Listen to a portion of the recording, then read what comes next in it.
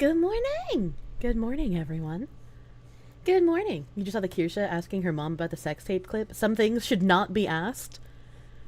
We have a rule around here. If you don't want your question to be answered, don't ask it. Because the more danger that you're in is when you ask a question. Because I will answer it. Shake weight, Foxy. What the heck? Still waiting for the clips from last stream. I don't want to hear the nose cummies. I don't want to hear it. You will ask the question and you will the course. Well, I hope you get a good education. I hope you get a good education. Good lord. We're in danger just thinking about it. Also true. Good morning. Good morning. You always want to know? Yeah.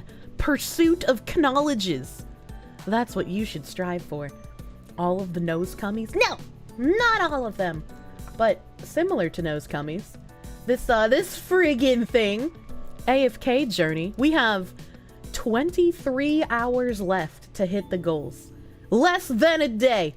Only 23 hours, and we're at 493 out of 500 people hitting level 20, and 439 out of 500 hitting level 40.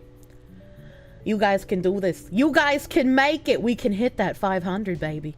Get your grinding shorts on. They're comfy and easy to wear. Level 20 would take under an hour, guys. Yeah, exactly. It's hard to make new stuff, but you still miss the head pat redeem. Tomorrow my day is already packed, so I can't fix anything tomorrow. I have an interview. I have to do at like, oh god, it's like at 2 p.m. I think.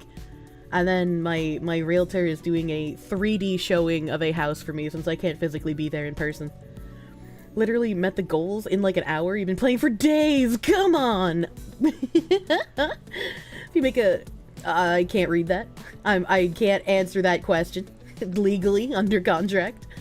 Spicy Foxy, if you don't want to deal with the Chaos Genie from Pandora's Box, don't open Pandora's Box. Simple as. Exactly. It is you who decided to peer inside and ask the question. I am merely giving you the answers which you desired. PC only campaign. Yeah, they're trying to get people to use their PC client. Ay. Why am I doing an interview? I mean, it's not NDA, I guess. I can mention it. I got an email from a psychologist or a psychiatrist. I can't remember which one, but he was like, I have some patients Today I who have mentioned I'm trying to inflate my penis like a dick balloon. I want to read that one. Interview for FaZe. Kirsch no longer illegal immigrant. No, not interview for FaZe. I'm not in the company. Lunchbox, thank you for the $10. You know, there's is either psychiatrist, psychologist, I can't remember, but he said he had a few patients who were like interested in doing like VTubing stuff, and he didn't really know how to like advise them for that, especially with like some of the issues that they might have that he is an expert in. And he was like, well, I watched some of your content and you've been doing this for a really long time. So I figured maybe if you had time, you could like answer some of my questions and I could give information to their parents and whatnot. And I was like, yeah, sure, why not? Let me call my guy.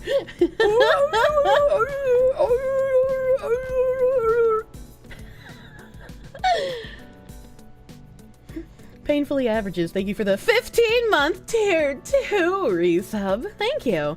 Not in FaZe, but you were in the Moonshine animation. Oh my god. Kirsche becomes the founder of a VTuber corpo arc? No, absolutely not. I would never do that. I do not want the responsibility of wrangling other sad girls. I'm enough to wrangle for myself, okay? It's wild how much cheaper things tend to be on mobile in terms of apps compared with microtransactions that are often more expensive.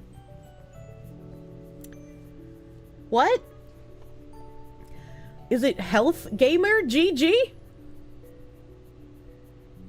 What? How is it possible that I picked 2 comments in a row that confused me? Congratulations on your induction into I'm not in FaZe! VTuber Ranch set up 20 stream rooms at the new house in an old barn. The sad girls wrangling sad girls and the world implodes. Oh my god. I'm coming to kill you in Los Angeles at your house. Or in the ring. No, in real life. I'm going to stalk him and become obsessed with him and wear his makeup and his dresses and use his skin as a coat like the ancient Irish did.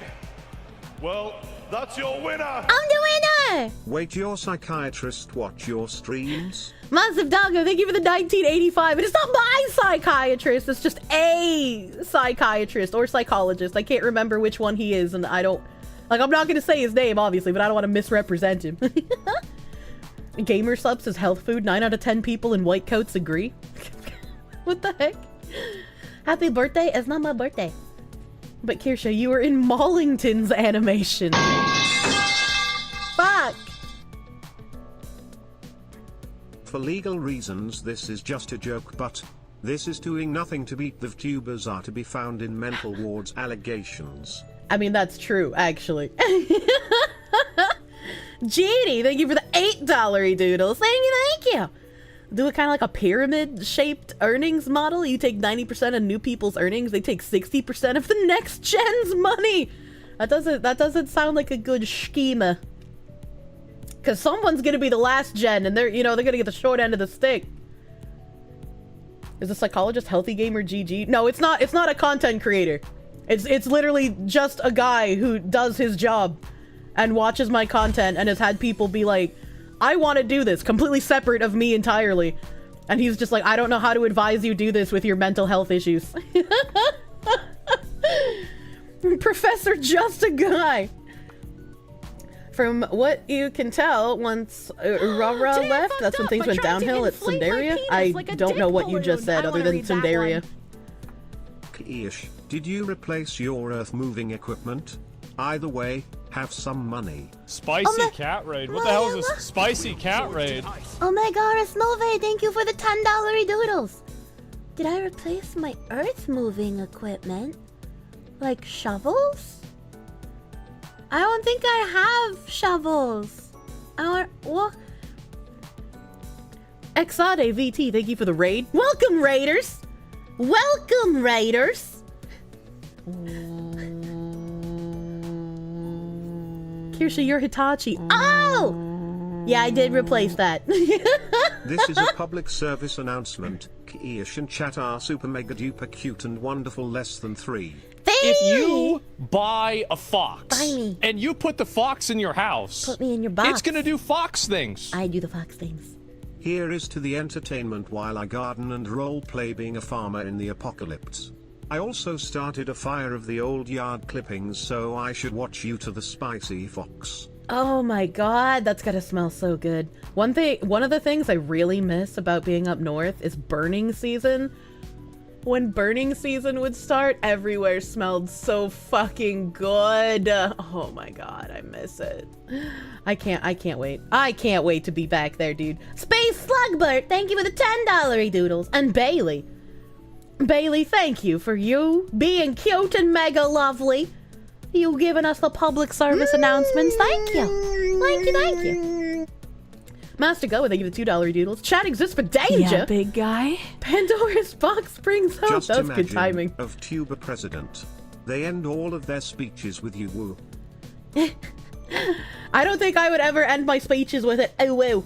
But like, maybe one day. I feel like I would be a very bad politician, and it would be very easy to dig up my jokes and do exactly what the Twitter freaks do and be like, she's a Nazi. This is a public service announcement. Keish and chat are super mega duper dumb and stupid greater than 3. What? What?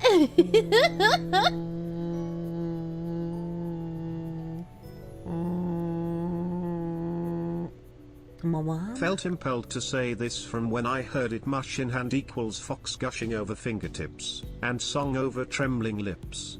Lucky is that man. I have to read that again because I don't understand. Howdy, Kirsche. Hello, Frozen Leaf. Your first time catching a stream? You saw me on side scrollers and went down the foxhole of my based clips. Keep speaking truth to power. I mean, I give you the 50-50. You get some based and you get some brain damage. Imagine buying a fox instead of capturing one in the wild. I mean, technically you still bought it for the low price of free. If you've already been playing AFK on PC, can you attach it to my goals? No, unfortunately it has to be a brand new account. Who am I nominating for the first VTuber president? I don't think there are any VTubers that really talk about politics to the extent that I do. Lets you have 2 comms? And I don't want to be the president.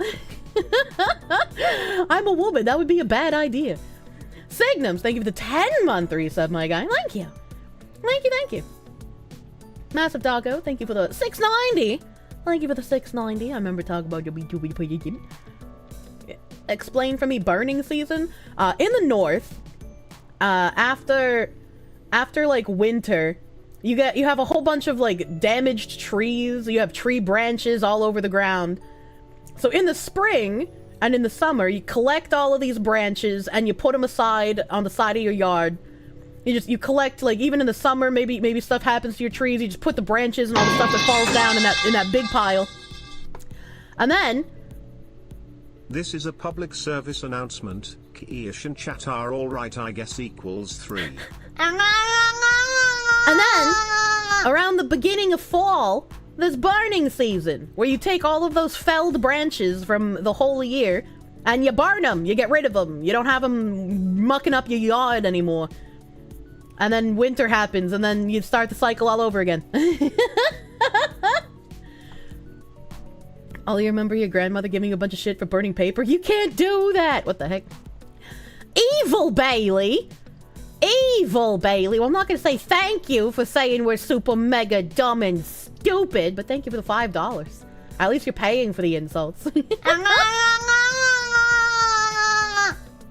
Satoru Yukoi, thank you for the 5! Thank you for the $5, Satoru. Felt impelled to say this from when you heard it yesterday. Fox mush in hand equals fox gushing over fingertips, and song over trembling lips. Lucky is that man. Was that when I was talking about the vector guy? Yeah. Definitely want to see man-made applesauce with one hand. Have I announced when the collab is that we're submitting stories from? No! I have to check my Twitter DMs, because I don't know if she's responded to me. I don't know why we're using Twitter DMs. We should add each other on Discord instead of being retarded. Today I fucked up by trying to inflate my penis like a dick balloon. I want to read that one. You find it cool that Rev and his wife refused to go to Off-Guy? Yeah, Giga-based. A certified source. Foxu going places. Absolutely Giga-based. I was never expecting anyone to, like, alter their plans for Off-Guy for my sake. So when Rev and his wife are just like, yeah, we think that this is more than just unfair, and we don't want to be supporting a con that participates in this kind of shit, I was like, Giga-based. Way to go. Thanks, guys. No. I would be a bad politician because I am honest, true. I'm not good at lying. I was like, I gotta remind myself to obscure certain personal things, you know? Why is TTS skipping words at random? It always does that, and I hate it. I need to shake pickle like a baby and be like, I need help. Nocturnal 007 thinking of $2. It's not a pyramid, it's a circle. I swear. What the heck? What the heck? No. Red Heracross, thank you for the 2. If I end up in your house, I am going in the jar. That would be illegal because I would drown and die. And it would be very painful and very disgusting, and I would be very upset. Trey Kors, thank you for the $5. This foxy sparks joy. Fluffy ears spark joy. Yeah. That's why they're doing to Brandon Herrera right now. We'll see how that plays out. There might be hope for politicians with a sense of humor. Imagine not every politician being a narcissistic curmudgeon. Evan Third, thank you for the 7-month resub. Still not over the fact that you're subbed to a virtual US Fox who appropriates German for her name. Look, you know, I took German classes for like 5 years. I really liked the language, except is that, you know, my brain can't handle remembering what objects are masculine or feminine. Like, how the fuck am I supposed to tell by looking at it, man? How am I supposed to tell? It's not like they're people. With a sprinkling of autism. The autism is the spice. Kirsche for supreme leader. Not like this. Government doesn't want you to know, but the foxes in the wild are free. You can just take them home. You have 458 of them. I want to do that to the penguins. Dr. Foss, thank you for the 555. The public service announcement. Kirsche and Shatter. All right, I guess. Thank you. Thank you. It's really easy to be a good politician. Just vote no on everything that would cost any tax money. The last Roman. Thank you for 100 betties. Any VTuber presidency will instantly become a dictatorship. Well, I hope not. That wouldn't be the goal. The Sky Shark, thank you for the 200 biddies. Hey, Kier, have you announced when the collab that we submitted stories for is? No, I have no idea when it is. Cold Acid, thank you for the 100 biddies. Who would be Kirsch's running mate? I think the only obvious answer would be Pippa. Pippa would take you as the head of the Department of Defense and Tenma as VP as an insurance policy. That'd be hilarious to see Pippa and Joe Biden on the debate stage. I don't think Biden would be able to comprehend what was going on if he had to have any kind of conversation with a pink cartoon rabbit, much less a debate with one. He would probably get so confused in his dementia fog that he would just end up having some sort of a stroke. Black guy. It's my birthday today and I wanted to say take care and goodbye everyone. See you later in the future maybe. This is not a game end note BTW. What? I gotta double check that. What? A June Bagu, thank you for the $13 doodles. I hope you have a good fucking birthday, dude. That's a very weird message though. Don't do anything weird. I know you said it's not a game end note, but like, don't do anything weird. Happy birthday! I hope you have wonderful cake. Did I hear about the DEI officer that's going to jail for stealing $5 million? I feel like I briefly heard that and I opened a tab on it, but I'm not sure where. Help, where it is. I don't wanna. AJ0, thank you for the $10 doodles. kirscheverstahl is now an APA certified source. I don't know what that means! I don't know what that means! I hate my governor, he's trying to pass a bill to ban all natural gas and I work in a sheet metal factory building industrial gas ovens. What a dangerous job. I also would hate your governor if he was trying to do that and I lived in his state. I mean, I dislike that your governor's doing it, even if I don't live in that state. I was like the scare where people were like, yeah, we gotta ban gas stoves. And I was like, you can take my gas ranges out of my cold dead hands, you dumb bitches. What the fuck? You're already gonna force me to live in a demoralized nation? You're not taking my good fucking stove from me! Trying not to judge everyone in the family for having a pedo, but then King Charles gets painted like that. Oh my god. Probably responded days ago. And Palmetto State Armory is having its Memorial Day cheap quality arms at an even discounted rate. Oh, are you saying I should check it out? Are you saying I should...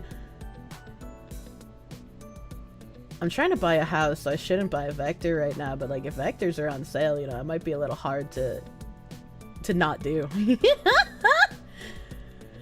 You'd be a bad politician? Same. Your message just got yeeted into the ether. I was scrolling and chat just... So... English people's like 4 different languages and trench coats. You guys don't get to criticize other languages. What? He would sniff the fuck out of that rabbit. He would. She is prime sniffing target. Cold Acid, thank you for the 200 biddies. Thank you for the 200 biddies. Time for a collab with Enos. She can teach you all of the German slurs.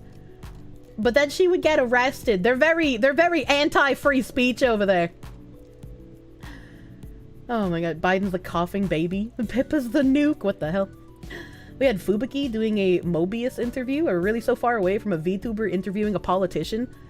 I would love to do that. I would love to do that. I don't know what politician I could convince to talk to me. It's not like we're in Japan. They have VTuber politicians, unironically. Like, Japan would be down, but I don't live in Japan, so interviewing a Japanese politician wouldn't really make too much sense. You just want Pippa and Tenma on live TV telling the people how fucked everything is. Oh no. Oh no, he develops actual schizophrenia from the scenario of having to debate a pink yabbit. True. True. Skippy Danglechalk, thank you for the 5. You hate your governor? Oh, I read that. Thank you! I'm finally finding real life in chat here. Reminding you of AI presidents going over the best phase connect, girl. I love that video so much, man.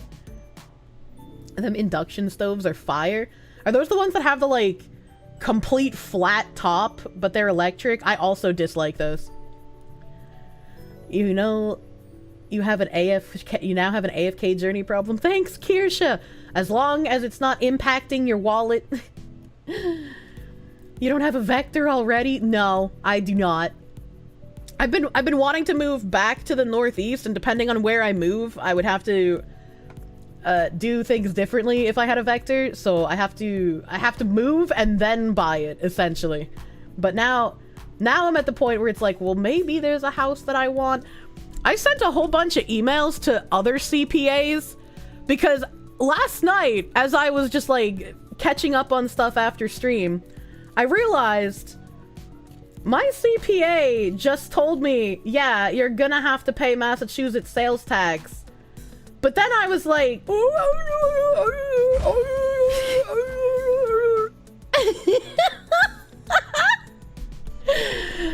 yeah, I was basically like that.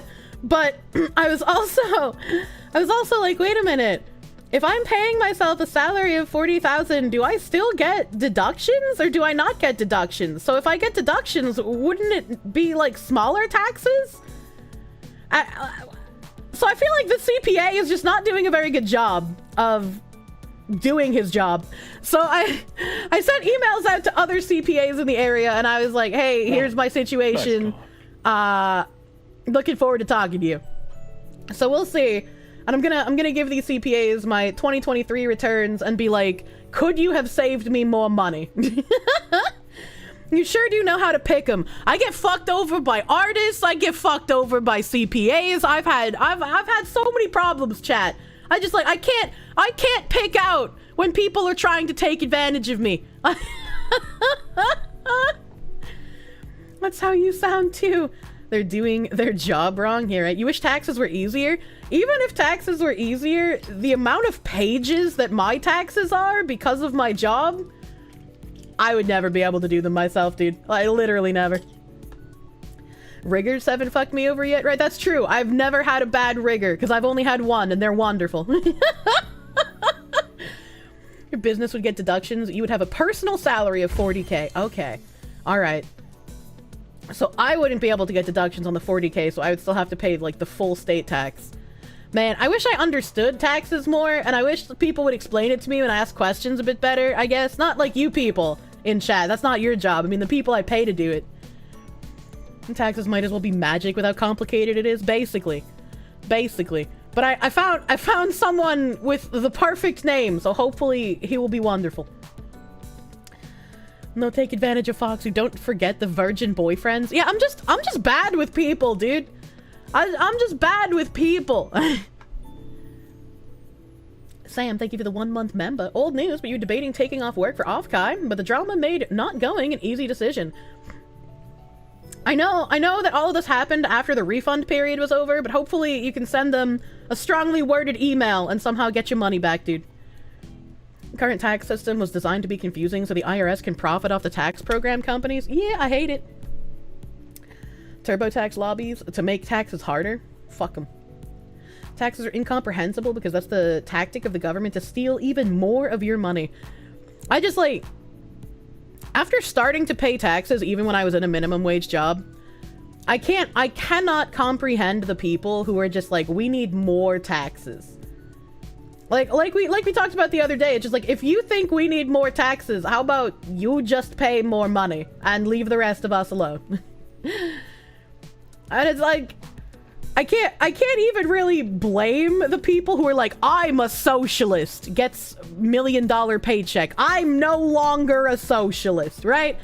Because it's like you were brain damaged, but then you started working and you got money, and you're like, I don't want to lose any. That's just like the normal thought process.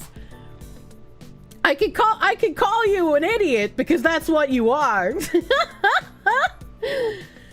But it's like I can't blame you for flip-flopping to the more rational side finally. Welcome. Yeah, big guy. Just Massive to the economy doggo. man you interviewed to do your taxes. A coming to me man doesn't do taxes. That's not his job. Massive Doggo, thank you for the $6.90. In your country, leftists just repeat it's for roads and hospitals to justify more taxes. I think the worst thing is like when you get the articles of people who see like giga potholes that haven't been fixed by the city in like years, and then they go and they fix the potholes, and then the city gets angry and fines them for it. And it's like, meh. I understand that like there'd be liability shit, like if their patch job didn't hold up and you know it became like a sinkhole or some shit. I don't know. Like I get it, but also if you're not gonna do anything about it, how about you don't punish the people who actually tried? Maybe. I don't know.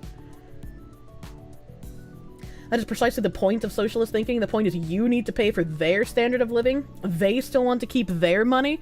Well, then they're fucking idiots, and they're not really very socialist, then, are they? They're more fascist. You're a 2D and 3D animator. Let me know if you're interested. You can show your portfolio.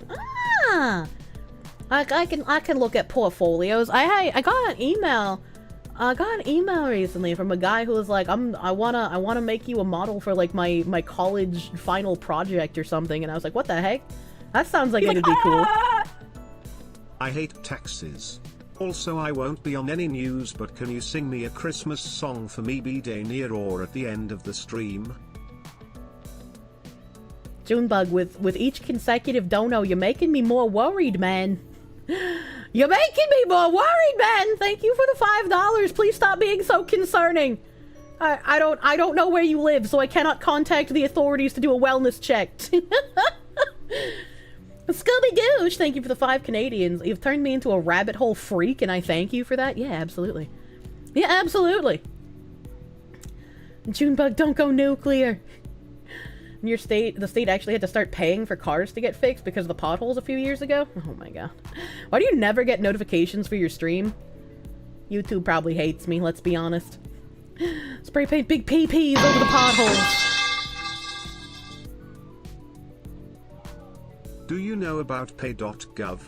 Real website. I do not. Thank you for the 550. What should I go to pay.gov? What is pay.gov?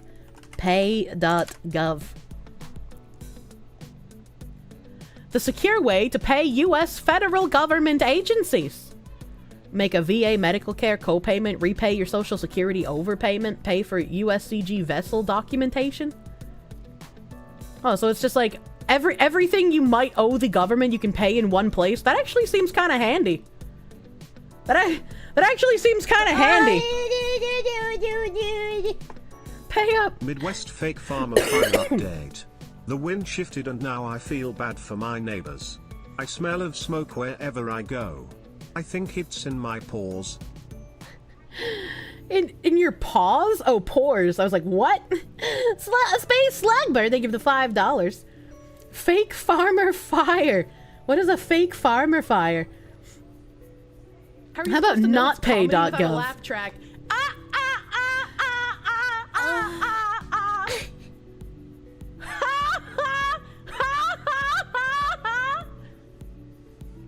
Ish, your voice alone shows the world that you have a beautiful soul and crappy douche canoes wish to defile that, so that's why you find so many. Because they don't want you to spread that beauty. Maybe. Gotta keep me in a box inside the basement. Iron Monocle, thank you for the $25 doodles and the very sweet words. Thank you. Thank you. What you need is a tax advisor and a tax accountant, not just a CPA. A tax advisor will help you plan how to maximize deductions and get the most of your money, and a tax accountant prepares the return. Don't go just for a CPA because it's just a credential. I need to pay 3 people? I thought that like a CPA would be a tax advisor. What? Are they not supposed to advise me? Is that not part of their job? Just flee to a tax haven? Some chatter should be able to passport, bro. Oh my god. You've been trying to keep me in a box in the basement, but I keep escaping to hijack your PC and look up weird porn? You know, for someone who lives in the middle of nowhere in the countryside, I figured you'd be better at pulling a Josef Fritzl, but I guess not. Your CPA advises you on tax stuff? Yeah, that's what I thought, right? But it's like... I guess my CPA that I've been using got tired of answering questions, so he's just like, what? I don't care anymore, dude. Tax preparation is separate. A CPA should just have a firm knowledge of it? What? Anyone can have a CPA. You have a CPA! You are not a tax expert. Oh no. Oh no. Why would anyone want to pull a Fritzl? I mean, if you're looking to kidnap a woman and keep her in your basement unknown for years, he would be the person to look up, right?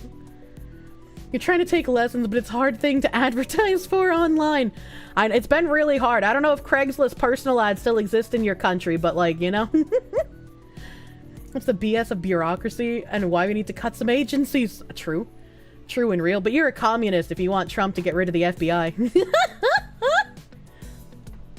Do I hold any stocks or EFTs? Also, did I hear about Biden's unrealized gains tax? No, I have no idea what anything in that sentence is. Just about anyone can be a CPA tax advisor. As someone who is trained in taxes. Oh my god, I need to find a fucking tax ninja at this point. Are you kidding me? And also, somebody earlier said the government's gonna make it easy to pay them. I remember having to make like a back payment on something, and the website was down for maintenance for 2 days. When I hadn't speak to someone in a while. How I would speak if I'm going to the void would be more violent. Once I say something like that is when to be concerned, lol. And I was like, how the fuck is your website? Like, and it wasn't even like a maintenance thing. I misspoke because I got distracted by the noises. That's what happens to me sometimes. I would like log into this website, the government website, and I would go to make a payment, and they would be like, sorry, we're only available between the hours of 9 a.m. and 5 p.m. And I'm like, you're a fucking website. What do you mean? What the fuck do you mean you're only available between these hours? I know I've logged in, but like after those hours previously. Why are you preventing me from doing it now, you fucking weirdos? Unrealized gains. You buy a house price go up. You have to pay taxes on the price increase, mostly for stocks though. That's really stupid. That's really stupid. You would have advised moving to a country with non-brain damage tax policy, but then you remembered Americans still have to pay US tax even if they live in different countries. That's why, if you move out of the United States, you have to really make sure you want to move, right? Like, I know some people live outside the US for like temporary periods of time, and that's a different situation entirely. But if you're like, yeah, I want to leave the US forever, probably should just renounce US citizenship at that point, right? Then if you can't give them your money because they mess up, you pay a penalty? Yeah, it's so dumb! How much do I owe in taxes? Guess. No. Jail! Have you seen Mark Kohler? He's a tax CPA and lawyer on YouTube that takes clients. He usually talks about rentals, but he can at least aim you in the right direction. Maybe. Maybe. It just feels like, without me knowing anything about what I'm doing, and then just shooting off emails to random people, I don't know how to tell. I don't know how to tell if they're, like, lying to me or not doing a good enough job. Like, I don't have that knowledge, man. So, it's just like, everyone just wants your money, so it's not like they're gonna be completely honest with you. That's how I ended up filing taxes when I didn't need to before, because the tax filer was just like, yeah, I literally just want your money, so I'm gonna lie to you, and I'm gonna file for you when you don't have to, because I just don't care, just give me your money. Always remember, the IRS can come for you 10 years later if they think you filed wrong. You only get 1 year without appeal. Oh my god. Always remember, chat, don't take advice from YouTube lawyers. True. So you don't know about Roaring Kitty? Sad. I saw that guy pop back up recently, and then GameStop stock shot through the roof. Here's a very fun game to play. Phone any government maintained hotline for any help, anything related to taxation law, fines, etc. And take a shot if you hear the words "due to an ongoing COVID restriction" in the first sentence of any response. Yeah, they still have that in their automated messaging. Renunciation of citizenship offers limited protection. One of the early crypto bros did just that and took his Bitcoin with him, and the government is trying to have him extradited back so they can squeeze more out of him. What the fuck? That's kind of fucked up. That is fucked up. Nerdy tax and accountant. Thank you for the $4.99. CPA have different requirements per state. To get the license, you have to take tests. That's why I figured that, like, if I have a CPA, they are also my advisor. If I am paying you to do my taxes, you should be doing everything you can to get me the best option, right? Like, what? Unless it's a based lawyer man, e.g. legal mindset. He's done a pretty good job thus far. But it's like, everybody has that inherent distrust of lawyers in general. And the government wonders why we hate them. I don't think they wonder why. They just figure we're too stupid and complacent to do anything about it. Do the Joe Rogan guest thing where the utilities can't turn off if you call on the due date of the bill and say a check is in the mail? What the heck? Didn't that happen to Dr. Phil or something? He had an accountant that just pocketed the money and didn't pay taxes? Oh, God. Rikita also did a good job until the success and booze destroyed him. I do not know what the fuck happened to that man, dude. People don't know Mindset's Past. I do not know Mindset's Past. Every even halfway decent lawyer on YouTube will proceed every show and stream with nothing I say here is legal advice. I mean, yeah. He doesn't give legal advice. He does not. He just gives his opinion on things. You knew a guy in college who got caught doing that in his first accountant job? Man.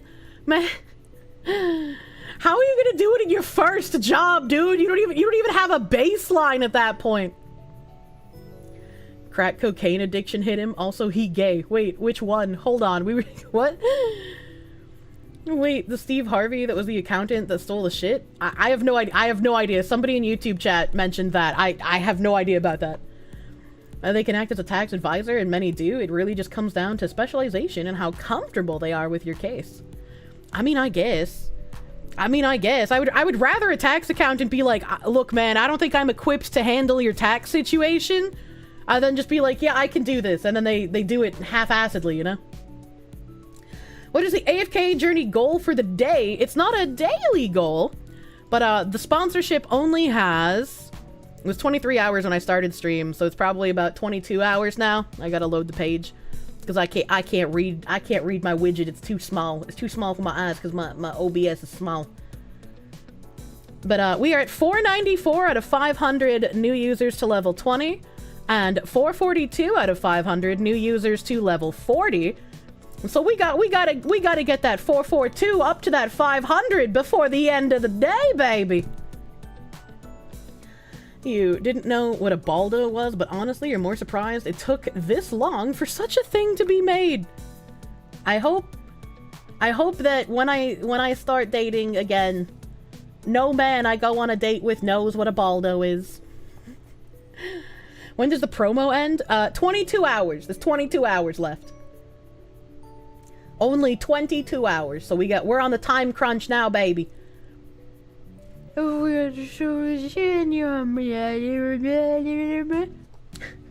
What's the difference between a tax auditor and a Rottweiler? A Rottweiler eventually lets go. Ah, true and real. Cave Troll, thank you for the $5 doodles. Thank you!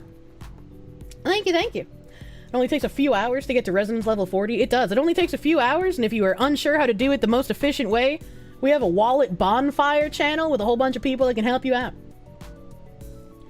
What cursed Kirsche knowledge is a Baldo? Baldo is a product that's a sex toy that you put your balls inside so that you can then put your balls inside of another person. It's a dildo for your balls. You apparently did it in the most brain damaged way and it only took a few hours. Thank you, Teaspoon. Peak degeneracy. You know a lot about that. I only know about that because people for a while were suggesting that I do a collab with Rikita. And I was like, he's a lawyer man, though. I don't know what we'd have to talk about. And they were like, I don't know, man. He wanted to do stuff with Pippa, and then he couldn't do stuff with Pippa. So, like, maybe you could do stuff with him, and then the Fishman would see that it's okay, and then Pippa would get to collab with him. But you know, things just did not work out. You thought it was a jabroni mic that came up with the Baldo? You thought it was a lie! No, it was an actual product. It's an actual product that he had shilled on his streams, and then he the company made an advertisement and like put Pippa in the ad. Bullet dodged, honestly, yeah. Wow, I hate learning. I'm sorry, I'm literally working all the time this week, barely have time for sleep, so I simply don't have time for even an hour promo. Well, at least you're making mad stacks, dude, Beer Bear Beard. I hope you're getting good enough sleep, even if it's short sleep. What did you miss? You missed a car crash by 5 minutes? Seems like some dude ran the red light in his stupid fucking moped and ate shit. What the hell? I'm glad you're safe. The rant skills. It's a weird product and kind of useless, yeah. Yeah, a little bit. You vote for Kirsche plus Clownfish TV collab? There's a handful of people who've said that I sound like the lady on the Clownfish channel. And like, I just don't see it. I just don't hear it, man. I don't think we sound alike at all. You don't run red lights. You only know Rakita from when he was going over the DSP bankruptcy filing. I only recognized his name from like the Rittenhouse trial stuff, but like I didn't watch him. So like I didn't know anything about him. You actually do. I just don't believe you. I don't sound anything like her. Kier sounds nothing like Geeky Sparkles. I don't think we sound alike. You can see it, but it's because of the higher pitch? Accent too different? All women sound the same? Do a woohoo like her? I don't know how she does a woohoo. You're running double ships because half the staff decided to take vacation in the same 2 weeks? How did management allow that? Accent's too different. Thank you! I got the weird accent. You've watched the guys for years and you can see that. What the heck? I'm pulled the videos so we can hear the sound comparison. What the hell? What the hell? Also, I was reading Twitch chat. Gabe Ostroff, thank you for the pinko! Thank you! Thank you for the $49.99, you cutie! Just wanted to say, watching you and It's a Gundam was awesome and hilarious. Watching two stand-up comedians doing improv. The two of you are like Bonnie and Clyde of YouTube. I hope the two of you have a happier. Oh god, YouTube cut it off. YouTube cut it off with their new look at our reply system. Happier something they did. Much love. Can I scroll up and find it? No, I can't scroll all the way up. Fuck me. I'm a dumb cunt. Gabe, I hope we also have happier. Thank you. Happier ending. I figured it out with context clues. I'm so smart. Gabe, thank you. I hope we have a happier ending than they did too. You're nuts. Thank you. Gundam has to deal with his future ex-wife Pokimane. Don't worry, I'm sure I could take her in a fight. Kirsche saying, hello, sugar. Would break the internet? I don't know. Hello, Kirsche. How's my awesome fox friend doing here today? I have a small YouTube video that I wanted to show before we got into despair. I saw someone repost this without credit on Twitter, and so I was like, I don't want to repost it.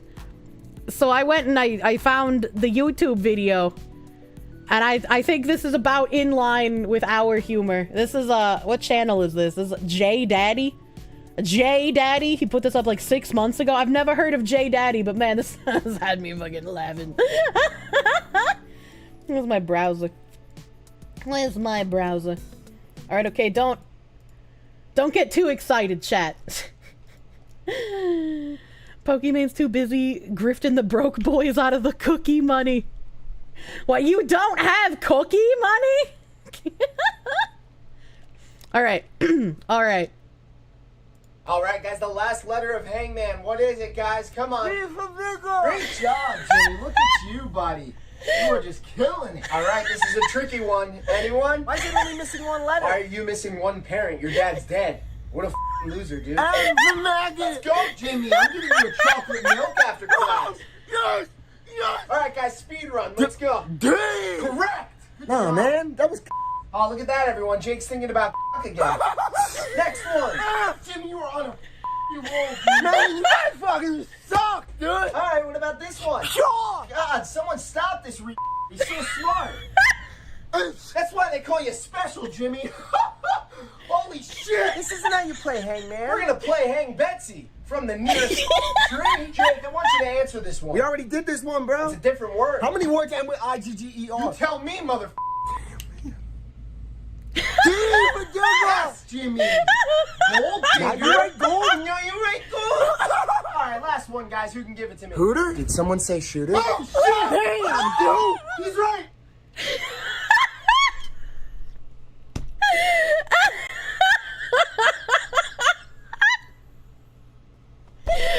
I feel like the someone stop this retard. He's just too smart. Could apply to me pretty often. Oh my god. That's how you wordplay. Oh god. I'm gonna paste this in the chat because that was real good. That was real good. The most dangerous game. True. True and real. Video got deleted before you could see it. You're so fucking happy you played it because I missed it and it bothered me for hours. Oh my god. That's why they call you special as your favorite. I'm the special. Oh fuck. Someone make that a sound alert. Whose channel is that? Guy is based. It is J Daddy is the channel. I pasted the link in Twitch chat, Binary Mind, reposted it in the YouTube chat. You kind of miss this comedy? Yeah, same. That's like something you would have seen, I don't know, 10 years ago. They deleted it. Good thing you downloaded it. I think it was deleted off of Twitter is what that chatter meant. Because it's definitely still here on YouTube. Obviously, I just watched it there. You thought it was old YouTube? It's only 6 months old and over 1 million views. Yeah, these are the kind of jokes that got me blacklisted from Offkai, man. Like, please, dude. Oh god, I'm like dying. My throat. That Shizzy guy's the ugliest VTuber model you've ever seen in your life. Look, man. I have had, you know, an old model for years, so I understand people dogging on you for a model, but like, come on, dude. You can't willingly dress your character like you just rolled around in a fabric store and came out of Party City after a bender. And then just like, when he was doing his call-out video, and he's just like, yo, man, because I called your Oshi racist. And he's waving around an anal plug with a cattail on it. I'm just like, man, I can't. How am I supposed to take you seriously when you're waving an anal plug in my face? Like, please, what is wrong with you? Drag queen fashion logic. I think last time someone mentioned how ugly his model was. I was just like, someone just like call Kai Cenat. Get some fashion tips for this man. He needs it. Good lord. He very specifically demanded every single aspect on that model and micromanaged practically every polygon of both it and the extra assets. Holy fuck. It's really asking a lot, considering everything at play, true. You wave an anal plug in our face whenever you show your tail. It's not a plug! It's real! It's attached to my spine! If you cut it off, I will bleed! You don't know? You'd take the guy waving an anal plug in your face very seriously? What the heck? He's got the bright colors like a tree frog. It lets you know not to touch him. True! True! He's got the warning colors. Oh my god. They wouldn't, oh, I can't read that, hold on. They wouldn't have blacklisted you if you didn't show up on ArcCast unless the Alphabet Squad vets everyone. Actually, Arc wasn't even mentioned anywhere near my blacklisting. Hey, you can't make me! Your model looked like someone pressed randomize 5 times then called it quits cause he got bored. One event, they give you the $5 doodles. Yeah, there was a prevalent narrative for a while where people were just like, oh, Kirsch's audience is mad that she went on Artcast because she has leftists in her audience, and she needs to just learn to not apologize and not pander to those kinds of people, because they're not going to be there for her when she actually messes up. If they're gonna get mad at her for being on Artcast, she's gonna have some real problems down the road, and I don't envy her. And it's like, what the fuck are you talking about? When did I ever apologize for going on Artcast? First of all. Second of all, who the fuck in my audience said anything about being upset about me going on there? Ain't no way, dude. There are leftists on Artcast. I mean, I won't be going back for sure, but you're not right or left. Who the hell got mad at you for going on Artcast? That's what I'm saying. I was like, what the fuck? That's not even something that's like well known in the VTuber niche. What do you mean? You on Artcast was fun. It was fun. It was a fun time. Arccast, it's Arch? No, fuck you. I'm gonna call it Arccast because that's how I pronounce ARCH. It's Arc. You think they confuse Artcast with your and Dev's back and forth? No, I don't think that was the case. As a Euro, you guess you're slightly on the left by default. You didn't see that, but then your Oshi was streaming quite a lot that week. True. Yes, Kirsche, you drove all the leftists out of your audience with your extremist views. They went and complained to all their friends about you. That's why they now don't have any friends, and you have an extra 1,000 CCV compared to back then. I only have that much CCV because I'm a leech and I'm a grifter. And you know, it's very obvious by how consistent I am that I don't believe in anything that I say. Nugget Keeper, thank you for the €5. Reminder that the government wants you to believe Alexander Hamilton was the biggest hero of the early US. Unfortunately, the propaganda musical is catchy. Fortunately, I haven't seen a musical since the original Cats, and I loved the original Cats as a child. Artcast is part of the reason you're here. Hell yeah. Yeah, it was a really fun time to be there. It was a really fun time. Tick Tick, thank you for the 1, 2, 3, 4, 5. Quick math, 100 biddies. I'm mad at you because I want head pats. Eventually. We'll bring it back eventually. You're a leech? I thought you were a fox. Oh my god. You have grifted and leeched your way into a loyal audience, of course. Of course, that's how that works. You didn't know I was on Artcast? When did this happen? Oh god, months ago? It was months ago. Kirsche's a right wing. I don't even know what I am at this point, dude. I got weirdos calling me a communist. I got people calling me like a far left degenerate. I have people calling me a Nazi grifter. Like I don't fucking know anymore, dude. I'm just trying to exist, I guess. A sane human. After being called crazy too many times by pointing out fairly normie tier problems in society, I stopped caring. The Artcast collab was on 9/30/2023. God damn, was it that long ago? Your model had the leftist running too spicy. You're a whatever I find offensive today. Yeah, pretty much. But the only fun new musical looks to be Book of Mormon. Gotta hand it to Trey and Matt. Oh. Kirsche, the radical alt-centrist. I am an enlightened centrist. You with your wings could not possibly understand the level of intellect I possess. Stop playing dumb. You're literally Hitler. I don't think I could operate that many ovens. Libtards rage at Kirsche. Oh, it's just a Sunday. I don't even think that the people raging at me are libtards. It's just terminally online Twitter freak people. Oh no, not the generic British YouTube voice. Academics, please respond. Oh god, she's gonna start wearing a beanie. Best thing about being a centrist, we piss off everyone. Ovens, are we operating a pizzeria? No thanks, I don't want to get raided by the FBI. Ghost, thank you for the 100 biddies. Trust me, you're not a racist, you're just telling the truth. I don't think I even say anything that could be literally misconstrued as racist. Though they try. Lord, they try. I was like the grasping at straws with my Papers, Please playthrough. I was just floored.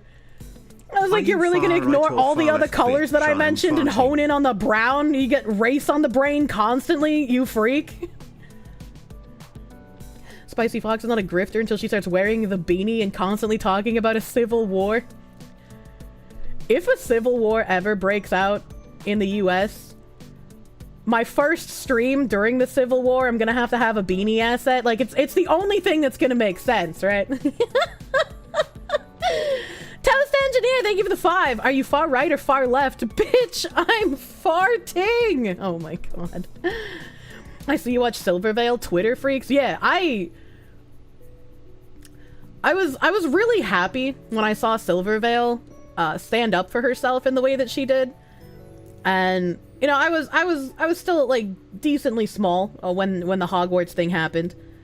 So seeing someone in her position get so much attention and have such a large audience, and even people around her who like you would have expected support from that didn't happen, I felt that it was a really strong thing to do for her to not back down, not cave in, and not apologize when she did nothing wrong. And it's very easy to say, like, never apologize to the mob, but when you're in a creator position and you're worried about your public character, you're worried about character assassination, it can be very easy to cave into that. It can be very easy to see all of the people attacking you and warping the situation and trying to gaslight other people into believing things that aren't true. And just being like, well, maybe I did fuck up. Maybe there is a problem. Maybe I shouldn't have done that. But it's like, no, don't start doubting yourself because of people that hate you and would want to see you wrecked entirely. So I was very happy to see Silvervale continue to stand up for herself. And I was like, I need to internalize this woman's strength when this should happen to me. Don't negotiate with terrorists. Yeah, exactly. You like that she stood up for herself? You don't like how long it took to respond to all the noise? Maybe you're just bloodthirsty? No, it's a good thing to take time to sort of digest what's going on and know how you want to respond. Because you don't want to respond emotionally. If you are at a heightened emotional state while all of these attacks are happening and you respond, you could say something that you don't quite mean. You could say something in a way that gets misconstrued and people take that and run with it. You could end up, you know, saying something out of anger. So when you're in this situation, you want to take that time to sort of not be in a heightened emotional state before you say something. Let it happen and then respond. Yeah. Just remember that no matter what you do or don't do, some people on the internet will still hate you. Oh yeah, absolutely. And that's when you take the Asmongold approach. They're free content. If people are going to lie about you, and if people are going to make shit up and hate on you, if I can bring them up, make content out of them, they're the idiots. It broke your heart hearing how broken up about it she was? Yeah. Yeah, it was really, really upsetting, but again, I'm glad that she stood her ground, and it made me feel like, oh, I can kind of look up to her in the way that she handled things. Anyone can misconstrue anything if they try hard enough. Ah, yeah. You also think the delay was Silver trying to find additional support if her leaving the Shoho message later is anything to go by? And when the aid largely did not appear from those who should have been her closest allies, that sealed the deal for her responding and eventually leaving? I mean, potentially, but that would just be, like, we don't have any insider knowledge on that, so it would just be speculation at our point in that regard. If you already hate yourself, then it doesn't matter if anyone else hates you. Well, I mean, I don't hate myself. I like myself. I feel like I'm a pretty decent person. I feel like I'm a decent person. I get really autistic when it comes to correcting people, which is a personal problem that I have as a content creator, because it's like, people are always going to lie about you, and people are always going to hate you for ridiculous things. And I have like that autistic need that when someone is wrong, I need to correct them. And when it's about me, even more so, because it's like, that's not what I said, that's not what I do, this isn't how things happened. But as a content creator, that's always gonna happen, and you kind of have to like ignore that need to correct people. Sometimes it's necessary, Because if everything is on fire, that lie could spread a million miles and people could genuinely start to believe it. Like when the fucking Bionicle video game writer was trying to say that, like, I rant about great replacement theory constantly. And it's like, wow, way to take a bunch of screenshots from videos entirely out of context and just lie about me directly to other people. And then that lie reached far and wide from that Bionicle writer. And the virtual YouTuber subreddit ran with it. They were all calling me, like, a far-right Nazi who peddles in the great replacement theory and everything. And it's just like, I've never gone on a rant about it, man. I've never gone on a rant about it. And when I point out things about migrants, it's typically with an article in front of me where the people in the article are just like, oh, this is a good thing. And I'm just like, well, I thought this was a theory. What do you mean? How dare she tarnish Bionicle? Yeah. Yeah. So it's just like, I would rather... I can't expect people to live by my principles, right? And I'm not going to force anyone to. But when I hate something... when I hate something, I want to make sure I can describe and explain why I hate something. If you hate something, and the only reasons you can come up with for hating that something aren't rooted in reality and are only rooted in subjective opinion, then your hate might be very unfounded. Online Twitter freaks. You gotta remember, Ish, these are just simple drama farmers. People of the digital Drama land. farmers. The common clay of the digital west. Yeah. You know, morons. Yeah, pretty much. Thank you for the $5 doodles, Regal. Thank you. So, I don't expect other people to do that. But if other people can't give you examples of why they hate something, they're probably just repeating rhetoric, and they're not worth your time talking to. Based Blazing Saddles reference. Love Blazing Saddles, oh my god. You can hear again, stupid Raycons mute so much. I'm sorry. I love rhetoric. Huh, that's why like I've seen so much cursed shit. If I'm gonna dislike something, I want to be able to explain in great detail why I dislike it. But that's just like how I operate, man. It's not happening, and it's a good thing that it's happening. There's very few things you actually unironically hate. You don't know how people have the energy to always be angry. I'm not into the frog vomit butthole, but like, I'm curious if he's done it. There are people out there just waiting for chance to get you irregardless of what you may get yourself in. No use in breaking your head over what you've done to deserve it. Yeah. Yeah. And that's why it's like, at this point, I've issued, you know, corrections to stuff. I'll probably issue public corrections to stuff if people try lying about me in the future as well. But today I fucked up. for the most I tried part, to inflate my penis like a dick I've balloon. already I wanna reached read the. that one. Oh, so you're a Nazi? Based on your yeah. content and What of it? interactions, Kind of I'd point. say you're a good person. Of course it could be an act, but couldn't anyone? I choose to believe the good about people until they show me otherwise. Because it's just like, I'm kind of just tired of it already, you know? Like, I don't want to deal with idiots, man. No longer a literal who. It's like if people are gonna just throw, oh, you're racist, you're a Nazi, you're a transphobe, you're a homophobe at you for literally doing nothing. And it's just like, well, alright, dude, whatever. If I am, I guess, sure, whatever. Don't fall into normalcy bias while you put your money on civil war. We do have a large and growing lonely young man population with nothing to lose and everything to gain. Elites, instead of dealing with that, is just kicking the powder keg. I mean, I'm not gonna start fucking signaling about civil war like Tim Pool did, because like I just, if it happens, it happens. But I'm not gonna like blue ball people, you know. You're disappointed none of them brought up your SS officer fantasies? I know! That could have at least been something that I actually said. I've never actually done anything, but it's a funny joke, right? Hey, Kirshen chat, how's my based streamer? Hello. When is too much when is too much social media for you as a content creator? When do you say to yourself that it's enough internet for today? It seems to you a lot of creators and people that get way too addicted or hooked being on social media There are good uses, but it seems to me that we need to learn how to moderate the use of it. I would say as a content creator, it is a bad thing to do to insulate yourself and not see any of the bad things being said about you. Like there was this thing like years ago where like celebrities were having social media managers who would filter all the bad comments for them, and like South Park made fun of it.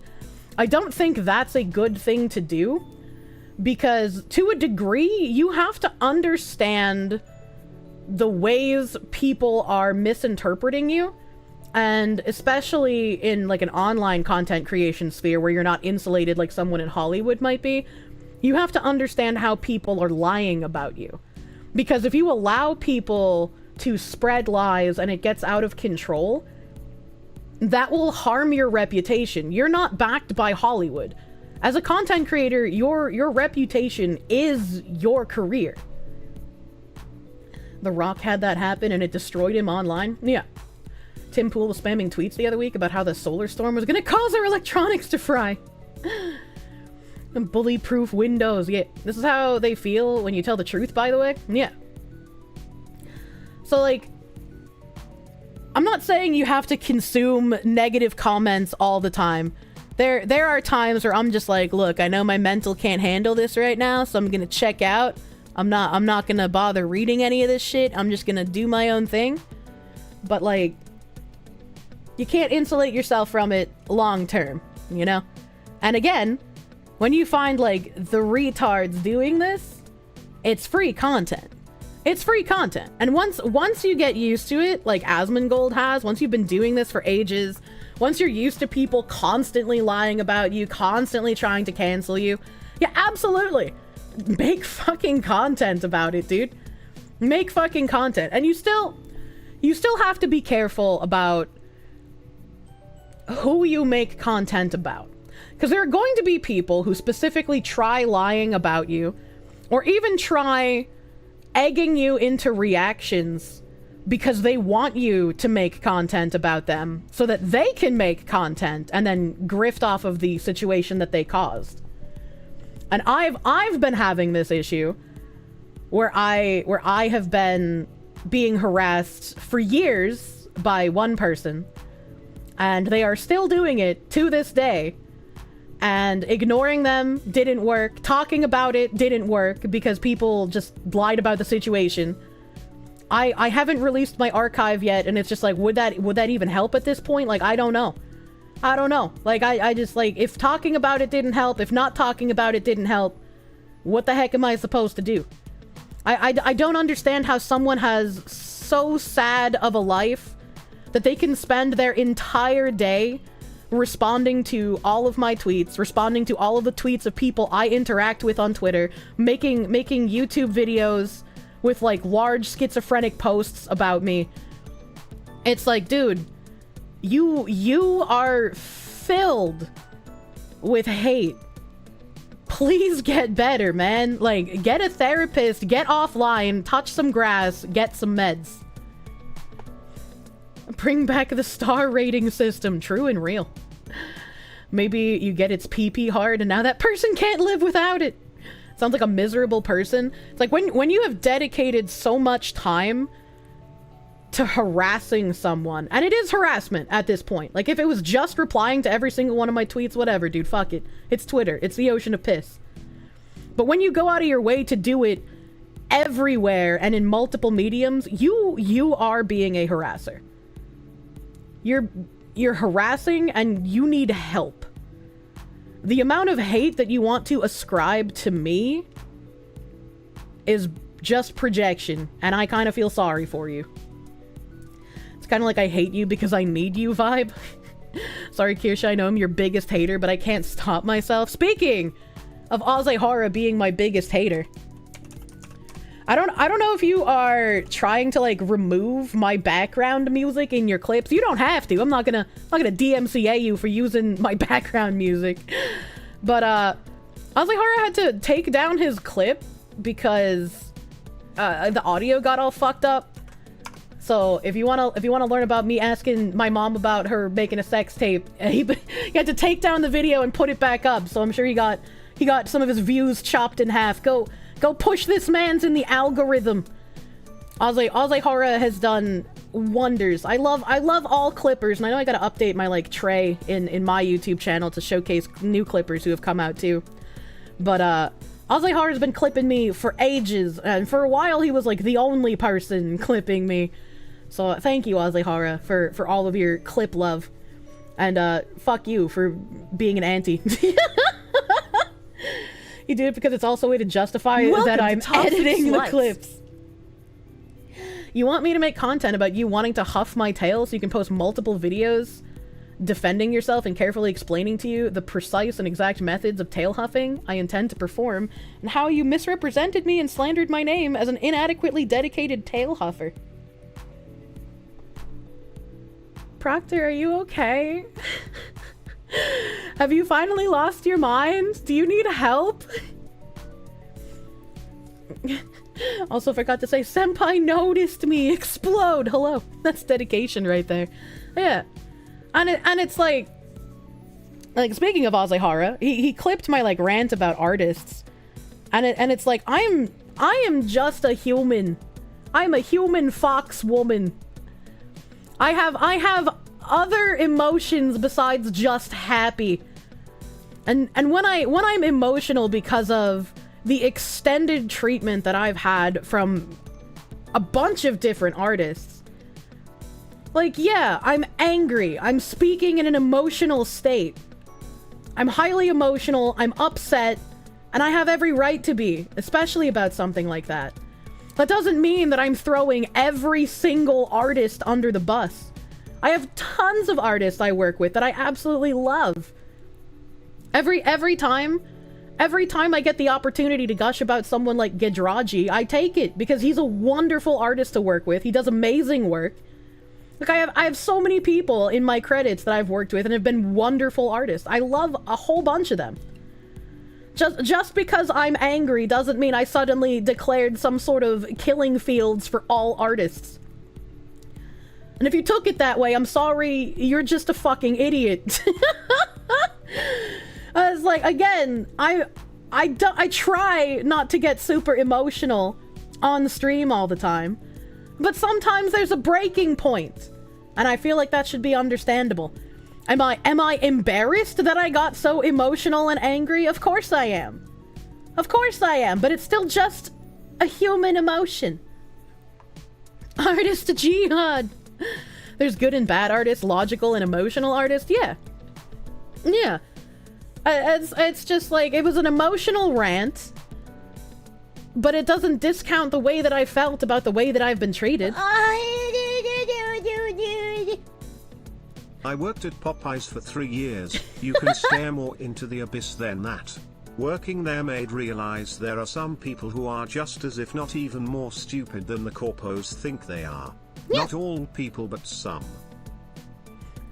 Yeah, exactly. Exactly. Mario Cholilo, thank you for the $5 doodles. It's not like you were shitting on all artists. The ones you called out deserved it. Yeah.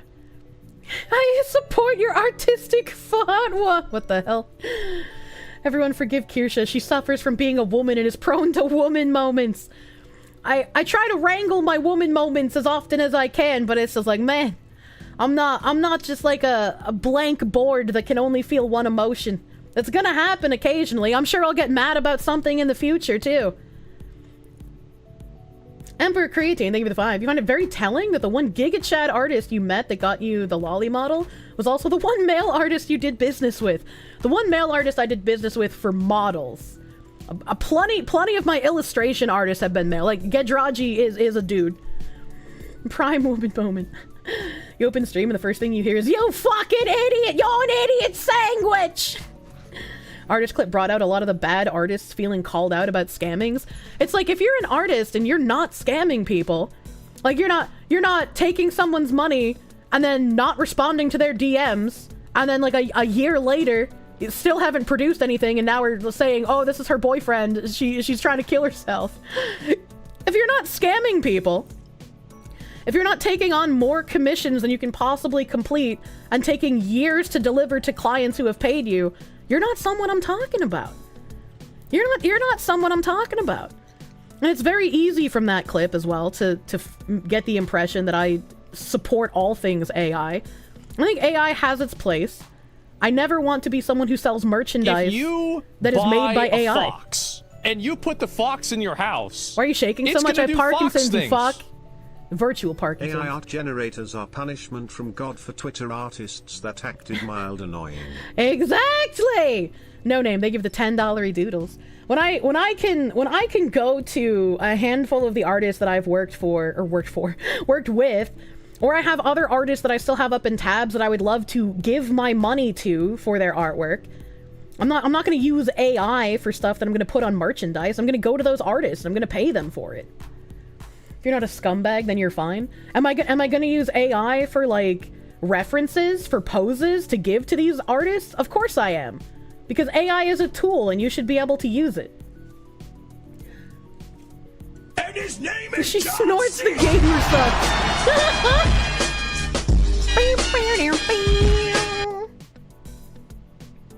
Reaper, thank you for the 1,000 biddies. Hey Kirsche, just want to search some support. You found your content a week ago. Continue being based. Thank you, my dude. Thank you. AI is a tool, a fapping tool. Yeah, if I was like Horror's got any indication there. He makes a lot of lewd AI parts. Hey Oshi, heard you got banned at a festival because a bunch of jealous cunts. Keep it up, you're doing something right. Yeah, there was a... Read it. I had some of the tabs still open. I closed them. I had some of the tabs still open, but there was one post. Literally one post in the sea of all of this garbage that was happening around Offkai on Twitter.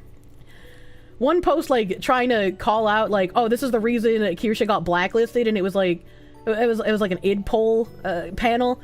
And then the guy hosting the panel was just like, oh my god, this large creators audience is attacking me. They think it's my fault. And it's like, he was like, I don't even know who she is. And I'm like, yeah, I don't know who the fuck you are either. So no one is actually blaming you except one singular post of someone who was Basic greatly empathy made it easy confused. to understand you were highly emotional at the time. Don't feel bad about. Hope you have better luck with art in the cried at the time hearing you out, bro. I'm not gay, by the way. I'm not gay, by the way. Thank you, Tora, for the $5 doodles. Thank you. The reason why I did not choose art school was that you're too impatient to sit through the drawing piece. It's one thing to draw for yourself or friends. It's different to draw for a living. Also, you don't want to be stuck drawing some unhinged shit because degens are the ones with deep pockets to shower an artist in money. Yeah. Yeah, big guy. And that's the thing. There's a huge difference between drawing something for pleasure and doing it for business. Deadlines should be normalized, especially when they are pissing about the alternative that will never miss one. Yeah. Yeah.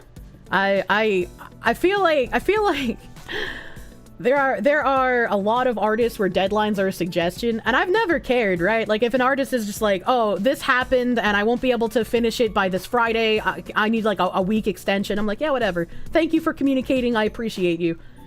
Right? And like, I've had a few artists that I've worked with where, like, if the communication issue is on my end, if I'm taking too long in between their drafts to respond to them, I feel bad enough to pay them more money because I know me taking long is affecting their schedule.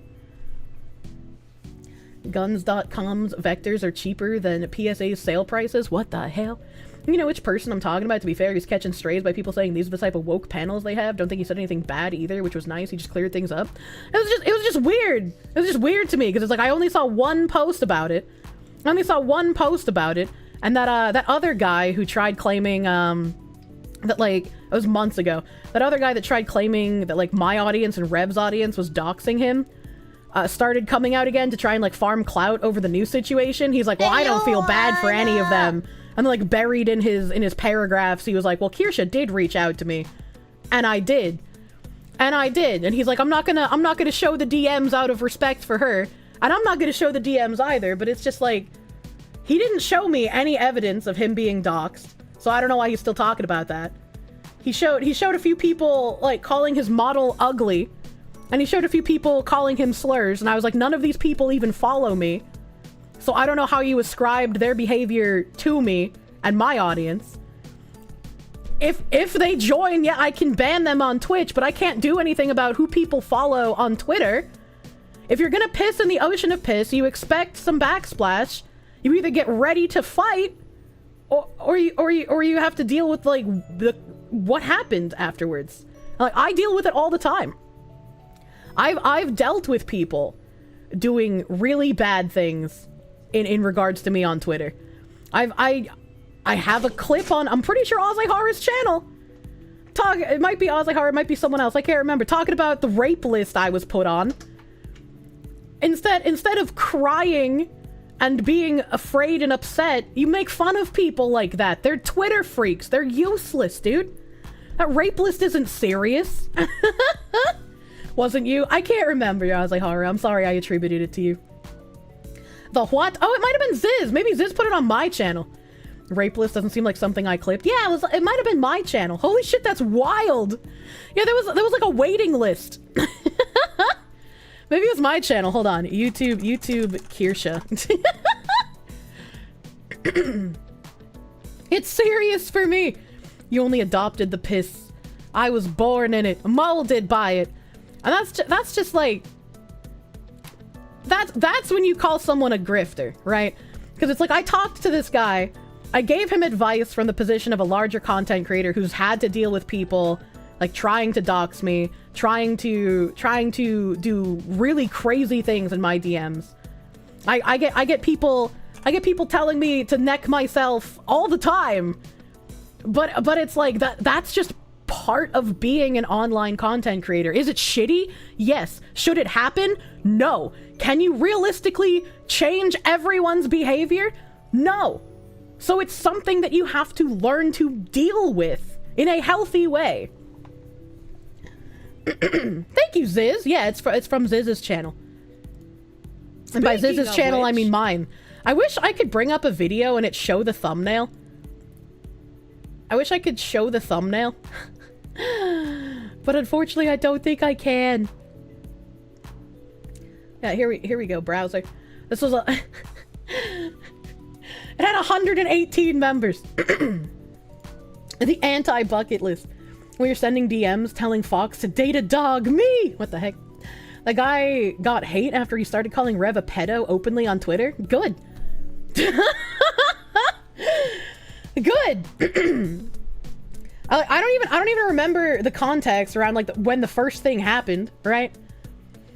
I don't even remember the context. I just remember reaching out to him being like, hey, if people in my audience are doing the things that you say they are, I would like to no longer have them in my audience.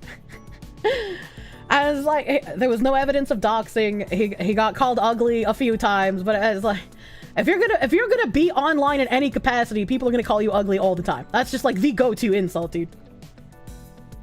You do because Flamingo Man was there? Your Rev destroyed him? Yeah. And so it's just like, I always maintain nobody in my audience should contact any of the people that I laugh at. If I bring up someone for content, don't harass them, don't interact with them. They're not even real for all intents and purposes. The list is of many things you'd not do. Oh my god. You like the public. People love to play victim after they fuck around and find out. And it's like, I guess that's how I know I made it, where like smaller creators are trying to manufacture controversy that literally never happened, even after I was kind enough to reach out to them, which I probably won't do in the future, so thanks for ruining that for other people. You fuck. I probably won't give anyone else the benefit of the doubt in the future because you've now tainted that pool since you wanted to drag my name into something once again and also say that you're glad that I got blacklisted from Offkai. You know, like I can't feel bad for them, right? Well, I no longer feel bad for you, dude. Good luck. I gave you advice and you chose to still drag my name into things. Why bother with them anyways? They're not doing anything but being assholes. Because if someone is talking about being doxxed, I take that seriously. And if someone is blaming me for it, I take that even more seriously because I've never done that. I've never encouraged anyone to do that. And I've always had an anti-doxing stance, despite what people might lie and say about me online. So I wanted to reach out and give this guy the benefit of the doubt that he wasn't trying to be a clout goblin and that he was actually being affected by things. Maybe that's my woman brain having too much empathy, but I tried to smooth things over. I was like, yeah, I know the position you're in. I've seen it. Here's some advice. I hope it doesn't happen again, dude. But yeah, now after seeing his response, and bringing me back into it with Offkai. He's just a clout goblin. Never trust a male VTuber. Stop giving them the benefit of the doubt. I had no reason to believe at the time he was a clout goblin, but yeah. Again, he has poisoned that well. He has ruined that for other people. I'm not gonna bother reaching out to anyone in the future again on that regard. Take try and imagine how stupid the average person is. And then realize half of people are stupider than that. Yeah, that's very true. That's very true. Vodka, thank you for the $5 doodles. He's clearly doing it for the clout. Yeah. That's why you're getting a female model? Checkmate? Okay, Gooner. Rip Proctor. He went to the femboy pipeline before he even started. He didn't have a chance, man. You're about an hour and a half late. Can someone catch me up real quick? You intend to rewatch later? Either way, don't worry. I've just been bitching for like the last 20 minutes. Kirsche, in your house hunting, did I find any beautiful painted ladies? No? Question mark? No? Rip Moonshine? Rip Bagman? What do you mean? Moonshine doesn't have a female model? His model just literally looks like him. What do you mean? Moonshine's cute. You're not a femboy, you just like pretty colors? Yeah, come back to me when you're no longer using the gay model. Proctor did not go through the pipeline. Proctor was the pipe, true and real. Proctor is piped. Oh my god. For the last hour. Ain't no way. I'm dying? Did I find number 3, brown lady? No, where I'm looking at houses, those don't exist. Moonshine looks like a femboy without trying? That's rude! You wanted to give me head pets, but it's temporarily unavailable. I'll fix it eventually, TM. Just wait until Proctor gets the pipe. Oh my god. Moonshine is cute. He's now been sentenced to gay.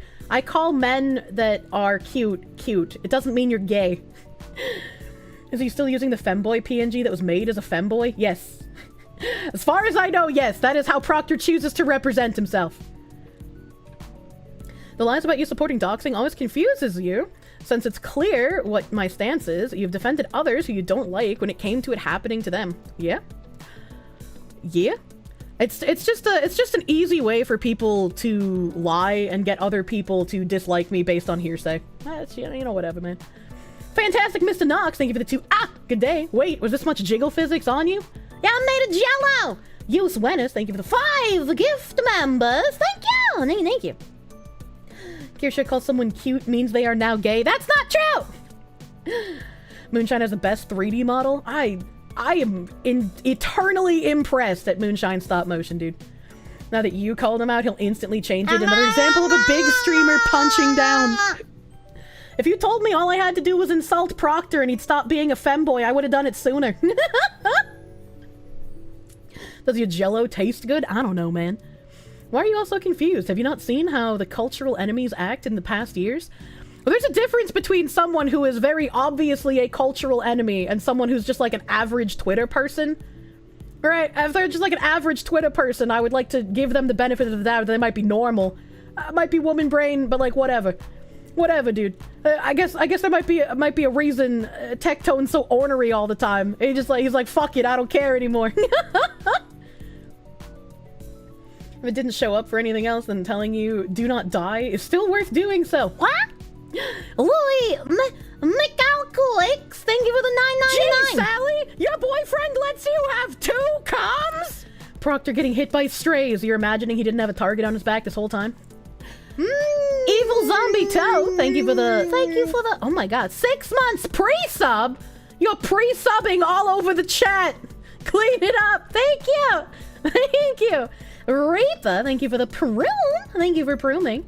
If you ever were to become a VTuber, you'd honestly go for the Shota route. The difference between a deep voice and a Shota body would be hilarious. I think that's kind of what Rev does, right? Which is why, like, Rev doesn't apply to the pipeline. He does it as, like, a sort of bit because, you know, he likes Republic. He talks about all the people who do the anti-lolly stuff. It makes sense for what he does. Sally 2 comes living it up. You could collab with Alex Jones, would you? Abso-fucking-lutely. That would be the weirdest fucking thing on the planet, dude. Rev is married and he is based. He is giga-based. True and real. And, let me see. I had bridge stuff I wanted to go over today. Was there anything else I wanted to bring up just like randomly before I got into bridge? Oh, there was the guy who got fucking the first implant, dude. There's the guy who got the first he's got a little bit of a head dent. A little bit of a dent in there. Would you confuse him even more than Kanye did? Probably, but for different reasons. Gee, Sally, your boyfriend lets you have 2 comms?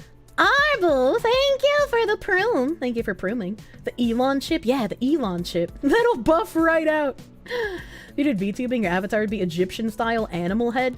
I just feel like there's not enough buff male VTubers, right? We have tons of Shota, we have tons of femboys, we have tons of, like, you know, yaoi-handed males, but we don't have many big buff masculine men's. Like, the only ones I could think of off the top of my head are, like, Vesper's military model, rest in peace. And then, like, Randon's a big manly ogre. Sorry, but no way they aren't going to beam advertisements directly into my head, right? Right? Baggy! Those guys don't want to watch a big buff guy, so they don't become popular enough to know about. Well, this is like, what do you mean? There are plenty of people who watch, like, bodybuilders and lifters. He's an orc. Why is Kirsche racist? I'm sorry. You know, green things, they look all similar to me. You know of a VTuber named Randon who's muscly? Yeah. There's that orc one, but I guess that would be bear rather than muscle buff. I can't speak. You're just waiting for the lithium battery to overheat or burst into flames. VTubing is like VR chat. Everyone is fuck boys and femboys. That's why you claim to have the most magnificent beard in VR chat. The competition is slim. Exactly. You green people. I love the green people. They are my greatest ally. Bodybuilder VR chat 3D streams. I'm horrified, yet it's an idea. Your buffalo love. That shit isn't gonna sell as well as yaoi bait. I reckon there's more Fujos in the fandom than women who like macho men. If you are a macho man in a sea of effeminate men, do you have any idea the amount of, like, Fujo baiting that would happen over you?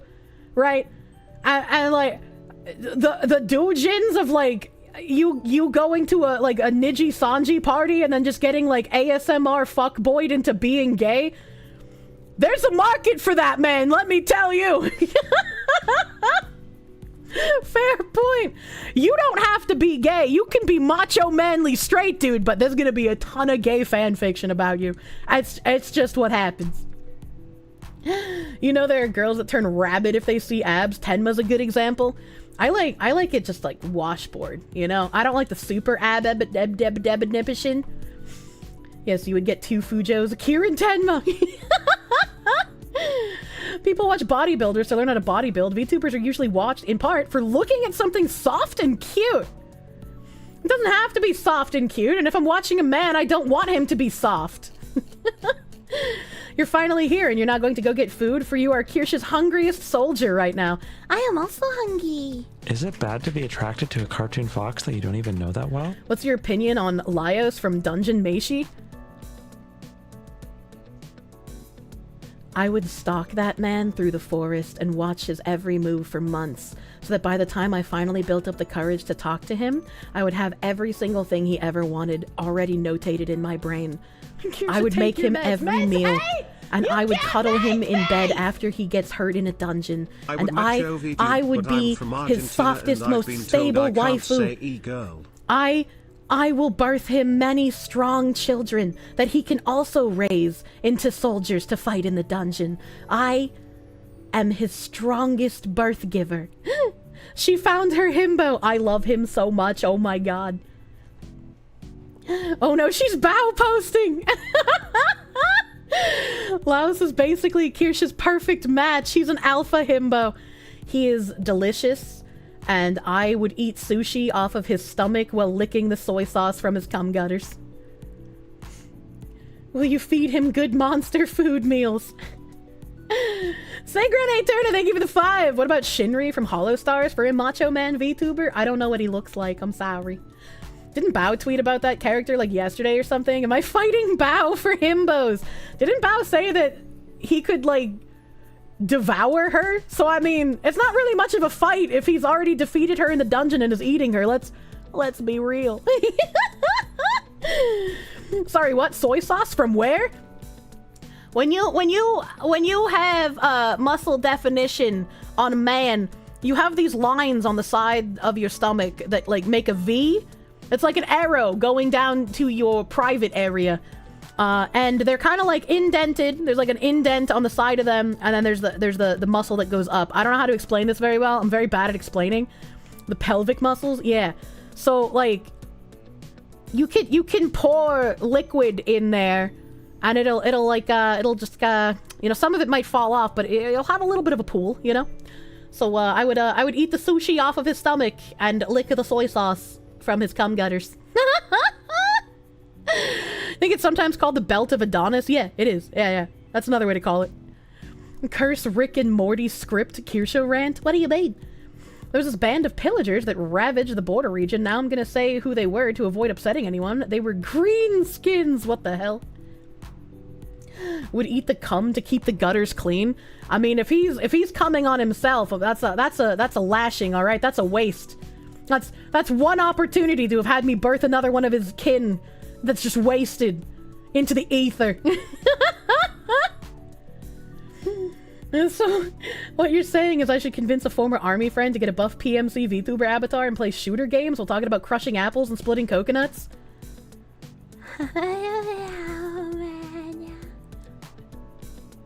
Sometimes I worry about you. What do you mean? What is happening in here? I don't know anymore, James. And men are said to be degenerate and objectify women. Is it objectifying if I also make him feel loved? For God's sake, the cum gutters are not real. It's all in your head, you crazy lady. They are real. I've seen them with my own eyes. I've licked them with my own tongue. Kirsche, go swim in a lake of holy water, please. No! There's an article on screen. I wonder what it's for. Yeah, we're just looking at this dent head the whole time. Kronk, thank you for the 70s czar. And here I thought the forest animals were my friends. I've been betrayed. Maybe you should have put a ring on it. Apples are easy to break by hand. Same with walnuts. I don't know. Those bodybuilders who were breaking apples with their hands seem to have had a bit of a hard time. All of a sudden feel the need to get swole. You know, the Adonis lines are real, but nobody but you calls them cum gutters. Men do not cum in their Adonis lines.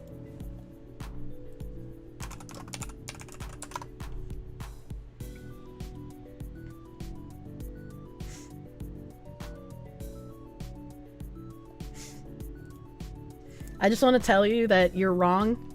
I wanted to show you that you're wrong. I just wanted you to know how wrong you were. Alright? Okay? I might be the only person you've heard call them that out loud, but I am not the only person who calls them that. How do you think I learned of the phrase? It wasn't from Googling it, it's from other people saying it. And granted, they might have been gay men! But, you know, gay men have made decent things in nomenclature. Why is one of the top results from Rick and Morty? That's a good question, actually. For the love of God, you're gonna give Nim a heart attack? Wait, why? There's nothing not safe for work on the screen right now. If Kirsche knew them, then being gay is like 50-50. Immediately starts typing Kirsche. No! He went to get food. He has no power right now. More bow posting, please. Only if it's the Bowberry. I'm Ethan Bowberry. Anyways, back to the dent head. Neuralink's first patient. It blows my mind so much. Is that a pun intended? Noland Arbaugh still doesn't quite know what happened. He doesn't know many of the key details about how his life took such a drastic and now extraordinary turn. How has he become Noland Arbaugh, celebrity cyborg. Oh, the dude's in a wheelchair. I now feel bad for calling him a dent head. I bet it blows his mind. There were already people in the water when Arbaugh and his companions arrived. What does that mean? After chatting with his friends on shore, Arbaugh and a couple of other guys made a dash for the water to join everyone else. Their plan was to run in and dunk some girls frolicking in the lake. We all just jumped in together, just like you would do going into the ocean, Arbaugh said. And the two guys got up out of the water, and they went over to pick up the girls and stuff like that. And I just never came back up.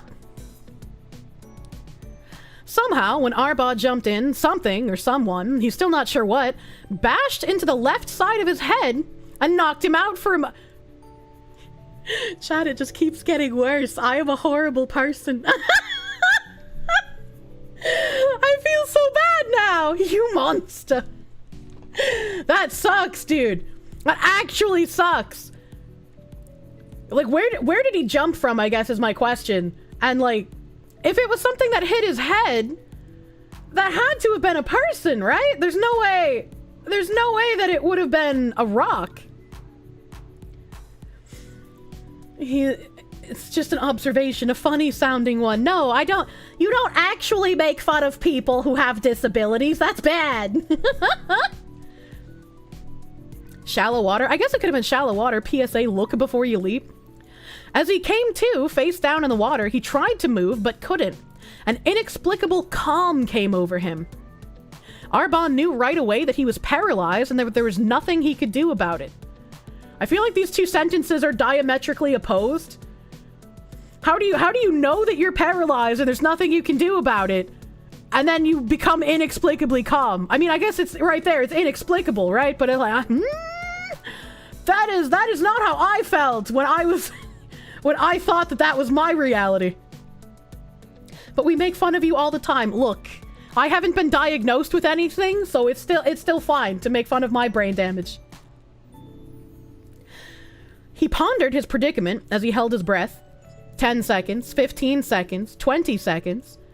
No one seemed to be nearby, and he couldn't hold out any longer. I thought, well, now is as good a time as ever, he said. I basically took a big drink of water and passed out. First of all, you're not supposed to drink salt water. Second of all, why didn't he just yell for people?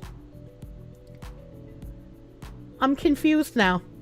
Lake? I mean, I guess it could have been a lake, but like, how far was he from his friends? It was a lake. Did they say lake? And I just forgot because I was, yeah, they did say lake and I just forgot because I was so surprised at the development of everything. Yell underwater? He wasn't underwater. He was on the shore. As he came to face down in the water, he tried to move but couldn't. An inexplicable calm, blah, blah, blah. I guess the most you could do is like turn your head to the side. Because, like, if you're face down, even if you take a drink of the water's gonna come back, and you're gonna drown. So he probably had to move his head to the side. Face down in the water while paralyzed. How? Why? People who are paralyzed still can move their heads sometimes. I guess it would depend on the extent of the paralyzation, right? Yelling underwater doesn't accomplish much. Homie was stun-locked, face down. Yeah, I mean, if he was fully stun-locked, I guess that was him just, like... I guess I have to accept this is where it ends, maybe? Which is a horrifying realization to come to. Your mind can do funny things sometimes. You know, you were poisoned one time and yet didn't have the wits to yell for your mom to help you. What the heck? How did you get poisoned? Could have walked it off! Okay, he couldn't have done that. Just move, idiot. I don't think this was one of those times. I mean, I don't know. I have as much information as you guys here. You know, finish the story, and maybe your questions will be answered. Fuck you, Lord Brown Bear! I am a woman, and I will ask questions that will be answered 2 sentences later! He might have been thinking, well, I'm paralyzed for life, so fuck this, and tried to drown himself. Also true. Also potentially true. Movies with you must be torture. Yeah, that's why I mute myself when I watch movies to you guys in Discord. Scratches, like I'm a real pet! It was you, wasn't it? I've been watching you recently, Kish. All your dream homes have a lake. This guy gets injuries at a lake. What a coincidence. I wonder what the price is on the nearby house. Is it on sale? Was Keish seen holding a rock nearby?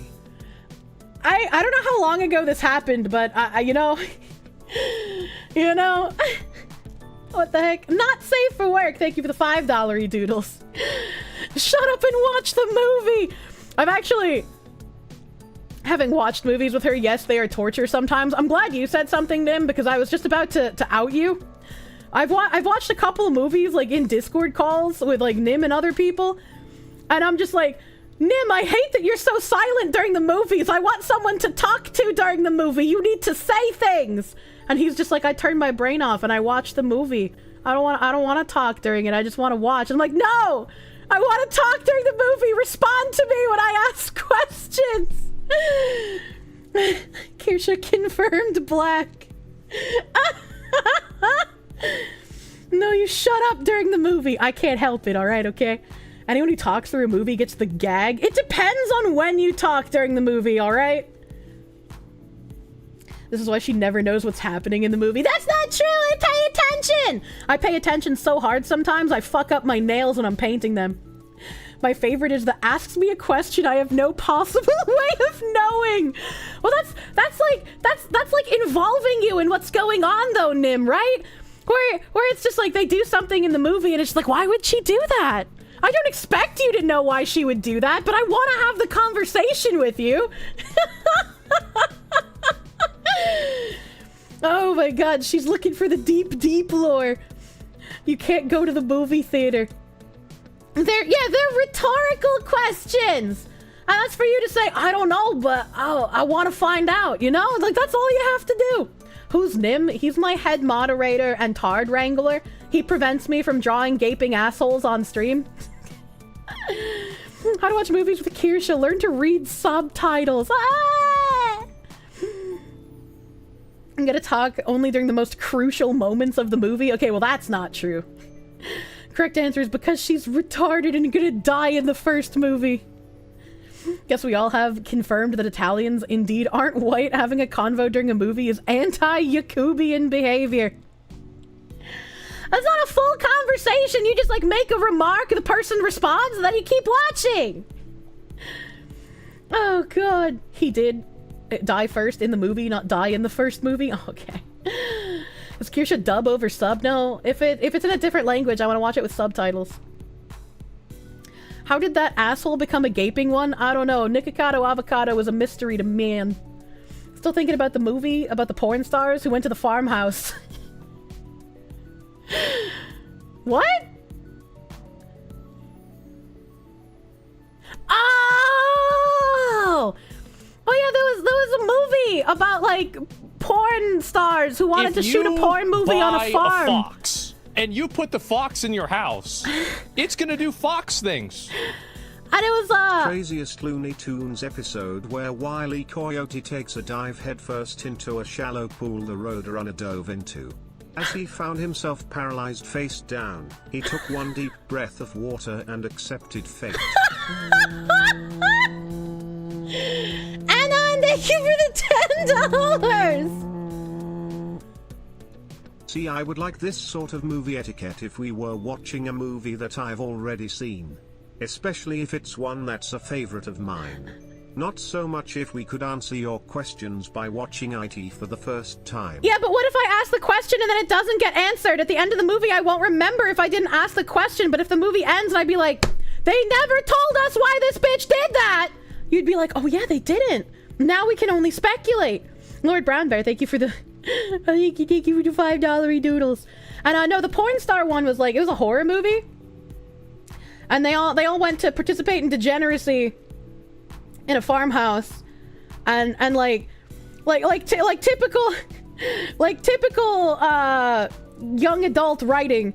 One of the camera people was a woman. There was two camera people, and they were a couple, and so it was a man and a woman. It was a couple filming the porn stars, and then the woman camera woman was like, How do you, Mr. Porn Director, feel about, like, your girlfriend fucking these other men in the porn movies? And he's like, it's all showbiz, baby.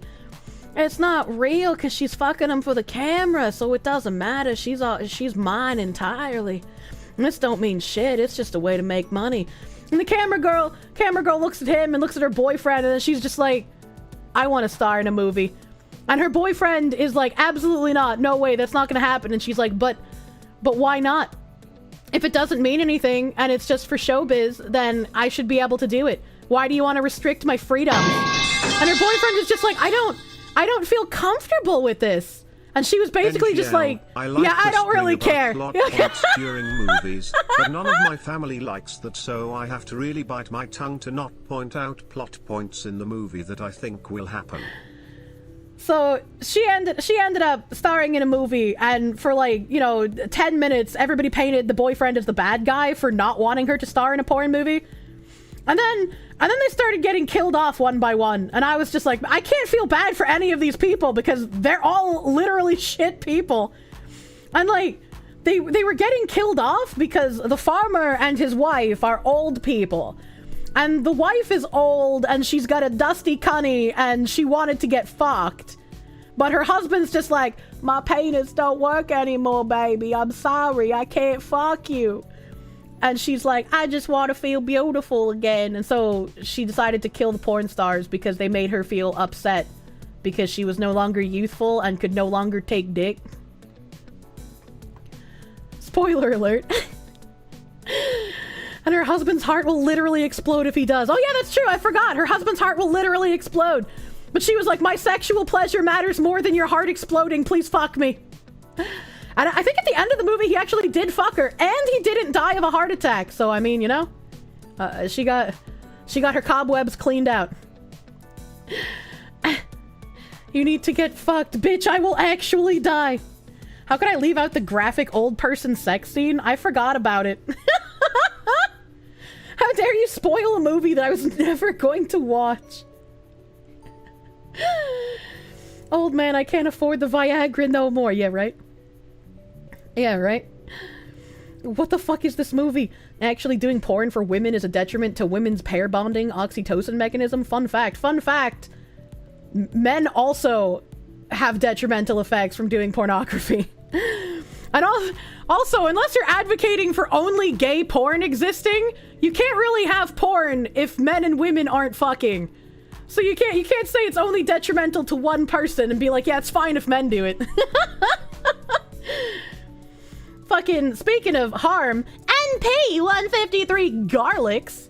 Every time I read your name, I want to make risotto, man. Thank you for the $100 doodles. This man came in and slapped his dick on the table. Didn't even say anything. He just wanted to rub it in. Thank you for the 100. The strong, silent 100, my guy. Thank you. Especially with a lot of the dudes starting in gay porn. The only porn that should exist is hentai, because nobody is getting boned in real life, plus people can still watch for story and comedy. I'd prefer people consuming hentai over real pornography, but that's just like my opinion, man. You're going to watch that movie that I don't know the name of right after stream? Thanks for the spoilers! Like a lot of chatters, I was game, very keen even to scramble the fox's dusty eggs. No longer, this is a deal breaker. Nope. Zip. Nada. Movie talkers boil my piss too hard. Anon, you're not using your brain cells hard enough. Thank you for the $5. If you don't want your woman to talk during a movie, you have a very good tool to use to shut her the fuck up while you're watching.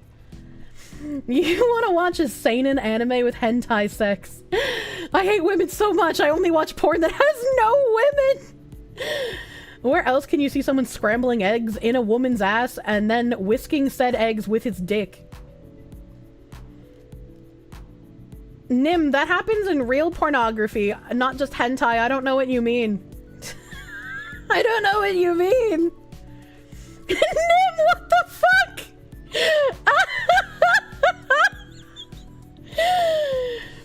Oh god, thanks for reminding me that existed, Nim. I had no idea what Nim was talking about at first, and then I remembered that was a random thought I had, and I Google searched months ago.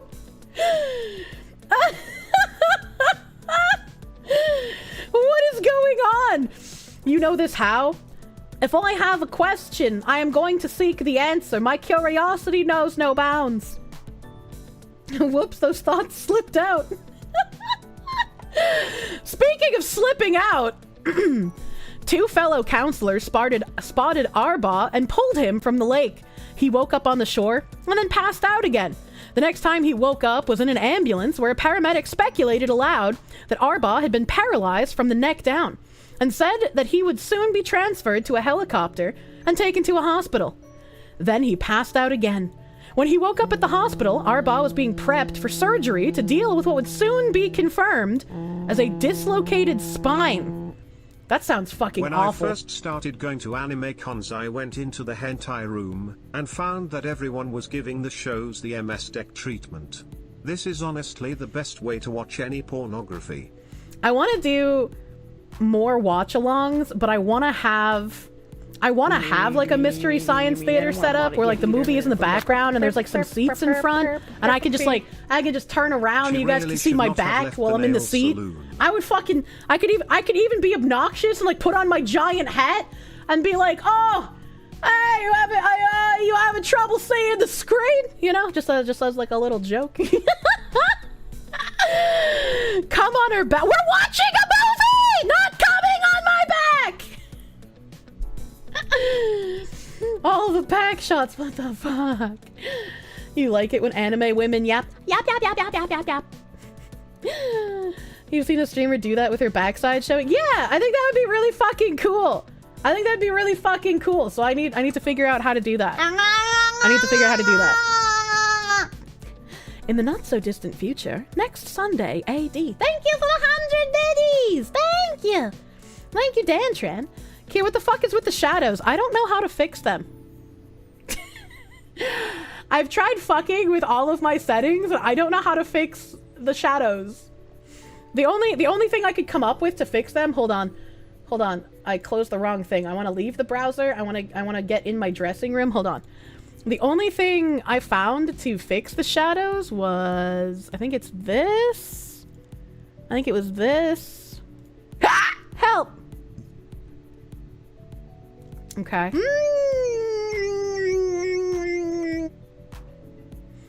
And then...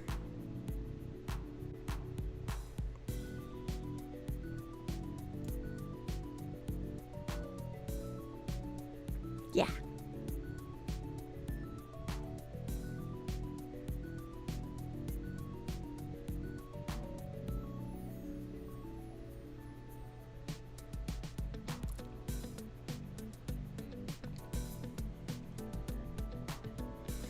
I think it was just this thing. And then I come back to a reality. And now I am a comic book foxu. Comic book foxu, and that fixes the shadows for the most part. I want her to touch my pee-pee less than 3. What? I will not touch your pee-pee. How dare you take Bailey's name in vain? You whore! Thank you for the $5. Horny not Bailey. Honestly, that's a good look for you. Thank you.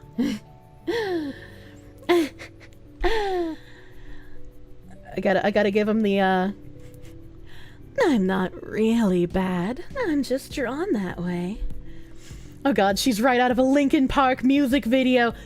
Crawling in my skin, these wounds they will not heal. Damn, you got sucked into the Aha music video. Ow, ow, ow, ow, ow, ow. I don't like what's going on with your lips, though. Makes you look like you have micro shark teeth. Aww. I don't think it looks like micro shark teeth. It's just that my canines are more visible this way. For a second, I thought she was going to say crawling in my foreskin. What's wrong with you?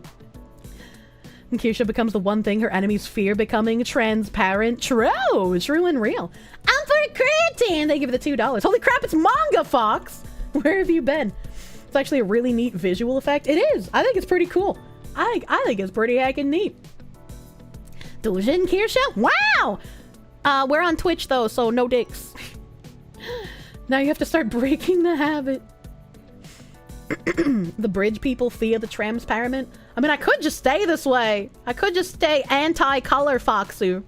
What does it look like with my hat on? Ding. Oh my god. Oh my god, it's so cute! Look at the pineapple! Now that you see through, can we put behind your head to accurately represent your brain? What do you mean? You've seen this filter, but tinted red? Yeah, I can tint it any color I desire. Based chatter, true. And NP Garlics is very based. One step closer to the edge. Oh my gosh. Kirsche can't lie to us. We could see right through her. Ow, wow, wow, wow, wow, wow, wow, wow. They mean coconut tinted cum color? I wonder... Hold on, I want to see... Because there's like an opaque background, kind of... Oh my god. I am unlockable character, Foxu! I'm like a boss in Kingdom Hearts right now. That's not what I was expecting. Does that mean I can like... Oh, wow, wow, wow, wow, wow, wow, wow, wow, wow, wow. I'm not as jiggly in the shadow realm. That's a little strange. She's unlocked.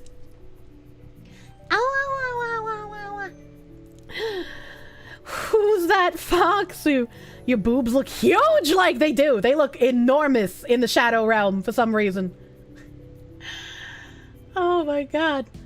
This would actually be a really great Findom bit, unironically. Like, start stream like this, and it's like... Alright, chat. You don't deserve to look at my pretty face until you give $1 million in donations. So I'm just going to sit here in the shadows and watch you beg like the worm you are until those donos start rolling in. Pay $9.99 to unlock 1 pixel. Yeah, right? Better than donating to wear a cowboy vest? What does that mean? What does that mean? Oh no. Oh no, no.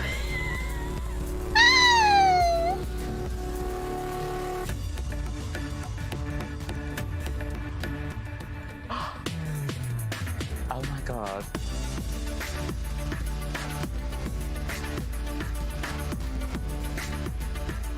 I'm loving this.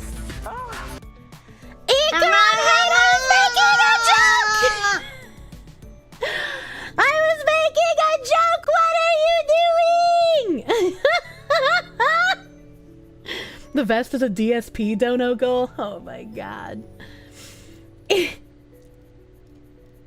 Ikron hate, thank you for the 13,900 biddies. Don't make the Findom jokes look real. Thank you, Ikron hate. You fucking mad lad, dude. What the fuck? A Buckethead, thank you for the 100 biddies. You're too good at this to be such a sub IRL. I'm not good at being Findom! What do you mean? Here, Rapult was going through his sound clips with me, and we unironically have enough Findom sound bites from you to make an entire Findom Friday alert box. I have Findom alerts? What do you mean? You really lean into that shit a little too easily?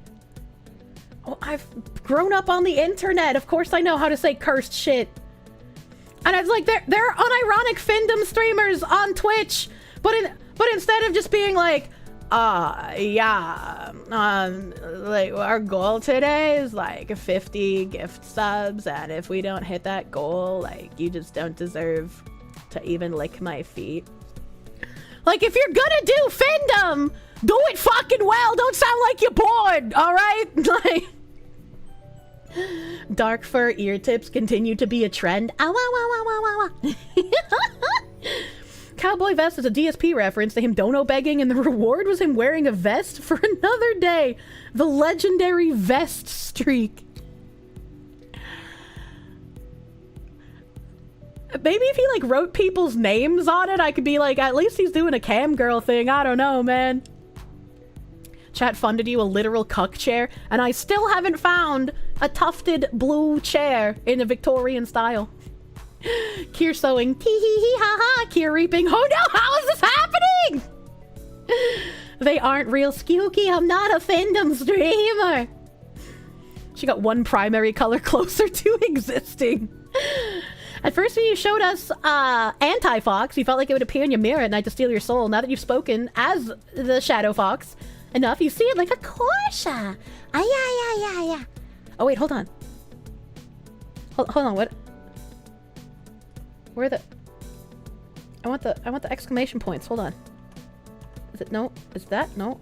Oh, the hearts are cute like this! The hearts are really cute like this! It looks like I'm crying blood like this too. Where's the exclamation points? There we go. The exclamation points are just like an outline. That's really cute. That's really cute. I like that. Danny D, thank you for the $4.99. Kirsche, you're so much of a sub, you'll play Findom when told to. Yeah, pretty much, actually. Master Gullah, thank you for the $2. Silhouettes are suggestively sexy in my book. I guess that's a good point as well. Don't worry, lads. I'm currently on a deep cover mission to prove Kirsche is a sub. It's a multi-stage process, but I'm confident that it's going quite well. Trust the plan. All the proof you need that I'm a sub is that I want a dominant man.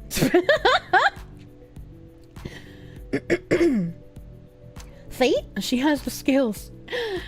How do you have time to watch me, but you don't have $5? Yeah, right. Instead of screaming into the mic like your audience are children, instead of being like, you don't have $5, like you sound like an indignant cunt, right? But if you lean in a little bit, right, if you play it up and you're just like, you're going to tell me that you don't have $5 to give to your mistress? I'm not into the frog vomit butthole, but like, I'm curious if he's done it.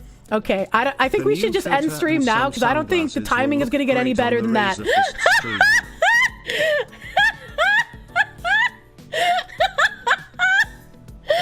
Oh my god! So, instead you hit him with that. You hit him with that, and when they're just like, wow, I didn't think about it that way. And you're like, yeah, of course you didn't think about it that way. That's why you're the disgusting little pay piggy, and you live to finance my dreams. You know? You just gotta lean into it!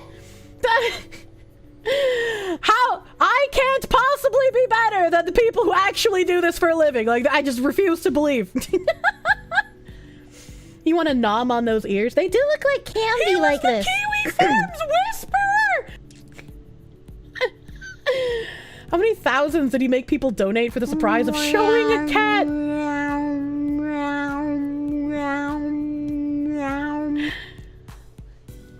Silvani, thank you for the 200 biddies. Yeah, no, both the transparent filters really drew your attention to the fangs. Kirsche, why are you making my biting fetish worse? Why can't monster girls be real?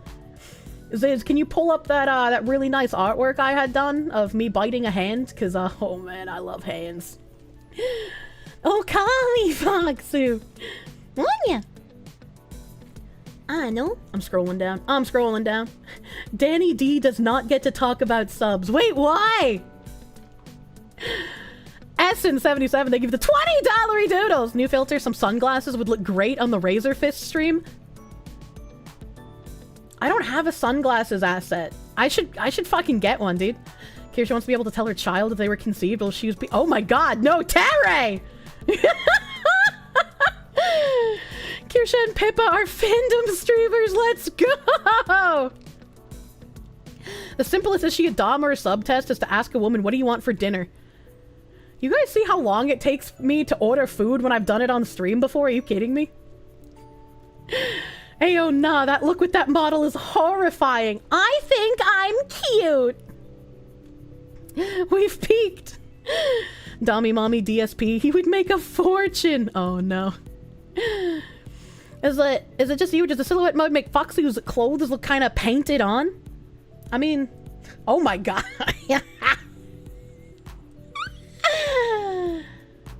Yeah, the shadows still kind of freak out, but it doesn't look quite as bad when you're in like you know, liminal space.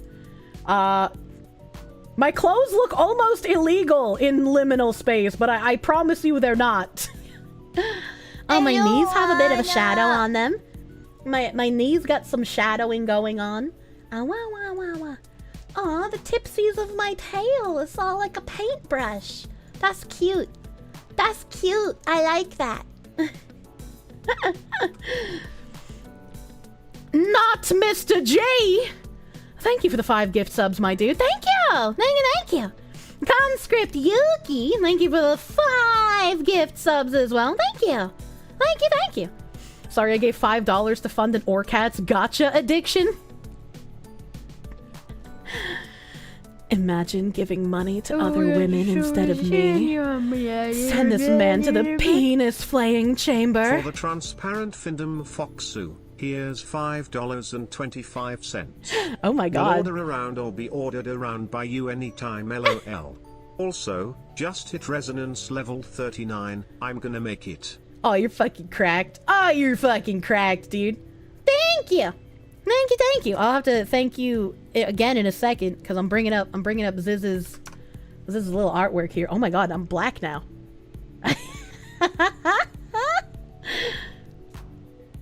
There's a little credit to the artist, 2024 Les PT over here.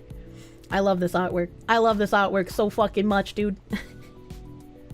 It's so good. It's so good. That's literally one of the only pieces you have saved to your computer. You already know how good it is. I saw the way that this artist drew teeth, and I immediately knew that I needed to commission him. And he was just like, I haven't drawn many women. I hope that's okay. Literally one of the only pieces you saved, though. God damn. Hidden, thank you for the $4.99. Reminds you of Derpixian's implications animations. I don't remember those. Holy shit. Should definitely do that when I collab with Razorfist. We'll both be black and white. Oh my god. That'd be funny, actually. If I could find a way to make like my body not transparent, but also not completely shadow, that would help too. Yoshikage Kirsche loves hands. True. True.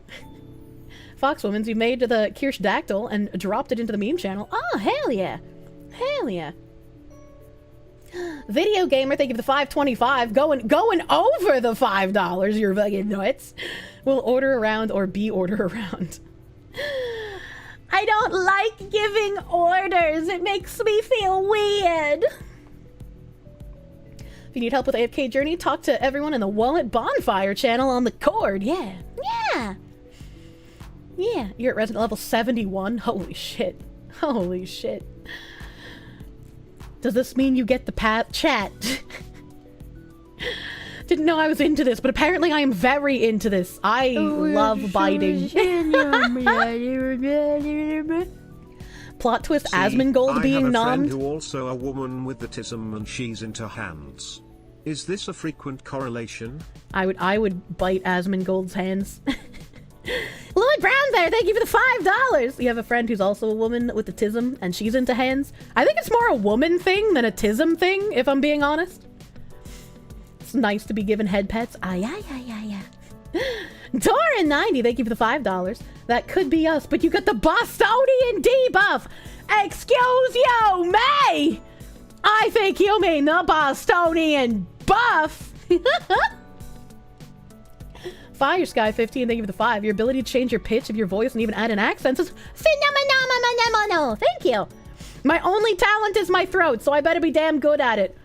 Recently, I've been having a lot of struggles, though. My throat has been really sore and rough, and I've been coughing a lot, and I've had a lot of phlegm. And I feel like it's been this way since the Donathon ended, so I hope I didn't do some, like, lasting damage during the Donathon.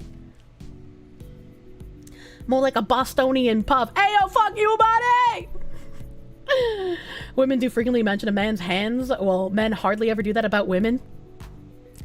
I think I realized that I was super into hands when a guy sent me a picture of his hand like on his quilt on his bed, and I was just like, man, that's a really nice hand. Man, I could picture that hand wrapping around my neck and squeezing the breath out of me and... Oh. And then I was like, wait, that's not normal. That's not a normal train of thought to have when looking at someone's hand. And he didn't even send it for like any sexual connotations. And then years later, I had another man send me a goofy picture where he was holding like you know those bottles, those like cylinder bottles of like condiments that pizza places have. He was holding like a bottle of ranch in his hand, and he was like, I was like joshing him, right? And he's like, I'm gonna fucking squirt you with this ranch dressing, you bitch. And I was like, oh, your hand looks really nice there, man.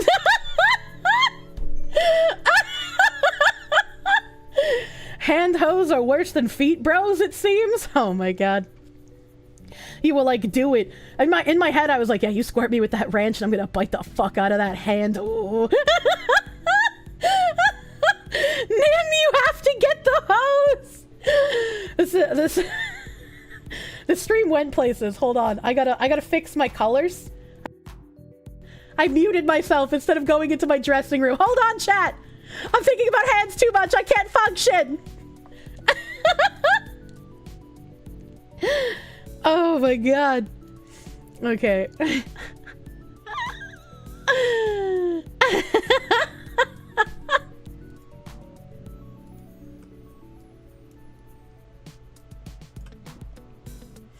All right, we're back. We're back to reality.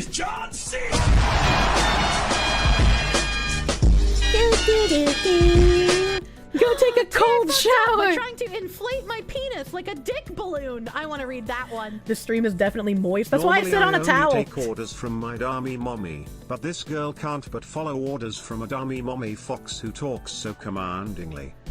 Wait a minute. Hold on. Wait a minute. Darth Andrea, did you just say that you want to take orders from a dummy mommy? I have a woman who's attracted to my Bostonian voice. Toys are made for. I've won the internet now. Darth Andrea, thank you for the $10 doodles. Thank you. Thank you. You ever seen llamas with hats?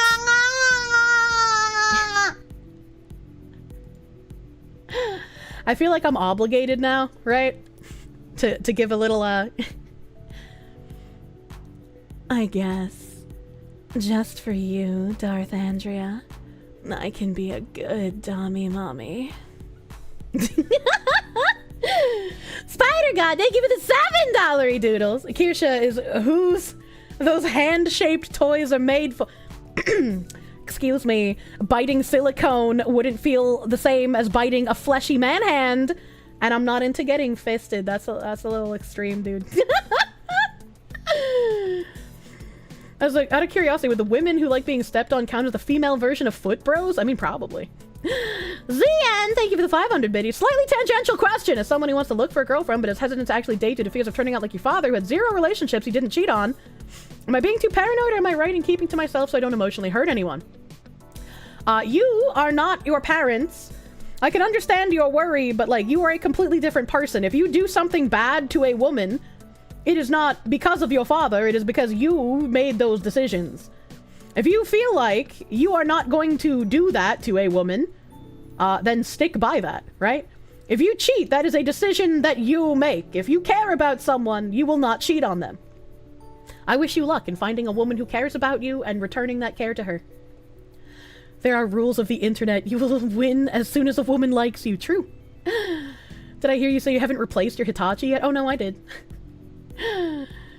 A Miss Streamer's second female chatter has turned into a lesbian. Kirsha appealing to the 0.5% of her audience. Hey, it's at least 4% on the YouTubes. You need a dommy daddy and some pets. And Kirsche should just buy a hand-shaped chew toy at this point. No, I want to chew on the real flesh. Time to send a realistic hand model to her P.O. box. Okay, I would accept that. I wouldn't chew on it, but I would have to put it, like, in a display shelf, right? Be like, here is Skewky's hand. He sent it to me as a birthday present. What if I told you all that the stream isn't even halfway done? What the hell? What the hell? Dumb question. You're worried about dating because your dick is small and worried about being laughed at. Don't. Don't. Skewky, don't bring up how I murdered that man, okay? But like, it really don't matter. It really don't. Even if your boopus is incredibly small and it can't grow past the size of a button, you have other things that you can work with, and if your woman loves you, she's not really gonna care that much. You're alone because you don't think the man you are now deserves a relationship. You have to care about yourself before you try and get into a relationship, because you could enter in some very self-destructive behaviors if you are continuously worried about not deserving the relationship that you're in, and that will cause damage not only to yourself but to the person you're dating. So even if you still have things to work on, like it's not that you don't deserve a relationship if you're not perfect, because nobody's fucking perfect. But like if you have a genuine like I don't deserve love feeling, try to work through some of that so you're at a place where you can believe the other person when they say they care about you before getting into a relationship with them. Would I not be into macrophilia? Think about it, Foxwoman. A giant himbo holding you in his masculine hands like a toy. Well, I don't think I want to be like tiny, right? Like I don't want to actually be torn in half. This isn't actually hentai. Got a real hand that's desensitized from playing with puppies. Oh my god. The horror fan in you is listening to me talking about chewing real flesh, and yeah, you know where my mind is going. Not like that! To quote an obscure video turned private many years ago, absolutely disgusting. I will now go and extend my Pornhub subscription. Pro tip, if she points out your small boopus, just point out her large beepus. True. If you buy a fox and you put the fox in your house, it's gonna do fox things. I do the fox thing! With Destiny revealing he's a substantial cuck and enjoys it, I think at this point he should just admit he broken and hire Jordan Peterson to try and fix him. What if the dingus is okay, but one of the balls looks all funny because it got squished real bad one time? I don't think that should matter at all. True, people are too obsessed with dick size, and they only are because they have porn brain rot or have been brainwashed by society. True and real. Ha! Help! True and real. You want to be choked? You want to bite onto hands? I don't know. I don't know anymore. What don't you know? You're a demand. What don't you know? I can attest to what she's saying. You've been on the other side of that mindset. Yeah. Why is the third trending pooping? I don't want to think about it. You're alone mostly because you haven't found a woman you want to try with and you're just content with yourself after what your ex put you through? Yeah, after my last relationship, I was just like, I am really not in a mental space to try anything right now, dude. Like, my last relationship was exploded due to his mental issues, and it did a fucking number on my mental. It was real bad, dude. It was, oh man. So, you know, just eventually got to get back out there once your mental recovers. Now I just don't have time. It's a different issue now. Logically, you understand why, but whenever a YouTuber gushes over female audience, you can't help but feel like we men are considered as second-class waivers. It's not that men are considered second-class waivers. Everybody knows that you guys are like the bulk of our audience and support. It's just like there's so few women that consume the stream content that it's like, god damn, we caught some mythical creatures here. You hit a girl's cervix with only 5.5 inches. No amount of dick can compensate for bad communication. True? True? Hold on a moment. You saying that deserving love is reopening the wound in your heart and needs to process this again? Yes. Yes. She'd want more Andre the Giant. Oh my god. If you think you don't deserve a relationship today, you need to immediately start thinking, but what can I start doing today to help me think that I do deserve a relationship tomorrow? And it's less like the word, I don't like using the word deserve because it feels like so like set in stone, right? Like you're not entitled to other people caring about you, but like you should find someone who does. Yeah? You should find someone who does care about you, and you do deserve to be with someone that isn't going to cause you further harm. And so if you feel like you're undeserving of someone loving you and caring about you and having those nice things, try and sort out what you think is wrong and what you can do to make progress on that so that you can feel comfortable giving yourself to somebody else and believing them when they say how much they care about you. If I sent Kira a model of my hand, I would want her to use it to masturbate.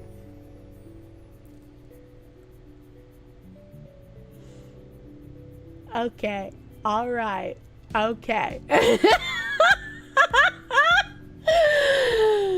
This man has transcended horny posting. I think he's won. Buy a fox and you put the fox in your house, it's gonna do fox things. I'm gonna do the fox things. I'm not gonna masturbate with your hands. Been together since July 2000, and no other woman has been able to make me need to change panties with just a look like she does.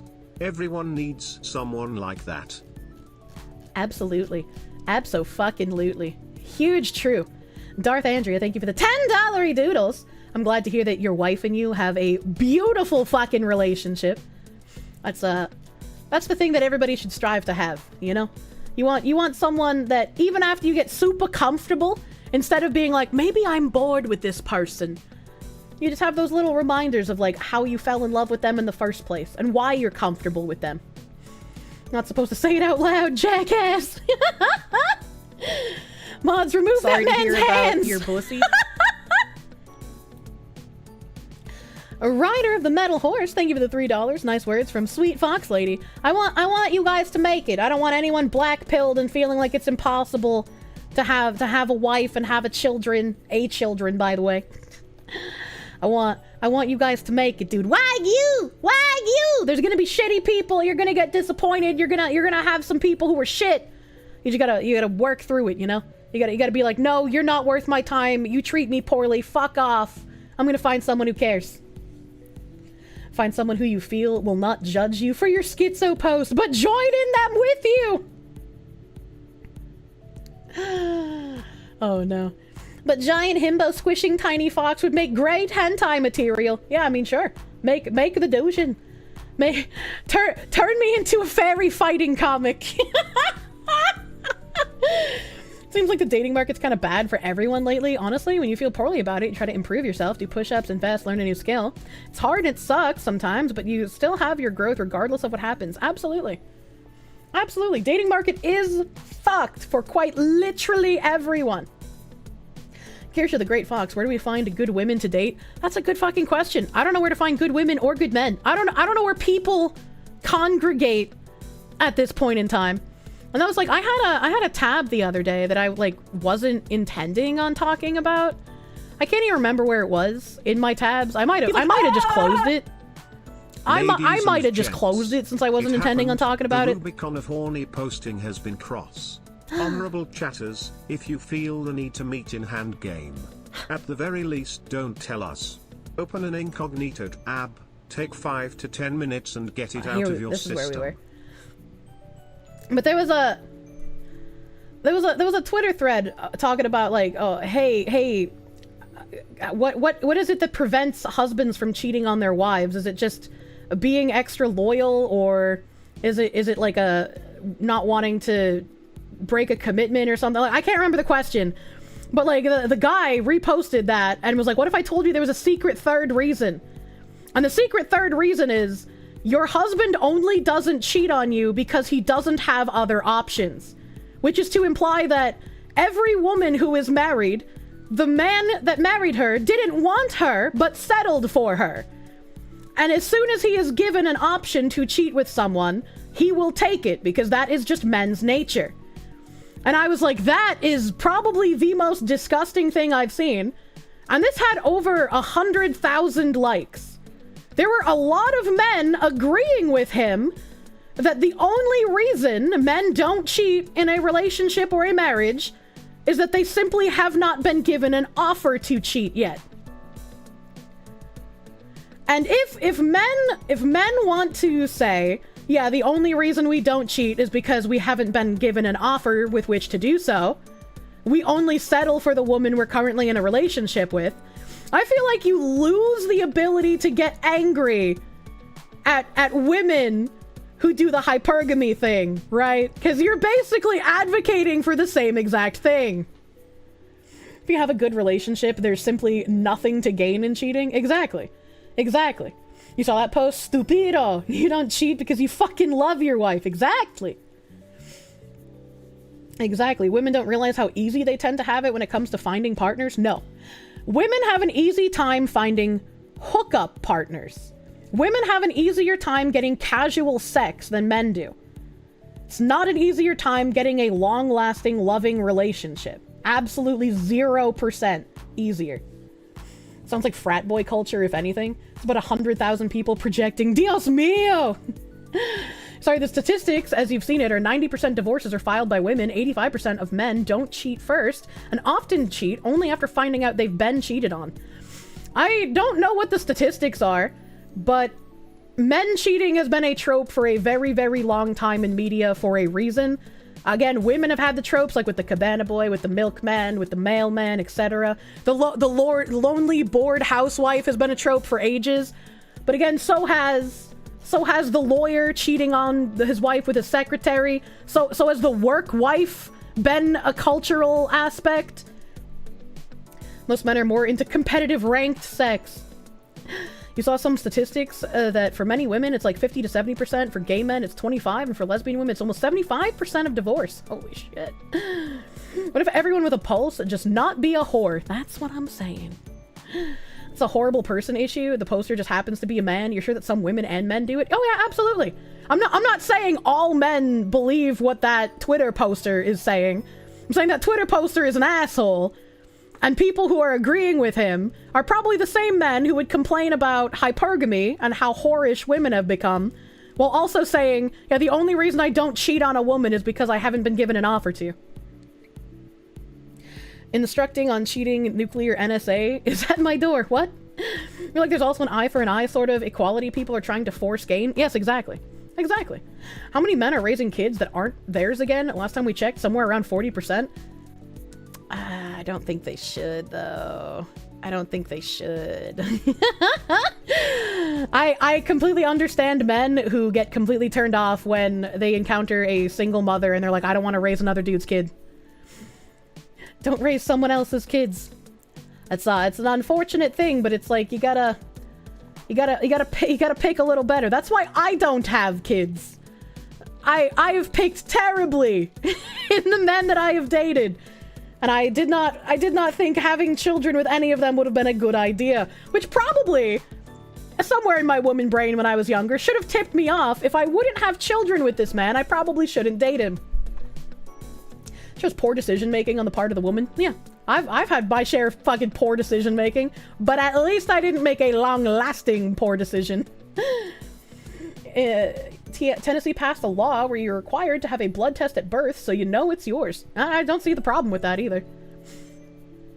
Why would I cheat? I can't get an achievement from that. Once again, women have a way easier time getting dates than men, so even if they have to go through 99 shit men to find a good man, men who have to do the same takes way more time to even get a date. Women don't have it easy, but they do have it easier. I can agree with that assessment. Probably way easier if you have like a metric fuck ton of people throwing lures out at you. Even if 99% of them will just be like, hey yo baby, you want some fuck? Only if the woman is widowed? Yeah, if they're widowed, that's a different story. That's a completely different story. That's not her fault. That's an unfortunate situation. Did I see the video of the girl singing her car? I know, very descriptive, where she asks why she can't find a man. You know, the bitch boss type? No? No, I don't think so. Vetting a potential mate is a skill almost nobody develops. True! And that's, in theory, what friends or good family would be for. Help. Girlfriend wants cuddles, you gotta go for that. Good luck! I hope you enjoy the cuddle fest. I'm fucking leaning to the side, man. I'm fucking leaning to the side. There's hundreds of those videos, man. You'd be an adoptive dad in a heartbeat, but not a single mother savior. They had a chance. She should have picked better. Yep. Yep, go out, go find that guy. Go find the guy who made the child. You're happy to mentor kids who need father figures? That's what Big Brother programs are for? Yeah, mentoring is different from, like, being a stand-in father, though. I saw a video about a girl saying she went home with a guy and said, we won't bang. Guy respects that, and then she said, what, are you gay just for accepting my word? No, that's a respectful dude. What a dumb bitch. What a dumb fucking idiot woman. He tried with a single mother. Never again. Your mom had a BC of 1. What is a BC? You're a woman. What is this meta where women film themselves in a car talking about their relationship status? The only thing I ever filmed in a car wasn't even a film. It was a picture, and it was when I took a foot picture in my car's mirror. I put my foot out the window so you could see the top of my feet and my pretty painted toesies. And then in the car's window, you could see my soles. It was the perfect foot pic. I refuse to be Captain Save-A-Ho. As on the flip side, I won't date a single father either. I don't want to raise another woman's children. Why are you taking feet pics? Why aren't you taking feet pics, Vulpes Foxbrush?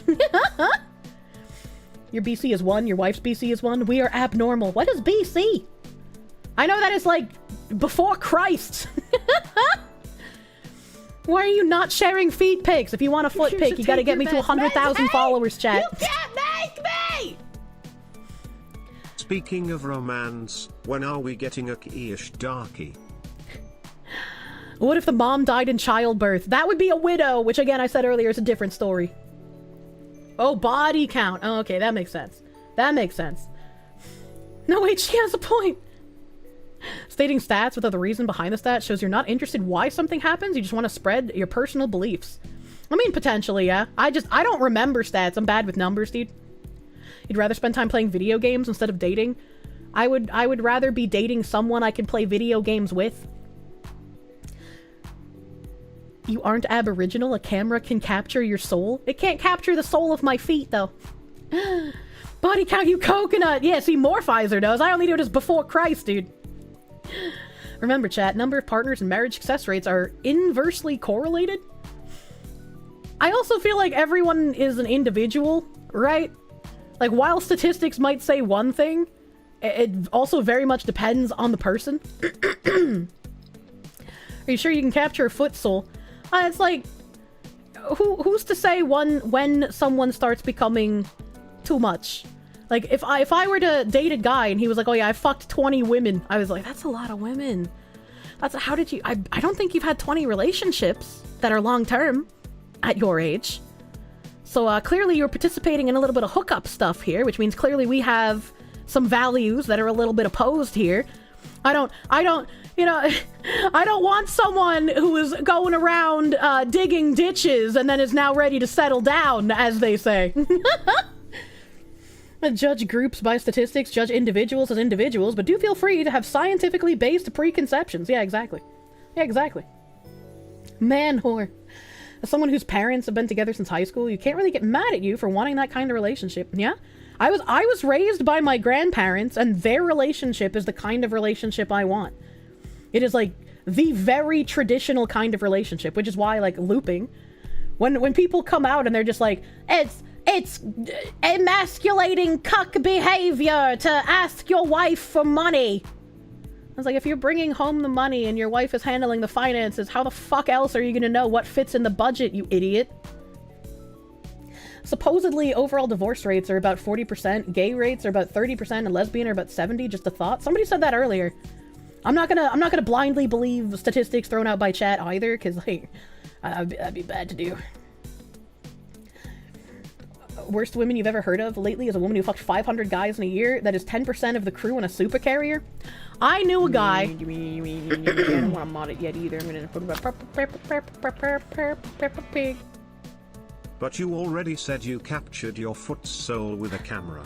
That's a different kind of soul. It's spelled different. Bahamut, thank you for the $5 doodles. But yeah, Isaiah, I knew a guy, and he didn't do necessarily porn, but other dudes would pay him to like jerk off for them on camera, and he would like sell his used socks or his used underwear to these men as well. And he got a girlfriend, and his girlfriend had like, oh god, let me try to remember how old she was. I can't remember. I think she was like 21, and she had already had sex with over 200 men. And he was just like, I've been given an offer to go do pornography, and I would like to go do pornography, but my girlfriend has already expressed that she takes issue with the kind of sex work I do through online already. And I don't think that I can give up doing sex work just because I love my girlfriend. And he ended up choosing doing pornography over staying with the girl. And then for like almost 2 years after the fact, he bemoaned having lost her because she was someone that he cared about, and he felt that because of his choices that he has made up to this point, not just with pornography, but with like doing the sexual stuff online with men, it would be hard for him to find a woman that would be okay with his life choices. And so I was like, man, this is just like a car wreck, dude. He chose selling socks to other dudes rather than stay with his girl with men. No, he went to do like actual pornography. Like he went and like filmed porn. Obviously, no one wants to feel like they settled or were settled for, but there's no such thing as a perfect partner. How are you supposed to find that middle ground of a flawed person that you're happy to be with? Or is that an asshole way to view the world? I feel like that is an asshole way to view the world, and I'll explain in a second. As I near closer to 30 and the dating market gets worse, I'm starting to think if I'm not married by I'm 40ish, I'm taking the John McAfee route and going out in a pile of hookers and blow and until I'm eventually killed by the CIA. Are you still on the same tab, Internet Fox? Remember, most of the statistics apply to people who live in cities because majority of people live in or near cities. Divorce rates and other rates are lower in suburbs and small towns, even the crime states. But I think that's an asshole way to view the world. That thinking that like either you're being settled for or you're settling for someone. And again, I will use my last relationship as an example. He was one of the people that was just like, I hate myself. I feel like I'm a terrible person. I don't know what you see in me. You could literally leave me at any moment. Anyone else would be better than I am. Oh, I don't know why you're here. I never once felt like I was settling for him. Like, he had his issues. He had problems, but they were things that I was willing to deal with because he was someone that I cared about. On my end, I was like, I have anxiety. I know how hard it's been for me to work through anxiety issues, to work up the courage to go to therapy, to have to deal with being medicated for it, to having to work through all of the things that happen to me both mentally and physically when I experience the anxiety.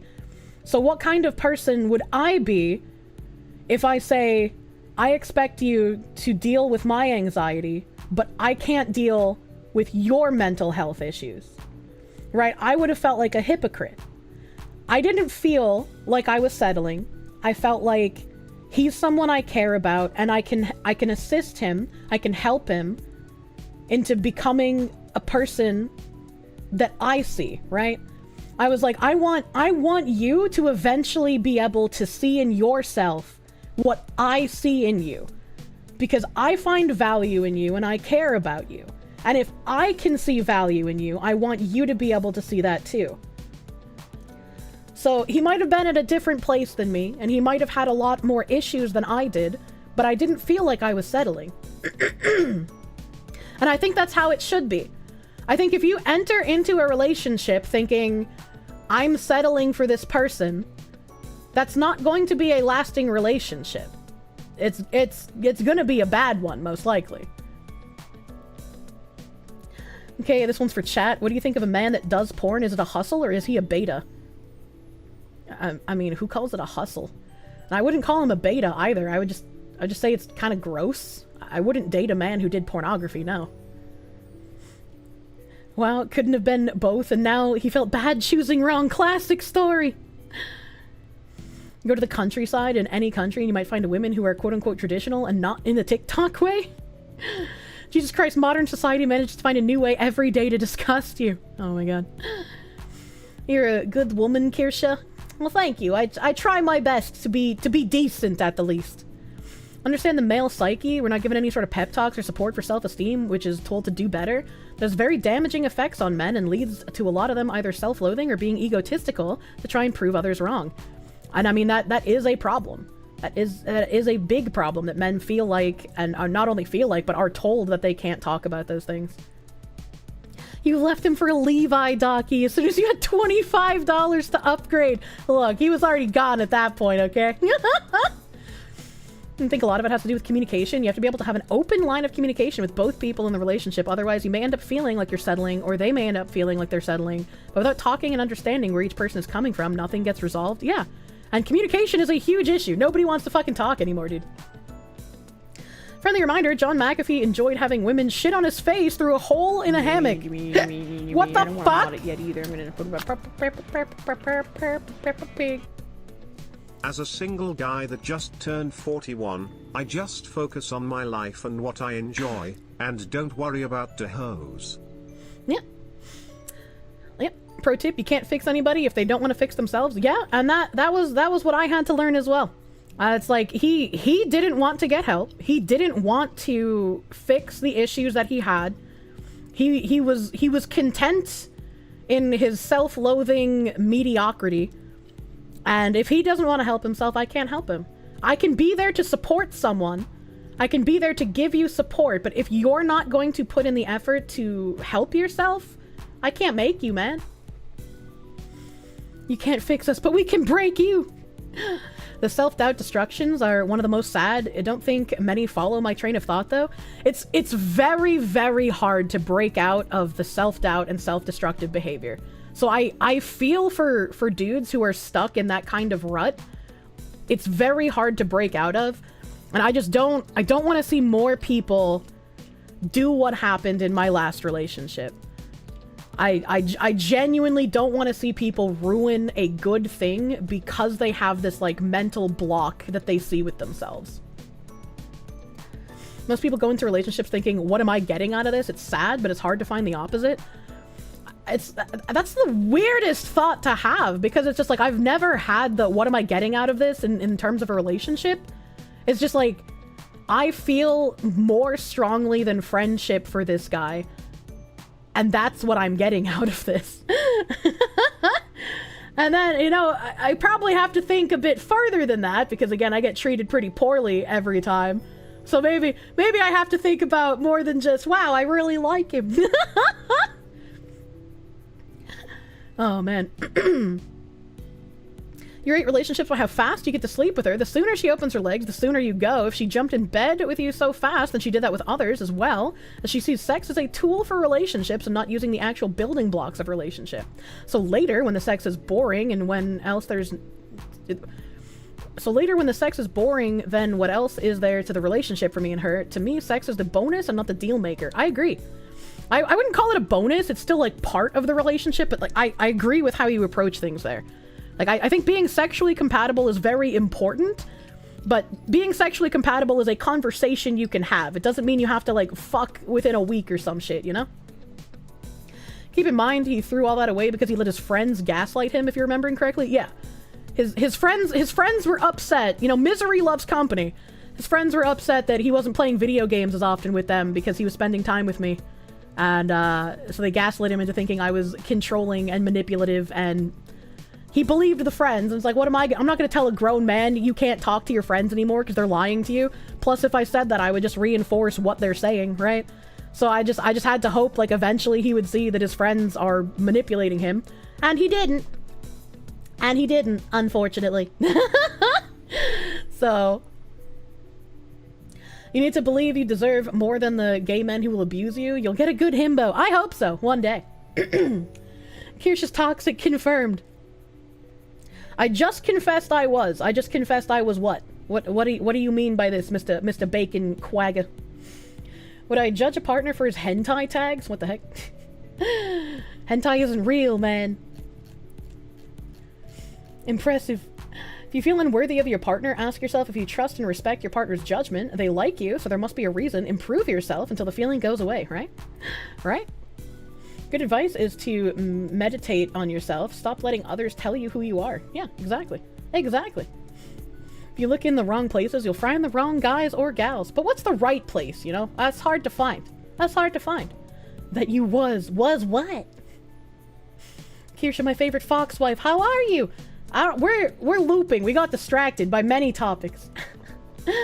By many topics, dude. Absolutely, I would judge it if I was fugging the NTR tag. Burn it all. True. True and real. Grade school? What? What? I saw a few people say it, but you just admitted that you were, so I assumed you guys are saying I admitted that I was manipulative and controlling. So I was waiting for the response, and I just got grade school? I don't know what you guys are talking about over there in YouTube chat. If they liked me, there's clearly something wrong with them. True. But a tangent Sunday! I think this is a white pill, but the past was way more degenerate than modern society. Sleeping around was common, it just wasn't as openly talked about as it is now. On average, we are all probably more chaste now than in the past couple hundred years. Kirsha manipulates me into being a better person. I think my favorite anti-comment recently was somebody saying she's getting what she deserved for promoting unwholesome content. I had a guy who liked me in grade school, but I didn't like him. Karma! I actually didn't have a guy that liked me in grade school. I got made fun of for being into boy things because I played video games. I'd bring my Game Boy to school and I would play Pokemon inside my desk, and I got made fun of for that. I had 0 people crushing on me in grade school. That dude is capping. Yeah, right? You can only come to that conclusion. We're more chaste by abusing stats about all the people not having sex. And Kirsha, consultation fees. Your hands. True. True and real. Spider Bro, thank you for $4.99. After hearing that speech, no dating needed. Straight to marriage. The dating is the vetting process. What do you mean? What do you mean? Seeing her play the Peppa Pig game would still be awesome. I still didn't know there was a Peppa Pig game, dude. What the heck? Digimon supremacy. True and real. Nerd hate was bad in the 90s. Video games and anime used to be super lame. True. Also true. Like Kirsha plays Pokemon. Digimon's clearly better. Making fun of you is liking you. Maybe don't be a dick. You're not part of the stereotype that YouTube has with its commenters. I don't know about that. The bait at one point was believable. Now it's just beyond meat. Ew, I don't want to get sick. You had a girl that liked you when you were in 4th grade. She had a massive crush on you. Had the same in 6th grade. You moved out, but saw them later in college. They both were hot as hell. You still hate yourself for not thinking about the future. I was like, it's 4th grade. What do you mean? I think, like, my one standout crush story that I remember even as an adult, you know, is, in kindergarten. In kindergarten, I had a crush on this cute blonde boy with green eyes. And, I was afraid of the dark, so kids thought I was a weirdo. I thought being afraid of the dark was, like, a common kid thing, so in retrospect, being made fun of for that was kind of weird. But, I really liked this guy, and so I always wanted to, like, play around with him at recess. And at one point, I guess he got just, like, really annoyed with the fact that I liked him, and so he stabbed me in the eye with a stick. And, I had eye problems for, like, the rest of the year. It is weird, your classmates are fucked, yeah? I just admitted it, and kids will pick up on that. What are you talking? Stop being vague. If you're vague posting in my chat, I hate you. Did he turn out to be gay later down the line? I don't know. I never spoke to him again after that. You really do know how to pick him. I was cursed from the beginning, chat. I can't help it. My God. That's how you deal with Kirsche. A good eye poke takes care of her.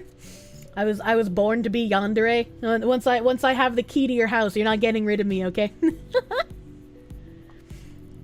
What kind of kids did you go to school with? Felons? No. Remember Germans having great Digimon opening songs since you watch the shows on German TV? I've never heard the German Digimon songs. Every time you hear about my life, you wonder how I lasted to this point. To spread the word to other people that if someone brain damaged as myself can get through hard times, so can fucking you, man. Females love eye poke, secret trick. What the fuck? Scratches! Like I'm a real pet! 5th/4th grade was the first time I was with the girl I screwed up twice with. It happens. Cold acid, thank you for the $5 doodles. Sorry to hear about your grade school fumble. You can change the locks all you want, it won't stop her. I will quite literally make a plaster mold of the inside of your lock. You can't stop me.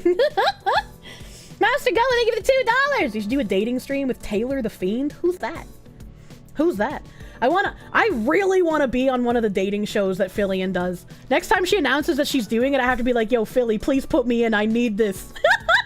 You don't understand how much I need this. Smile guy, thank you for the 5. You're not in a relationship because 1, can barely afford yourself. 2, the majority of girls near you are 304s. I learned what that means yesterday. 3, kids are a requirement, not an option for you. Yeah, true. Yeah, true. I wish you luck in your endeavors to find what you want, dude. Some weird kid bit your butt cheek in kindergarten? Don't know what happened to that kid. Oh my god. Epoxy, thank you for the $5 doodles. You never had good luck with dating, so you're currently shelving the idea and doing what makes you better and happier. One day you think you'll try dating again. Yeah, that's the way to go about it, dude. Kirsche making death masks of her exes. Snackers, let's date Kirsche! You had a childhood friend, you were close to growing up, family and friends made so much, of you about us being destined to be together, you quit hanging out with her, always felt guilty. Oh, that's kind of weird. I mean, I can see it being, like, strange for you guys if the adults are making such a big deal about it, but, like, also, maybe you two are super cute together, I don't know. And Master Go, they give the $2. Not how you pictured you poked in the eye, I'm sorry. Oh my god. You'll get very parasocial if you do that, and I find out about it! Is it parasocial anymore if I'm living in your walls? I remember once in middle school I did a fake pickup line to mess with a girl, and while it was funny to watch her go from flattered to surprised when I dropped the insult half of it, to this day I think maybe I could have stuck with the compliment. Aww. Aw, Lloyd Brown Bear, thank you for the $5 doodles. That's called a symbiotic relationship. It's not codependent, it's just reality. If you're living in my walls, you owe me rent. Pretty sure it's a health and safety violation to have people inside of your walls. Don't worry, I already ate all the cotton candy. I cleaned it up for you. Kirsche, I promise to poke you in the eye as much as you want. I don't want that! I don't want that. Don't fake out interest. Come on, man. Look, we can discuss putting you through my walls later, but behave. Hold on, wait a minute. We hit 500 level 20s in AFK Arena. Now we just need to get 52 more of you level 20s to level 40 by the end of the day today! Eye gouging with a big manly hand. Please don't gouge my eyes. I need my eyes to look upon how cute you are. No wonder your electric bill's so high, I made it cold. True. Alright, well... I want to hear more about this guy when he gets the implant. I don't want to hear about his accident. I want to skip. Okay. Arba became the first person to receive a brain implant. Hey, we got a raid. Why are we getting raided? What is this? I'm not into the frog vomit butthole, I am just cursed to not finish this article. If you've done it. I got made fun of a bit for playing games and being in theater. Everyone else was into basketball and rodeo at my school. But we got along with shop class. That was cool. I had issues dating in school, but since then I've done alright. Oh, hell My yeah. GF now is great. Hayden75, thank you for the $20 doodles. I'm glad your life after school got hella better. I was like, people have asked me like, oh, you plan on going to a high school reunion? I don't want to see any of those fucking pricks anymore. Are you kidding? Are you kidding me? And I've had a few people be like, yeah, but like you've made it, dude. You can just like go there and you can talk about like how successful you've been. It's like, I don't know, I'm not really a braggart. That feels weird. I don't want to do that. I don't want to do that either. Get protein. Dude, I don't want to get protein. I want to read this fucking article. Do I mean AFK Journey? I said AFK. I did mean AFK Journey. My brain is bad and filled with liquid soup, and so I said the wrong name. The game is AFK Journey. Joke's on you. I've watched too much lock-picking lawyer to trust locks in any way. I now booby-trap my doors. You can give me butt scratches! Like I'm a real pet! Your booby traps won't stop I me, think it's time Bahamut. to admit your tabs will never disappear. You are still on this tab. The tabs will never go away. They will fill your bookmark tabs until you run out of memory on your PC, until your house is full of hard drives with nothing but tabs saved. True. It's already like that. Hardtack, thank you for the $5 doodles. Thank you. Thank you, thank you. You've not heard anything about a high school reunion or anything like that your whole life? I don't know if my high school's even organized a reunion. It's like, I don't care, man. Checking recent bans for friendly fire. And when there's a bot raid, if you accidentally get banned while my mods are trying to scoop up the bots, I apologize. Friendly fire happens on occasion. If you accidentally get banned during a bot raid, my mods will fix it. I apologize. In grade school. I might have even have tried to hold your hand. Sorry for being a slut when I was a kid. Oh, that sounds really bad. That does sound really bad. Were you a German? Mystic Matt, thank you for the $5. When you pointed out the AFK arena thing, the bot raid happened. That's why you pointed it out again. Wait, what? Wait, what? Wait, hold on. Are you saying that you had to say it twice because I missed it the first time? Or are you saying I've said the wrong name twice and both times a bot raid happened? You went to yours and you were one guy everyone was surprised wasn't in jail. What the fuck? Thanks to Facebook, you realize you missed last year's class reunion. You're already looking forward to missing my next one in 4 years. No, just one bot raid. Okay, it got deleted because the bot raid happened. Okay, alright. I was like, holy shit, that's weird if they're listening for keywords. Your high school did their 10-year reunion during COVID and nobody went. Oh my god. Fantastic, Mr. Knox. Thank you for the 5. Ah! You remember when the geeky stuff was mocked by others years ago? Now these same geek stuff are being loved by the pick-me's, but no diddly squat, pretty much. I wouldn't really use the word pick-me, because that just sounds like seething female behavior. But it's like, how are you gonna make fun of me my entire childhood for being interested in this shit, and now you're going to claim to want to be a part of it while also not wanting to conform to the culture and making it worse? Fuck you, get out. This is my weird shit. Can't believe Kirsch is view-botting. Quick, all the real chatters, talk about sounding! We must know the flesh from the fake! What's the point of a high school reunion when you see most of the same people on the street every day when going to work?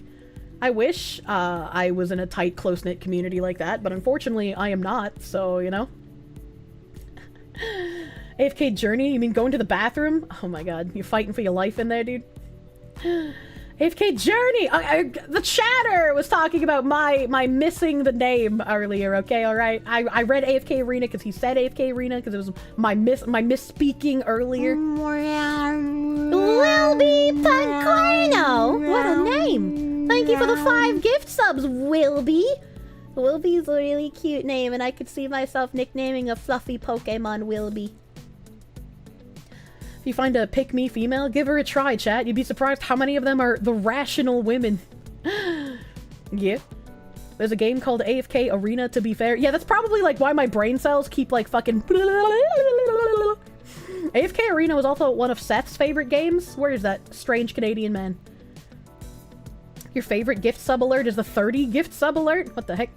You just got to level 40 in AFK Arena. Fuck you, Ski. Not really one for Slaneige, sorry. More of a chaos, undivided corn man. What's the record for the most time Kirsch has been stuck on a single article? That's a good question. Speaking of, in January, Arba became the first person to receive a brain implant built by Elon Musk's Neuralink Corp. Oh my god, I managed to get through a whole sentence and nothing happened. As part of a clinical trial, the device won't help Arbaugh move again, but it does offer the promise of helping him overcome some of his physical limitations by allowing him to control his laptop just by thinking the commands. He's already been zipping around the web and communicating with friends using the implant instead of tapping at his iPad, which is pretty fucking cool. While other people have had similar devices implanted, Arbaugh's become the most public recipient. Hey, weren't you supposed to be reading an article? I am! What do you mean? Bahama, thank you for the 555! Thank you. Part of this is because the enormous attention that surrounds everything that Musk does. Arbaugh is sharing his story here for the first time. Obviously, he isn't happy about being paralyzed. Obviously. But he says that it happened for a reason and that dedicating his body to science in this way is part of God's plan for him. That is a really, like, optimistic way to look at things. Like, what a guy, dude. What a guy. Now 30, Arbaugh lives with his mother, stepdad, David Neely, and half-brother, Tavita, that's not a man's name, in Yuma, Arizona. They have a modest manufactured home just off a dirt road in a neighborhood surrounded by desert and scrub brush. Out back, the family has coops for chickens, roosters, quail, turkey, as well as a large pen holding several Nigerian dwarf goats. That's very random.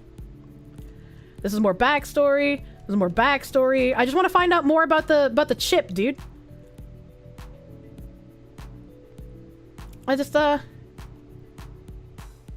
In September of last year, he got a call from his cadet's roommate, Greg Bain.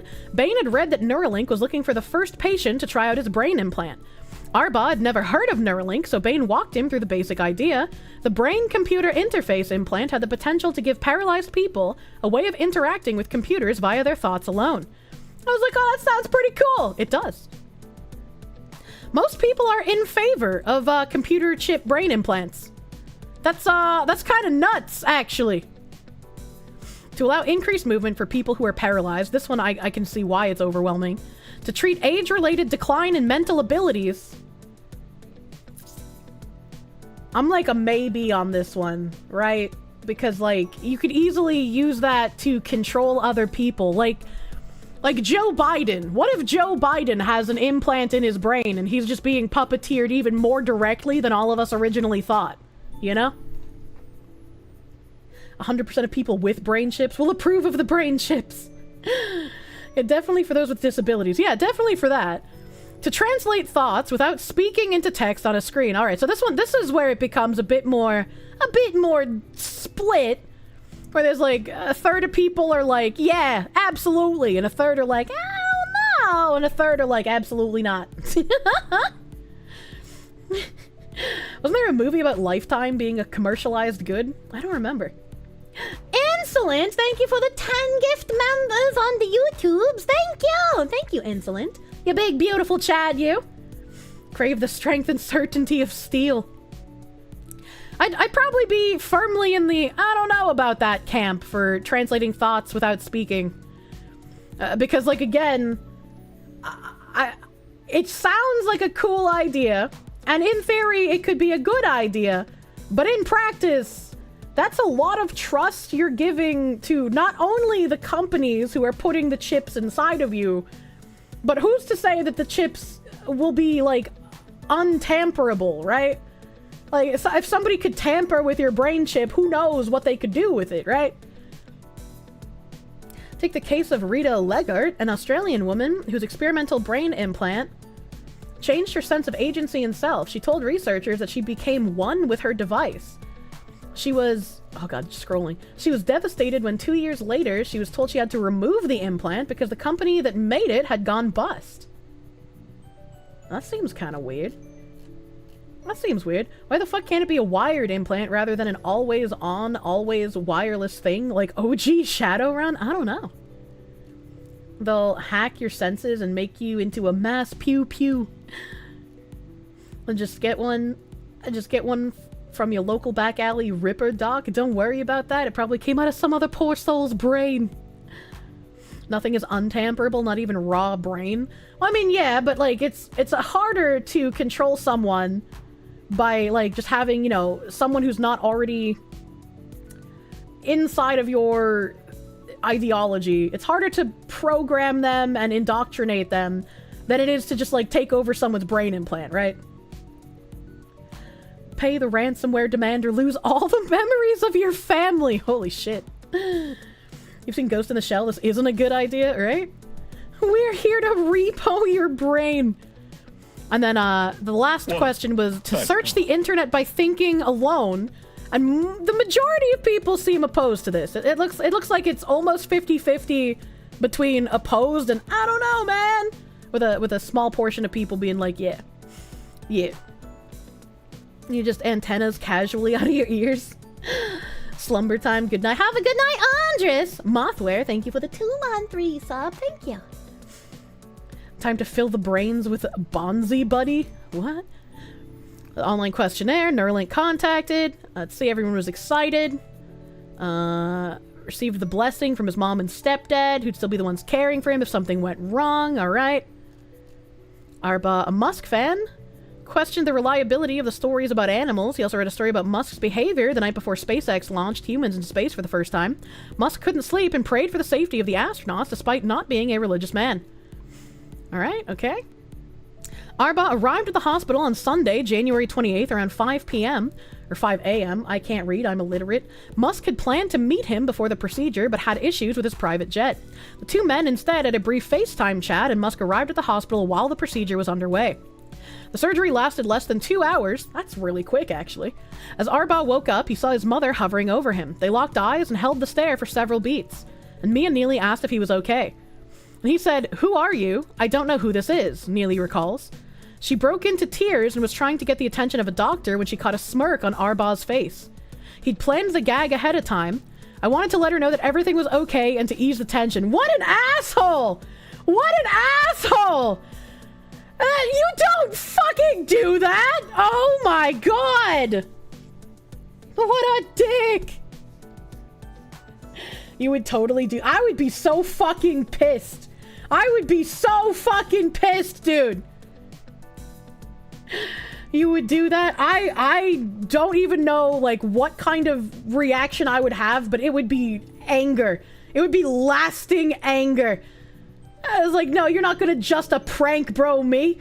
Like, I want to say, if I had, like, a husband who just went through some sort of surgery or, like, a coma, and then he woke up and he, like, pretended to not know who I was, and it was like, this is a prank, Kirsha. I'd be like, oh, well, I want to fucking divorce your ass so fucking hard right now. If only I didn't believe in divorce, you know? The power of technology, I can directly feed the racism into the brain. It's just like, you don't fucking do that, man. You don't fucking do that. That's fucked. Your mother would knock the fucking teeth out of your mouth for doing that, and I'd applaud her. She'd be in the right. Warning, you must... Count 7, they give the 10. If a competent adult wants to get any sort of implant or modification, functional or aesthetic, they should have the right to, complete with all the risks involved. I can agree with you. As an adult, you should be able to do whatever kind of weird shit you want to do with your body. It's when, like, taxpayers start having to make up for things that you have made decisions on that it bothers me. Like, I don't want to have any of my tax dollars going to a decision that you made as an adult that have fucked you up, possibly. Fantastic, Miss Inox. Thank you for the 10. This thought of brain chip is kind of scary, and people who think this is okay, you're reminded of Battle Angel Alita and Altered Carbon, where brain chips are used. And can be manipulated and hacked. Nah, I'm good. Yeah. Yeah. It's like, with the brain chips, you have the added...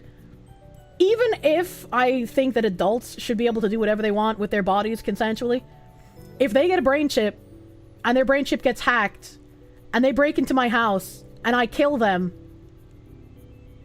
could that be... That's now affecting my life, and also it's self-defense, but the family of the deceased could make the argument that their brain chip was hacked, and thus I should not have killed the intruder. And I could see that actually going lengthily through court instead of being an open and shut case. Ghost in the Shell plot. That's pretty much what the novel Feed was about. You've done something similar to your mother before when you told her you walked out of your job. She said her heart skipped a beat. You'd forgotten your ID that day and needed a supervisor to let you out of the plant. I feel like that's a little bit different than, like, you being in a literal life or death situation that could have consequences on your mental cognitive abilities. And you play the I don't know who you are as soon as you wake up for the first time card. Like, ain't no way, dude. Ain't no way. What's to stop the chip from being DDoSed? Yeah. So it's like you have to think about, adults should be able to make decisions about their own bodies and do whatever they can or whatever they want to do with them consensually. But as soon as they make a decision that could have an effect on me, that is when I start caring about it. I don't want to have to be forced into anything because of a decision someone else made. Can't believe we're going with wireless after everyone knows about Cyberpunk 2077 hacker cheese. If you're being attacked by someone that's been hacked, that's still self-defense since your life is in danger. I would agree with you.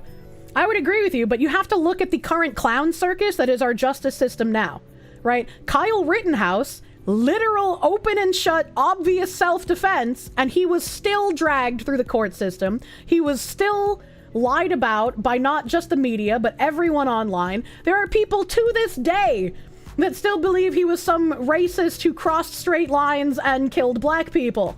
Like, so I can see in the future, if someone has a brain chip that's been hijacked, the defense will try to say, it's the hacker's fault. My client's family does not think that their child should have been killed. And I could see people taking that seriously, right? Did he even shoot anyone black? No, he only shot child molesters. They were all white. He shot an assailant who was hacked, but the hacked person was a gay black man. Does that count as a hate crime? Oh my god. Once a chip allows real-time internet access and CPU speed data processing, the advantage will be so high that people choose not to do it will be a hell behind on the job market. I mean, probably. That's thankfully not in our lifetime. Rittenhouse case was happening around the same time that the Epstein-Maxwell case had a breakthrough. Something to consider. Also fair. Also fair. Make pedophiles afraid again. It would be about a week before lefties decided it was okay for you to have your brain deplatformed for wrongthink. Alright, the Rittenhouse issue was only because anti-pew-pew peoples wanted a case to latch onto.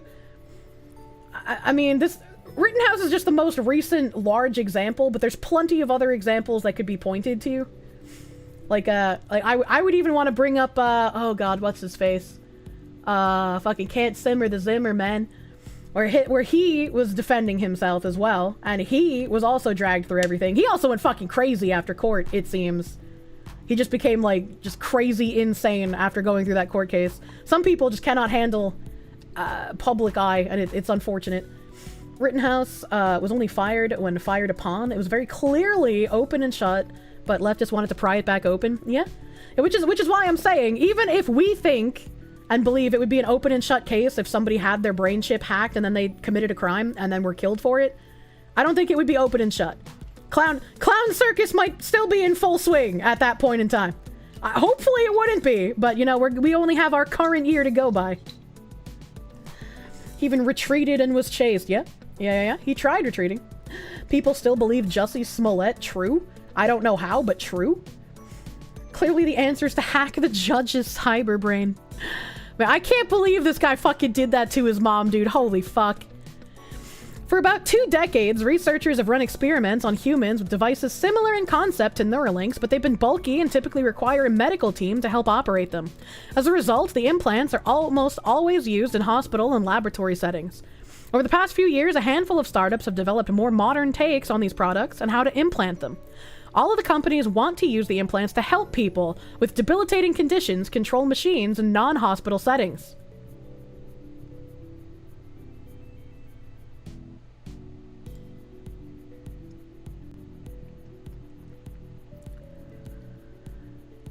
I don't like this sentence because when Faceless Corporation says, "We are here to help," that makes me nervous.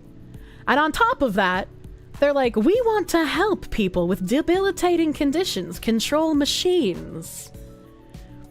So, you want to be able to take people with debilitating conditions implant them with this chip, and turn them into a cog in machinery that will help your company make money.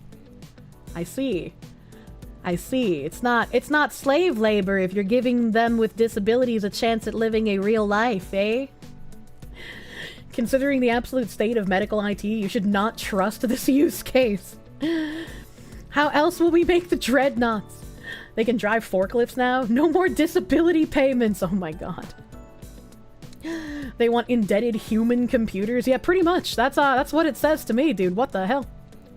The implants operate by gathering data as the brain's neurons fire. With the help of artificial intelligence software, it's possible to match specific patterns of neuronal activity with certain actions, and translate that data into actions that take place on a computer. While Arba can't move his hands, for instance, he can think about moving his hands. The Neuralink implant can identify what that looks like, and then transmit the intention to a nearby laptop or smartphone, allowing him to move the cursor around the screen. Dystopian territory now. Hermit status, thank you for the 550. I mean, it's cool tech for sure. Like, reading about it is cool, but you gotta think of like all the implications beyond, wow, that's cool. This means Arba can play games, shop, choose audiobooks, and generally interact with the world as much as anyone else can. Most brain implant startups use technology that relies on placing electrodes near, but not quite right up against, someone's neurons. One example is a device from Synchron that can nestle into a blood vessel in the brain through a relatively safe procedure that doesn't require cutting into the skull. Precision Neuroscience has a product that sits on top of the brain's surface. To get clearer signals, Neuralink slides electronic threads directly into the brain tissue, an approach that requires more invasive surgery. The primary objective of Arba's trial is to make sure that the procedure to place the implant is safe and that the device can stay in someone's head for a long time without causing damage. In addition to getting closer to action, Neuralink's device has many more electrodes than most of its rivals and much more data bandwidth.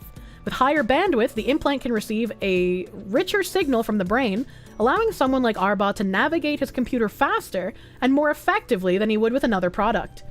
If such technology works well, it could be a huge boon to people who suffer not just from paralysis, but also from conditions such as ALS and strokes, where their ability to move and communicate has been compromised. And I agree, it definitely could.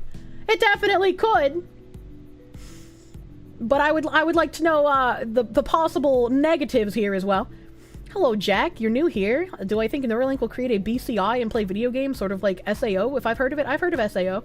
I don't think it will create anything like that on its own. That would have to be something that is like fed to it, basically, and created with it. I was about to say something else and I forgot what it was.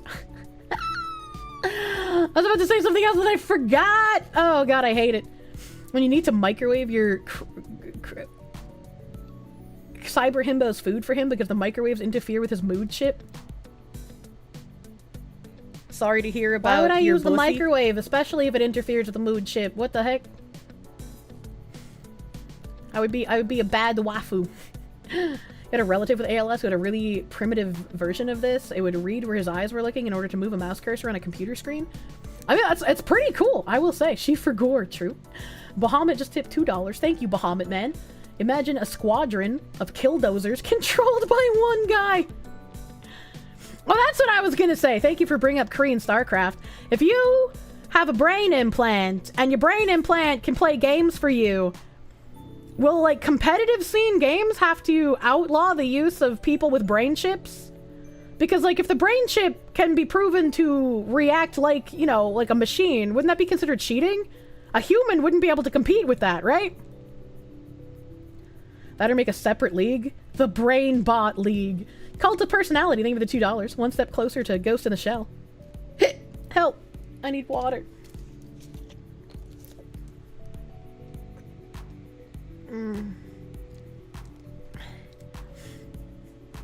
Competitive gaming circles already limit keyboards and controls, so yeah, they can limit implants. I'm sure somebody will be like, this is discriminatory to the implant community. Depends on the latency, because thought is faster than any mechanical movement. I mean, yeah. Yeah. They will just make a disabled league. I'd be down for that. I would watch the Brain Bot League, dude.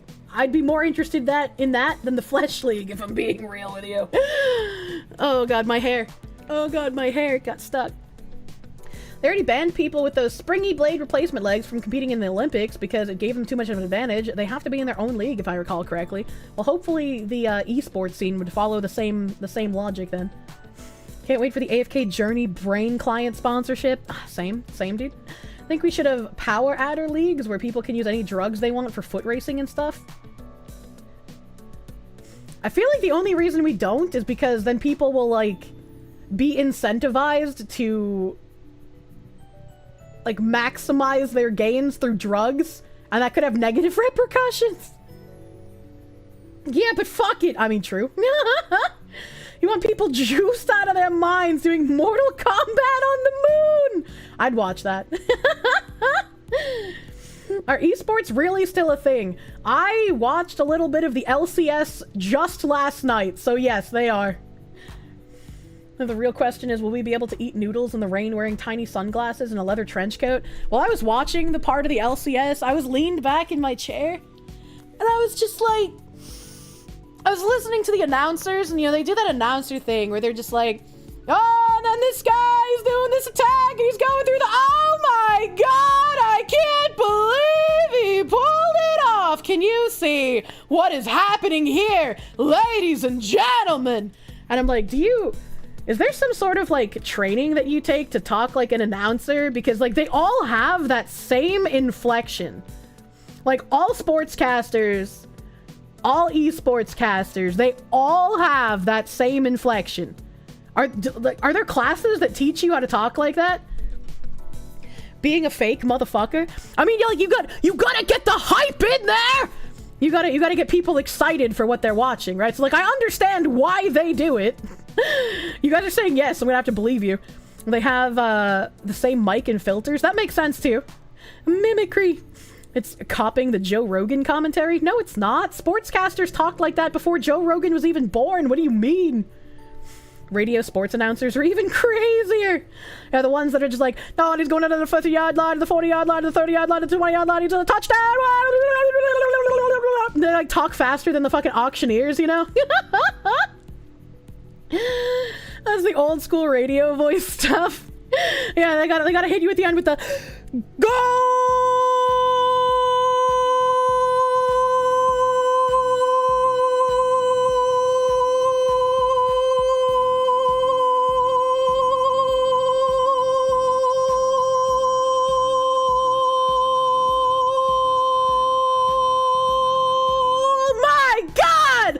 Seen a play like that in years.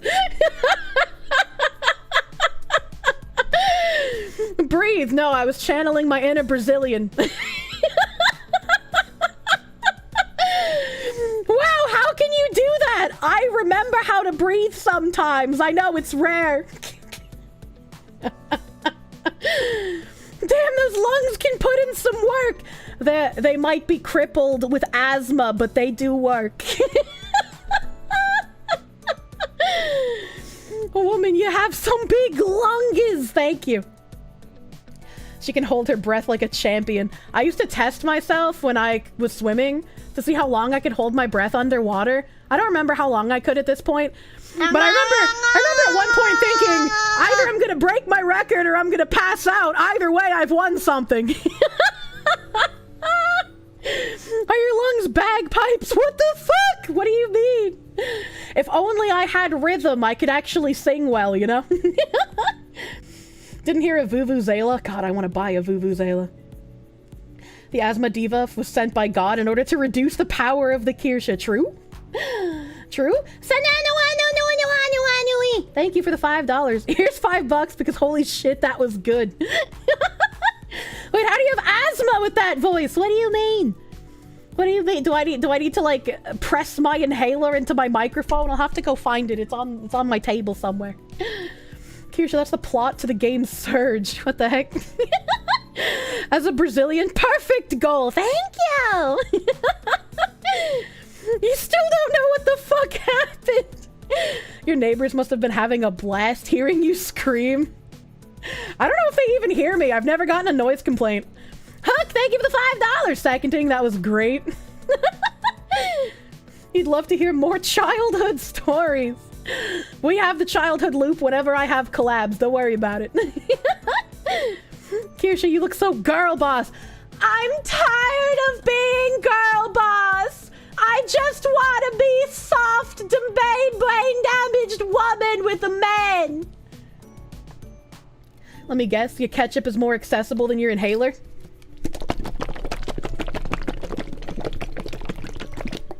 Yes. One moment Neuralink article. There's research that suggests asthma may be psychosomatic response to childhood trauma. I feel like my asthma is a psychosomatic response to my mom constantly smoking cigarettes around me. You know, when you're a developing child, your lungs are part of that development and they don't take well to secondhand smoke constantly. Was that desk ketchup? Yeah, that was desk ketchup. Fantastic, Mr. Knox. Thank you for the 5. Ah! Did she derail herself again from reading this article? I don't think she'll get through it. This is brilliant! Fuck! He could play games like Sid Meier's Civilization and chess. I love Civ. I kind of wanted to know, like, how it got implanted.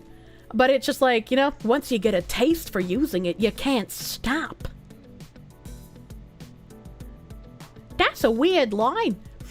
About a month into the practice sessions, he found he had less precise control of the cursor on his screen and noticed a lag between his thoughts and the computing actions. These issues were the result of an electrode-laced thread in Arbaugh's brain shifting around much more than Neuralink had seen during its animal trials. This disrupted the quality of the connections between his mind and his computer, and his superpower began to fade. The company has yet to disclose detailed information on what it believes caused the threads to move so much. One issue could be that the human brain is bigger than animal brains and sloshes around more. Yeah, big guy. Arbaugh also has a thicker than average skull. Ketchup shaking a channel redeem. The desk ketchup shaking isn't a channel redeem. I don't know if it should be. That might ruin the magic, you know? Which may have affected the way the thread settled into his tissue. Arbaugh will continue using the current version of the implant, but it's likely that Neuralink will adjust its surgical procedures and possibly parts of the implant itself to address the problems as it heads towards testing the device on more patients this year. That's pretty unfortunate that it's like, you know, having problems. It was really hard to hear about the threads getting pulled out of his brain. He thought he'd gotten to use it for maybe a month and then the journey was coming to an end. I thought they would just keep collecting some data, but they were really going to move on to the next person. I cried a little bit. Oh, I feel for him in this situation, dude. He finally had like some way to break out of his paralysis and it was like disintegrating. But I don't think they're gonna move on. They're probably gonna keep helping this guy, right? Because he's like their first patient. That's the first patient. And so he's gonna probably keep being helped. I would like to see more developments in this. This guy get a brain implant and the first thing he does is play Civ 6 until 4 a.m. in chess. I mean, that's what I would do. You get a superpower and then they don't want to keep up the program. I hope they don't pull a Microsoft and do some weird auto-update bullshit. Don't worry, for just $4,995 a month that you can have your neural adjusted via firmware update. You guys have phones, right? Oh no. Kind of like flowers for Algemon? I don't know what that is. I had intended on going over a lot of bridge stuff today. We're probably not gonna get to go over as much bridge stuff as I wanted because I got distracted a whole bunch today. I'm skipping protein today because I was a bad foxu and let my distractions take roads. It'll be interesting to see how many become repeat customers and how many just nope out or are forced to. It's definitely something I'm interested in and I want to keep reading more about. Bridge houses, tunnels. The brain chips will be used to turn people into mindless drones with firmware updates that undermine free will. See, that's my worry. Imagine they pull a Hatsune Miku like the other company and just cut support and the guy that married her couldn't have access. I hope he can find some way to continue that program without official support. Hello, Kirsche, new person. You're having bacon and eggs for breakfast. What's your top tier breakfast meal? Bacon and eggs. Maybe with a slice of French toast. Found a Rule 34 of the Bridge CEO. I just don't believe you. Also, I don't want to see it, but my brain wants to confirm if it's real. You thought Hatsune Miku was married to Mari_en. No, there was a guy in real life who married a hologram of her. I think they sent the guy that married Hatsune Miku AI a full-scale model of her as compensation. Oh, that's pretty fucking cool. That's pretty fucking cool. Please no food talk. It's 0143 and everything is closed. What? I am also a hungry foxu. I ate early last night, so I haven't eaten since like, oh god, like 9:30 p.m. You got a hankering as well. Does the full-scale model have an opening down that don't... So the last thing I ended on Friday with Bridge was this article. I wanted to read the title. Report says Opportunity Youth could be a new source of job candidates, which is a really, really weird way to phrase things. And they say, employers struggling to fill open positions often overlook a non-traditional source of employees.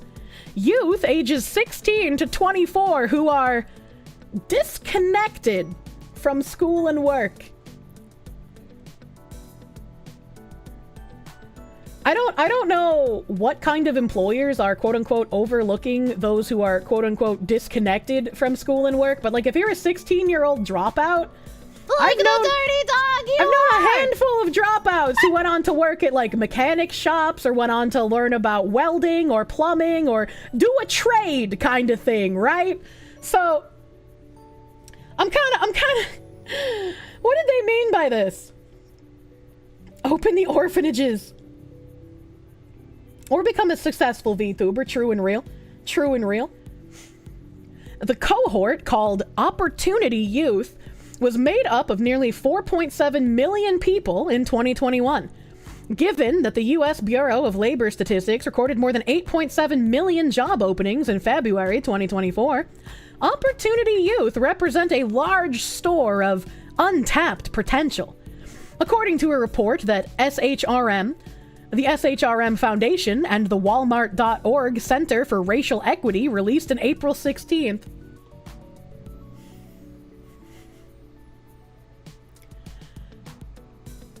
You can't just say... You can't just say that high school dropouts and people who are unemployed are now Opportunity Youth and then equate it to the Walmart.org Center for Racial Equity. What did they mean by this? How many of those open jobs are entry level though? The benefits of hiring Opportunity Youth extend beyond doing social good, the researchers noted in the report. From social good to strategic talent advantage, the business case for hiring Opportunity Youth. They also include helping organizations meet their talent needs. This is another sentence that literally says they're helping fill racial and gender quotas. I'm giving you them tax break numbers. These young people, who are disproportionately people of color, often face barriers to employment, such as age and racial biases, as well as negative misconceptions about their reliability, level of work experience, skills, and knowledge. All right. I know they say 16 to 24, but again, if you are 16 years old or 17 or even 18 and you've dropped out of high school, that's not a negative misconception. You have proven that there is possibly an issue with your reliability. There's definitely an issue with your work experience, and you are definitely lacking in skills and knowledge. That's not a negative misconception. That's just fucking reality. You are young and you have made a poor decision. Sometimes people can turn dropping out of high school into something good. Like I mentioned, people who go get trade jobs and succeed at those trade jobs. But that's not always the case. 16-year-olds are not reliable ever. Yeah, exactly, dude. It's very rare. Basically, you're worthless. Yes, all teenagers are worthless in the job industry. Like, that's why minimum wage jobs were there. Reliable teenagers? That doesn't sound right. Some may have other challenges, such as possessing a juvenile criminal record or having a parent incarcerated during their childhood. As someone who had a parent incarcerated during their childhood, that's not an excuse for literally anything. I don't know what they mean by this. You dropped out of high school, got your GED, went to college, ended up getting your master's. It doesn't have to be a negative. Yeah, it doesn't have to be a negative. You can definitely make something very worthwhile if you drop out. It's not the end-all be-all, but 16-year-olds and teenagers in general are not known for making good decisions. And if you as a teenager drop out of high school, you have greatly increased your chance that things are just going to go downhill from there. Again, they don't have to, but you have now made that risky choice, and people are going to look at you taking that risky choice and apply rational thought correctly. Take it you disagree with Ark on the wonders of child labor. Sadly, we don't have magical powers here, right? Dropped out, turned to 3D modeler on my own. Yeah, again, just because you drop out doesn't mean you are going to become a worthless subhuman piece of shit.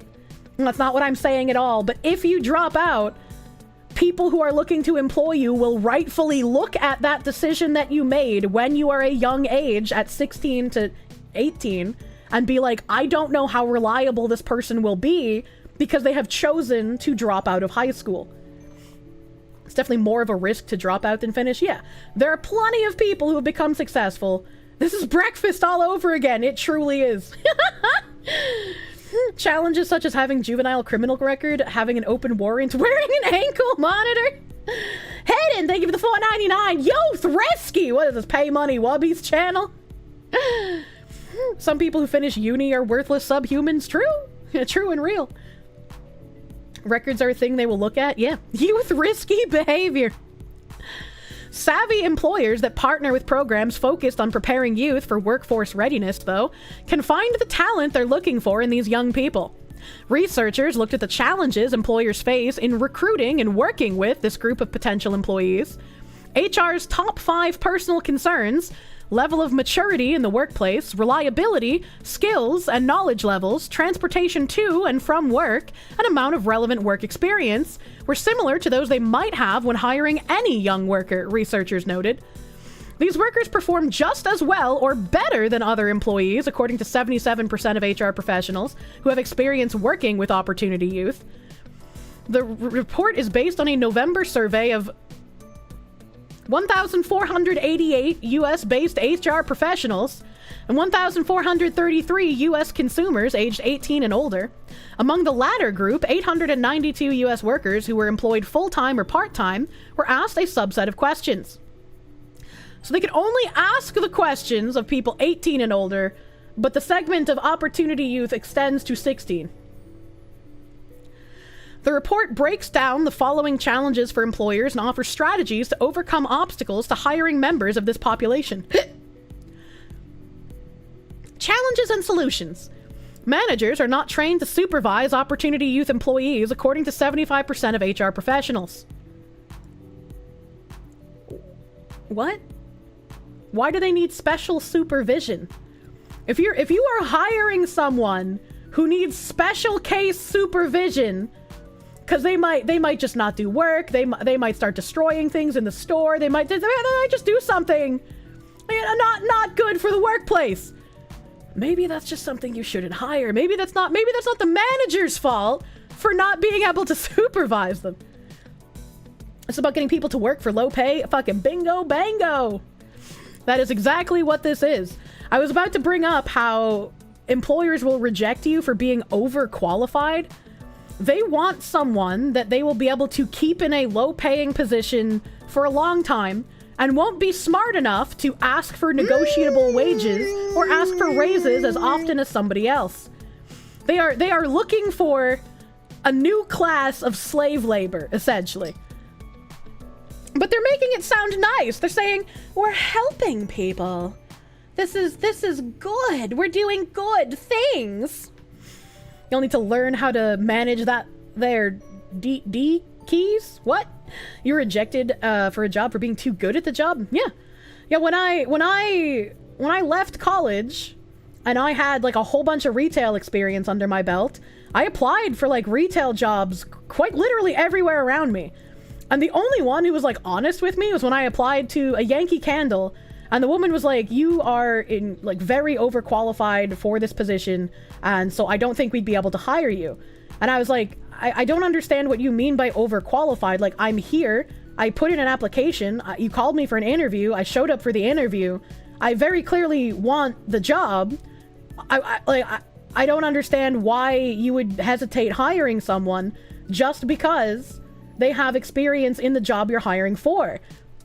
And she was just like, well, to put it in simple terms, we don't want to hire people who are overqualified, because if they get a better offer, then they'll quit, and the time we spent training them and the time that they've been here will be short. They'll just leave, and we'll have to make up for that position after they leave.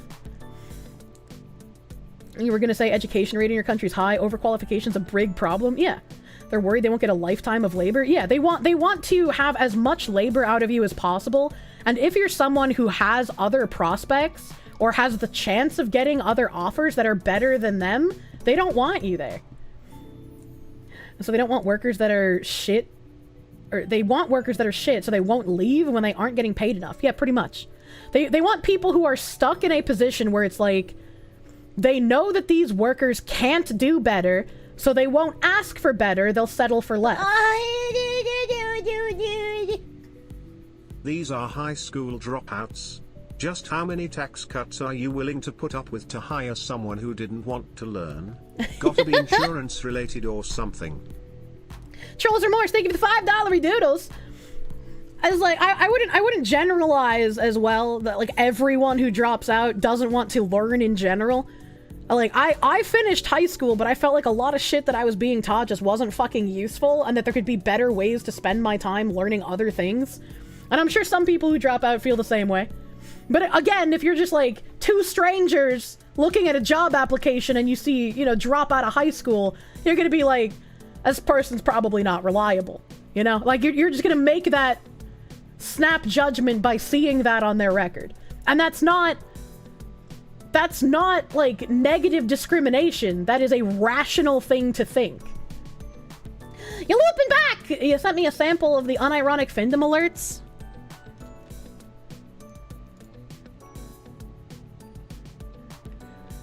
What the actual fuck? This is horrifying. This is horrifying. I'm gonna need you to bend over so I can spank you. What? Wow! What the fuck was the context for that? Why did I say that? Give me millions of dollars so that I can create a cuck empire. That one sounds more reasonable. Oh, I didn't even notice your penis. What is the context? What is the context? Clip that. These are clips. These are clips that I'm playing. This is all you. I am just as confused as you guys are. Yeah, forgive me, Daddy. I've been a bad girl.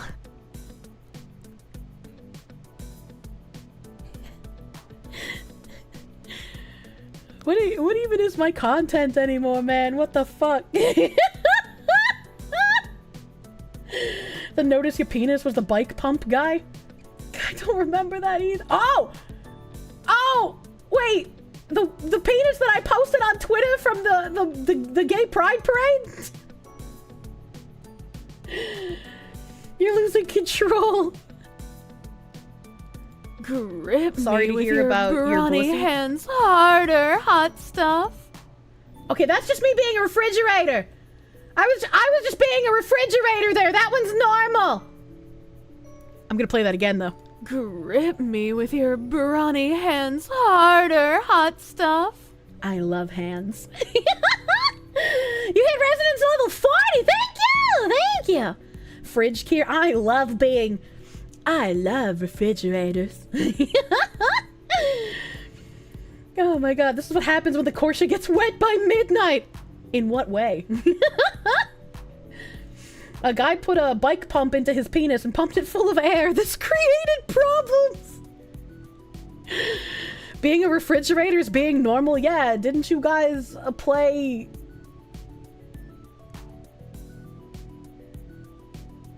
Atomic Heart?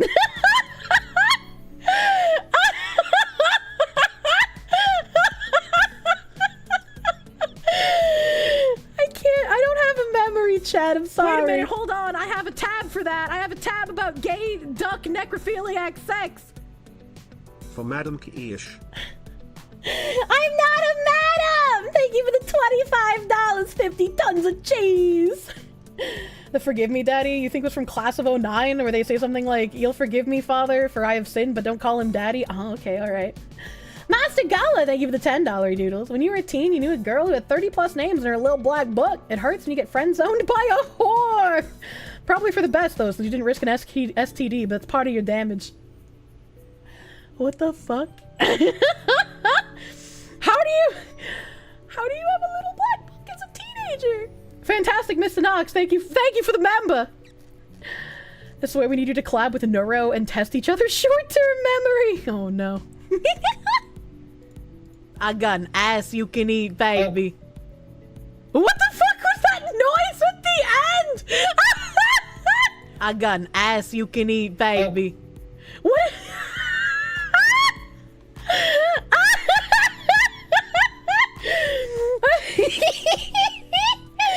That's just like a whoa. Kirsha, get that AOL dial-up modem memory. I do, truly. Kirsha, you are a cartoon. I am, truly. The honk at the end makes it better. It does. The honk makes it better. Kneel at my feet. You're just too fucking poor to be allowed to live.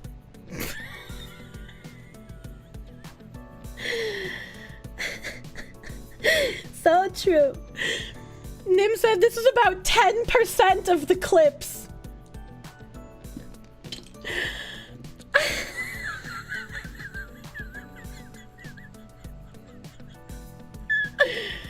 Oh my god. Not beating the Findom allegations with that. I don't remember the context for literally any of these.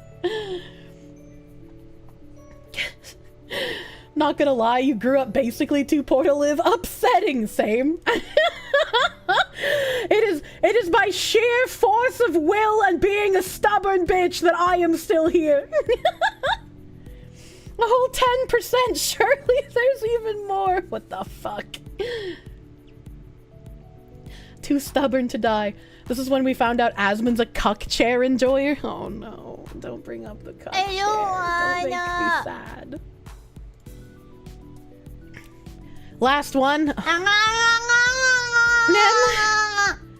why is this called Grandpa Coming Noises?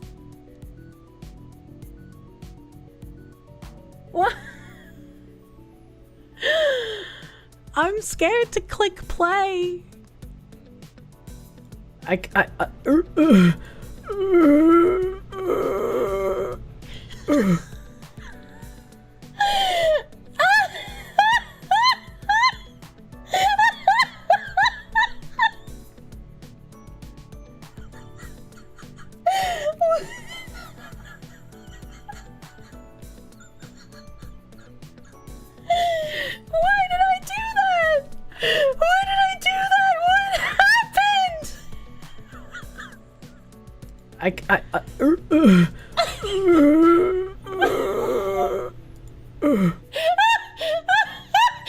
can hear me fucking clicking! What am I doing?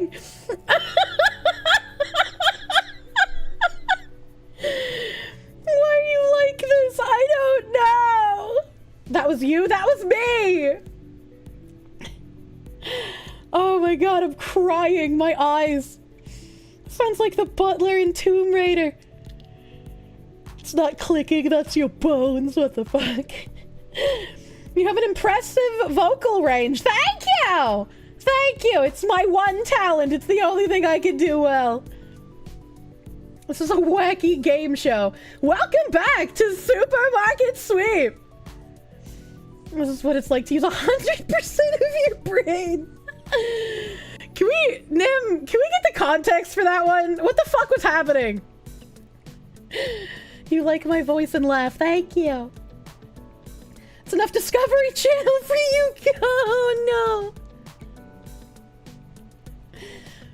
Can we get a plushie of you that makes all these sounds when we squeeze it?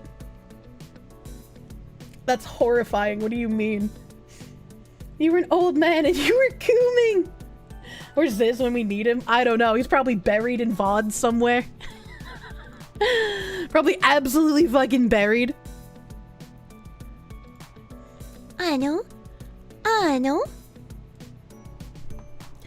Kirsche has really good vocal range, similar to Sawa. Sawa's got much better range than I do. She's so fucking impressive, dude. She's so fucking impressive. Can we? You'd be tempted to buy the plushie, but also be terrified to squeeze it. Bostonian grandpa mating call, true. Sawa's inhuman. She is quite literally a shapeshifter. She will wear your skin. Speaking of wearing your skin, let's get back to this Bridge Smart Brief article after that detour. Oh my god, I can't see. Oh man. Hi Kirsche, we're getting free Kirsche plushes. I'm sure when I come out with another plush, I'm gonna do a giveaway. I feel like that's only the good thing to do, you know? Did I see Joshua Fluke's video on tipping? I guess people working on tips can make as little as $58 a day before taxes. No, that's very random. I don't know who that is. Mistress Keish, my wife has asked if you can move in and talk to both of us like that all the time. Clueless. We will be only the best of polycules. Darth Andrea, thank you for the $10 doodles. Thank you. Thank you. Did I get your email about merchandise, by the way? I thought I answered all of the emails that I had to go through, so I don't think so, because I don't remember the email. I don't remember it. Tipped wages require the employer to compensate. You sent it before my vacation? Oh, fuck. I definitely didn't see it. I definitely didn't. It's probably giga buried, because I went through like 5 pages of emails that dated back to the start of my vacation. Clippers never go hungry with the Foxu. I supply very large feasts to a very small amount of clippers. Just DM you. Yeah, that's fine. Fantastic, Mr. Knox. Thank you for the 2. Need It's a Gundam to join your stream for funsies. I'll have to bring him into my world one day. Matudi waifu molecule here, right? The recommendation for managers not being trained to supervise the opportunity youth is implement training programs by partnering with local community organizations that have experience working with opportunity youth. Training can provide organizations with the tools and resources they need to cultivate a successful work environment. These partnerships ensure that managers and leaders do not have to navigate organizational barriers alone. Hot take, but your employer isn't the local volunteer at the YMCA. They shouldn't be responsible for dealing with like all that other unhinged shit. They're your employer. Gundam is its own insanity. Gundams are always welcome. True and real. Remember when you were an opportunity youth and the system didn't care? Well, they didn't know how to take advantage of you for slave labor yet. Opportunity youth lack the necessary skill sets, according to 43% of HR professionals. The recommendation is that researchers suggested considering candidates who have earned relevant skilled credentials. Gee, Sally, your boyfriend lets you have 2 comms? That doesn't sound like a real solution. HR's like, our problem is we can't find people with these skills, and the solution is just find people with these skills. Most of the HR professionals who were surveyed said that if these young people held a skilled credential related to the organization's work, it would help mitigate some or most of their concerns regarding knowledge and skill levels, 90%. Amount of relevant work experience, 87%, and the amount of on-the-job training needed, 82%. Effective skilled credentials on HR is concerned about opportunity youth employment readiness. They got the little graph here. This is trying to make jobs social worker types. I mean, again, they want everyone in a company to be doing the work. So it makes sense that they kind of want bosses to become daycare workers as well. This feels like the you must have 5 years of experience bullshit for entry-level jobs that pops up all the time lately. Yeah. Yeah. It's like, where are they going to be getting these skills and certifications and training from? Like, you can't force people into doing something. They have to be interested and go out and find out how to do that themselves. If I hear opportunity youth anytime after this, you're going to commit a felony! Nothing surprises you anymore with what Kirsche researches on the internet. She's doing us a favor, so we're all aware of how much the 2020s period actually sucks. How can it get any worse? Don't let it get worse. Don't let it get worse. Recruiting this population is not a priority, according to 34% of HR professionals. The recommendation is make a stronger business case for the benefits of hiring opportunity youth to company leaders by aligning these initiatives with the company's strategic goals. Strategic goals, as we know, are the ESG, DEI type stuff. HR professionals said the following are 5 factors that have or would motivate their organization to invest in a formal program. Top 5 factors HR professionals say have motivated or would motivate the organization to invest. The ability to reduce the level of difficulty we face filling open positions. Hiring success stories from other organizations that have hired opportunity youth. Is that just poaching? Seeing research about positive business impacts of hiring opportunity youth. The ability to enhance the diversity of our workforce. And seeing the research about positive social impacts of hiring opportunity youth. If a company, let's say, let's just pick Microsoft, like just for the sake of argument, right? If Microsoft wanted to invest in creating a program that was like, hey, if you're in need, if you dropped out of high school, but you have an interest in coding and programming, we now have a program for you poor guys who wouldn't be able to afford any kind of courses to learn about this otherwise. Come and learn how to code with Microsoft professionals. I'd be like, yeah, that's actually seemingly a good idea. If they're only offering it to certain like races or genders, that's where it would become a problem. That's why Win 11 is trash. Well, you shouldn't let them work on a massive program if you're literally training them at a young age. That's a lot of nonsense business words for we want a 16-year-old to work the grill for minimum wage. I mean, a 16-year-old should be working the grill for minimum wage. I don't know what's controversial about that statement, to be fair. You're talking about apprenticeship. Yeah. IT is dying anyways. It's just like if you as a company want to just make this program with no government funds, fucking yeah, that sounds like a good idea. But when they start putting all of these weird requirements on it is when it gets, you know, they try to make it difficult so they can justify outsourcing contracts. I mean, probably. Ever used HP software? You feel like they've been using opportunity youth to your programmers for 20 years. How come HR went from being poisonous to the companies to being poisonous to the entire society? They felt like they had too much power. It is unclear how to recruit candidates from this population, according to 24% of HR professionals. The recommendation is to consider offering internships, attending job fairs, partnering with advocacy groups or nonprofits, evaluating and modifying job postings to make them more inclusive for this population, and training managers to better evaluate opportunity youth as job candidates. Among organizations that partner with advocacy or community-based organizations to recruit and employ opportunity youth, 96% reported positive results. 54% said these partnerships have been effective or very effective in helping them access and work with members of this talent pool. And 42% said the partnerships were slightly effective in doing so. Like, the problem I see with this is that they know that these people are coming from a poor environment and a poor background. And it doesn't sound like they want to train workers to be good workers who then will go on to earn promotions and get, you know, larger salaries and be more important in the field. It sounds like they just want to train essentially poor people to be okay with doing grunt work forever. Doing, by the way, ESL, please ampersand.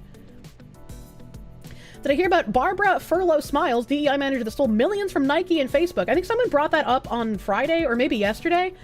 I think I have that in a tab somewhere. I'm just not entirely sure where, because I remember seeing it.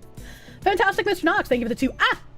DEI and HR executives are useless? Yeah. They're not useless, but they're not a positive force. The goon makers. Let's see. What's the next article I have over here? Financial Post.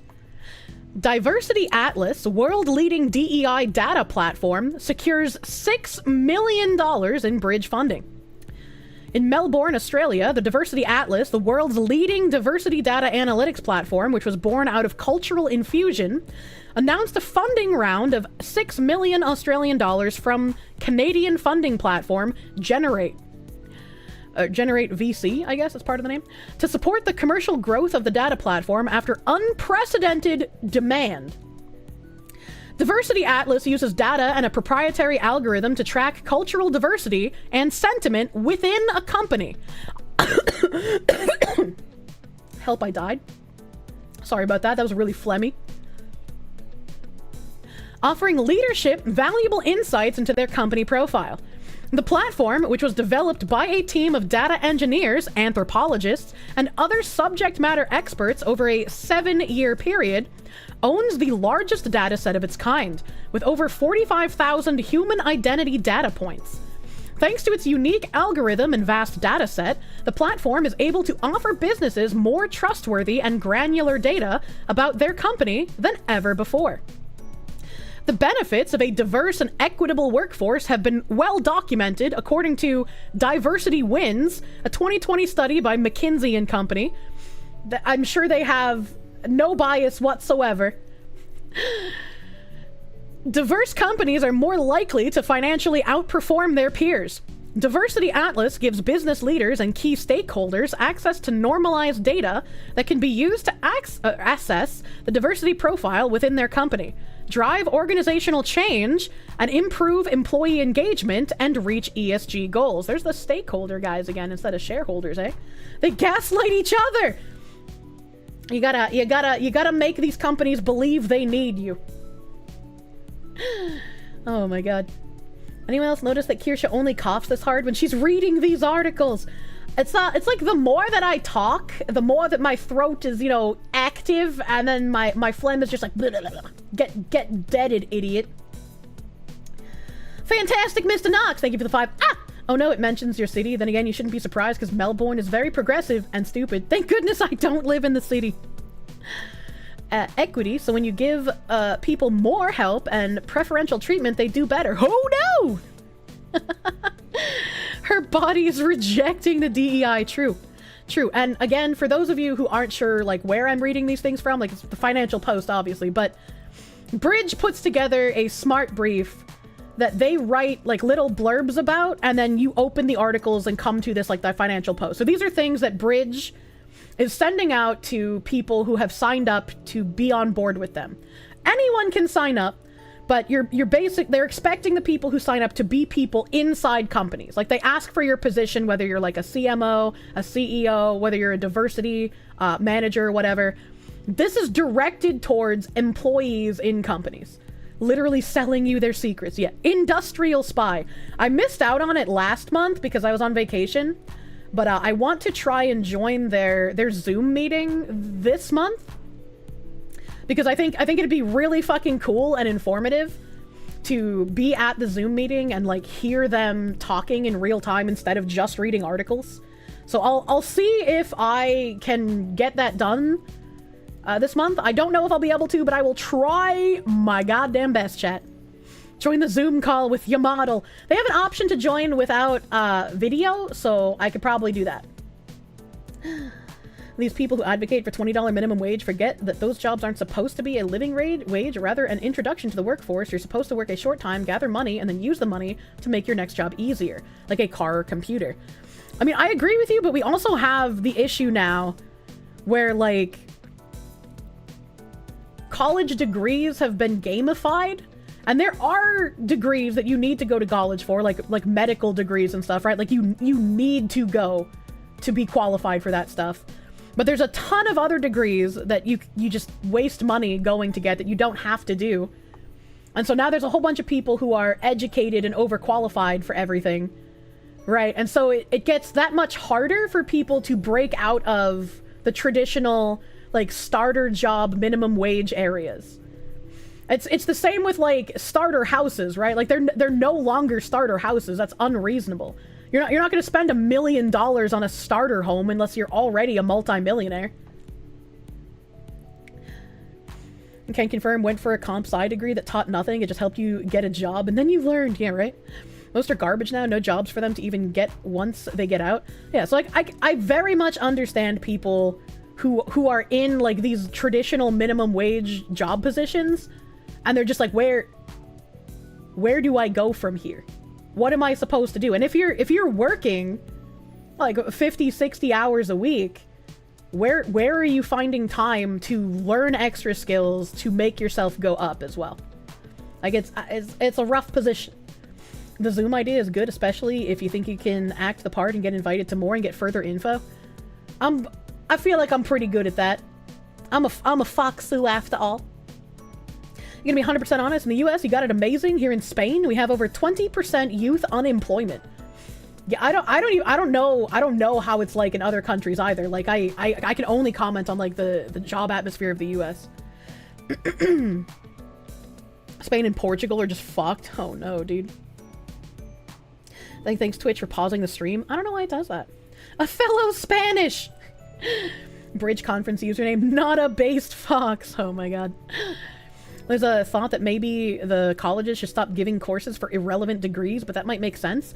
I mean, even when I was younger and I was pushed into going to college, I was just like, why am I paying thousands of dollars to retake courses I just had in high school? If I'm going to college to learn programming or 3D modeling, I don't want to take a math course again. I don't want to take a creative writing course again. I don't want to take an English course again. I don't need these. This is a waste of time and money. Teach me the things I actually need to learn for this degree. Don't make me pay for extra shit that's unnecessary. All those well-rounded bullshit classes. Yeah, exactly. You don't know what to do in college. Now you do. You're now getting ready for it for the future. Yeah. Damobless, thank you for the $2. What is more Orwellian than human resources? I don't know, man. It's pretty negative thoughts with them. The fox will be in the hen house. Nom nom. More like I will be the hen in fox clothing in the fox house. You tell kids to go to an apprenticeship, you get more value out of it and don't have to pay for an education? Yeah. People, there was a huge, like, I spit on you, you tradesman, back in the day as well. Like, just like, those are crappy jobs no one wants. Who wants to be a plumber? Who wants to be a sewage specialist? And it's like, as I got older, I was like, why did people have that attitude? Like, that just seems subversive as fuck. Not only are those guys necessary for society to keep functioning as it is, because if we don't have people who are doing, like, those tradesman blue-collar jobs, things are gonna fucking fall apart real fucking quick. But also, they make good money. Why would you try to encourage people away from wanting to do that? Like, yeah, not everyone is gonna want to do, like, sewage specialty shit. Not everyone's gonna want to be a plumber or an electrician. Not everyone's even gonna do the specialized electrician shit where you climb up all the poles and you look down and you're like, wow, I could die from here. Not everyone's gonna do that. But there are people who wouldn't be dissuaded.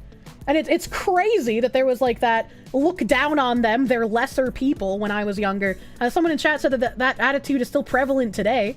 I'm sure it might be. I just don't see it as often because, like, I'm not a youngin at this point. Fun fact, sewage treatment jobs are often backlogged on applicants by the tens of thousands simply because they do pay enormously well. Yeah. You could put on like a plague bearer mask. You don't even have to deal with too much of the stench, you know? I just fucking get in there. Earth is flat because it's from a map. True and real. They can hate plumbers all they want. You replace my toilet, but I hate you. Okay, that'll be $680. It's like that weird, like, you're doing work that I wouldn't do, therefore I think you're lesser than me mentality, and it's like, it's fucking weird, dude. It's weird. Kids now want to be streamers and YouTubers. That's always been the case though, right? Like I've looped on before, kids have always wanted to be like, I want to grow up and be a football star. I want to grow up and be a singer. I want to grow up and be an actor, an actress. I want to be in Hollywood. Kids wanting to grow up to be a streamer or a YouTuber is quite literally just the next evolution of that. Funny fact, your dad was one of those electricians climbing poles. What's funny about that? He was colorblind. Oh no. We have a guy who does the climbing poles electrician stuff in the Discord, and he's very cute. He's a very cute guy. I remember him. Evil Mandrake, thank you for the $5 doodles. Why did people look down on tradesmen? Propaganda. Think about every fat, lazy, incompetent plumber you've seen on every TV show. Yeah, it's that's part of it for sure. Just like the doofy husbands trope. Women couldn't be portrayed as like idiots in commercials, so the husband was always like some bumbling retard that couldn't do anything right, and the wife had to swoop in and help him. And it's just like, that's not real, dude. As a prior Marine and a current Winds Tech, we take anyone for a really good paycheck. As long as you're willing to work, we're willing to teach. Always need more people in the industry. Yeah. All it takes is like trying to reach out to someone. You know, like if there was somebody in chat who was just like, I don't know what to do, I want work, I'm young, I don't know where I'm going, and I read off a comment from this Marine guy, like, what's stopping you from hitting that guy up in DMs and being like, hey, I don't know where you live, but like if it's local to me, if I could come by, like maybe I could put in an application, you know? Like what? Connections can be anywhere at any point in time. I hope I don't blow up your DMs, 11 Link. I'm sorry if I do. I'm sorry if you get like hundreds of people contacting you now. I just like threw that guy in the road, I guess. Big respect for linemen. Yeah, exactly. I'm in his DMs right now. Just using that as an example, you know? Like if people are like, I have this specialty, we're always looking for people willing to work. Like, there's no reason. Like, shoot your shot, man. Shoot your shot. Would be nice if you have, you would love to find a job too, but you doubt it would be local. I'm in a very, like, unironically privileged position in how I make money. And which is why, like, people in my position should always be forever grateful for the audience that they have. People who, like, turn on their audience or start doing, like, weird shit are just like, I don't want to interact with my audience. It's just like, dude, they're the only reason you have the opportunities you do. When you grow large enough and you start getting sponsored by like big companies, don't forget who fucking got you to that position in the first place, dude. You want to meet video game women? Will I act as a reference for any job applications that may theoretically be sent to that poor man's DMs? I told my moderators, it's been a while probably since we had them, but like I would tell my moderators, like, if you need to put me as a reference on a job application, like, absolutely fucking do it. Right? Like, I've been working close with you for ages. I might not have been able to afford to pay you, but I still count that as like experience you can put on an application. I can even say that I paid you if the fucking person calling cares about that, right? Civil servant in IT, you were told that you needed to move around after a few years in order to get more salary and experience? Yeah. Never forget the people who made you, because they're the ones who will be there for you in your hardest time. Yeah. You've seen far too many game devs forget about that and reject them, and they go out of business, usually a few years later. Yeah. Don't forget the reason you're able to do what you do. Kirsch's thing is self-improvement, so it would be within lore limits. True and real. Might not be a bad idea. Should we add a job search room on Discord? You know, that might actually be a really good idea. Always be wary of scams when it comes to that stuff too. You know, we're still all strangers on the internet. Don't give out your personal information willy-nilly, as it were. Vet the people that you talk to. No joke, that is the only way to make money in IT now. There isn't much upward movement. You have to apply at new places every couple of years to get better pay. Ted, thank you for the 5. Still don't know what you want to do. You're 29. Don't ever feel like you don't have enough time. You have a decent job at a plant and you're just living. Yeah. And if there's something you want to learn, it's never too late to do so. I know people like in their 50s who go back to college because they just want another degree. VTubers haven't caught on to this yet, but you actually recruit most of your colleagues from Discord or Twitch chats? Don't tell the State Department! What the heck? Here's mod application experience with helping the differently abled.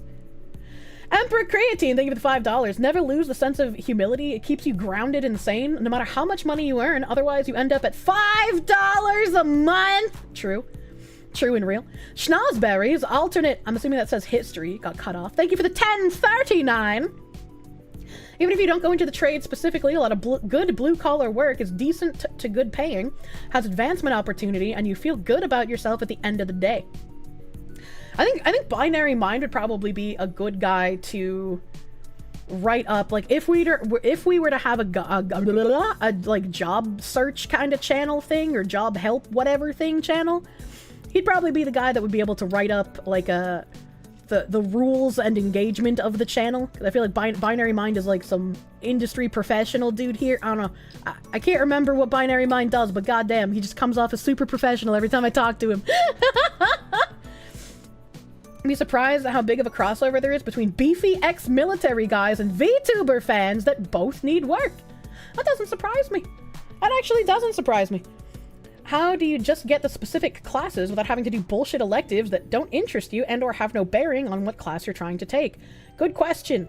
Good question. I have no idea how, if you want to go to college, how to get rid of the bullshit classes, or if you even can. You know? We'll do deplorable things for $5 a month. We're not recruiting porn actors, okay? You grew up with your PA, a high-ranking supervisor at a commercial construction firm on job sites. The amount of skill, actual diversity, and experience you got was beneficial. Yeah, exactly. Exactly. You cannot aim for certifications, not degrees. True. You can test out all of them sometimes, or you used to be able to. Oh. I'm dying. I need water.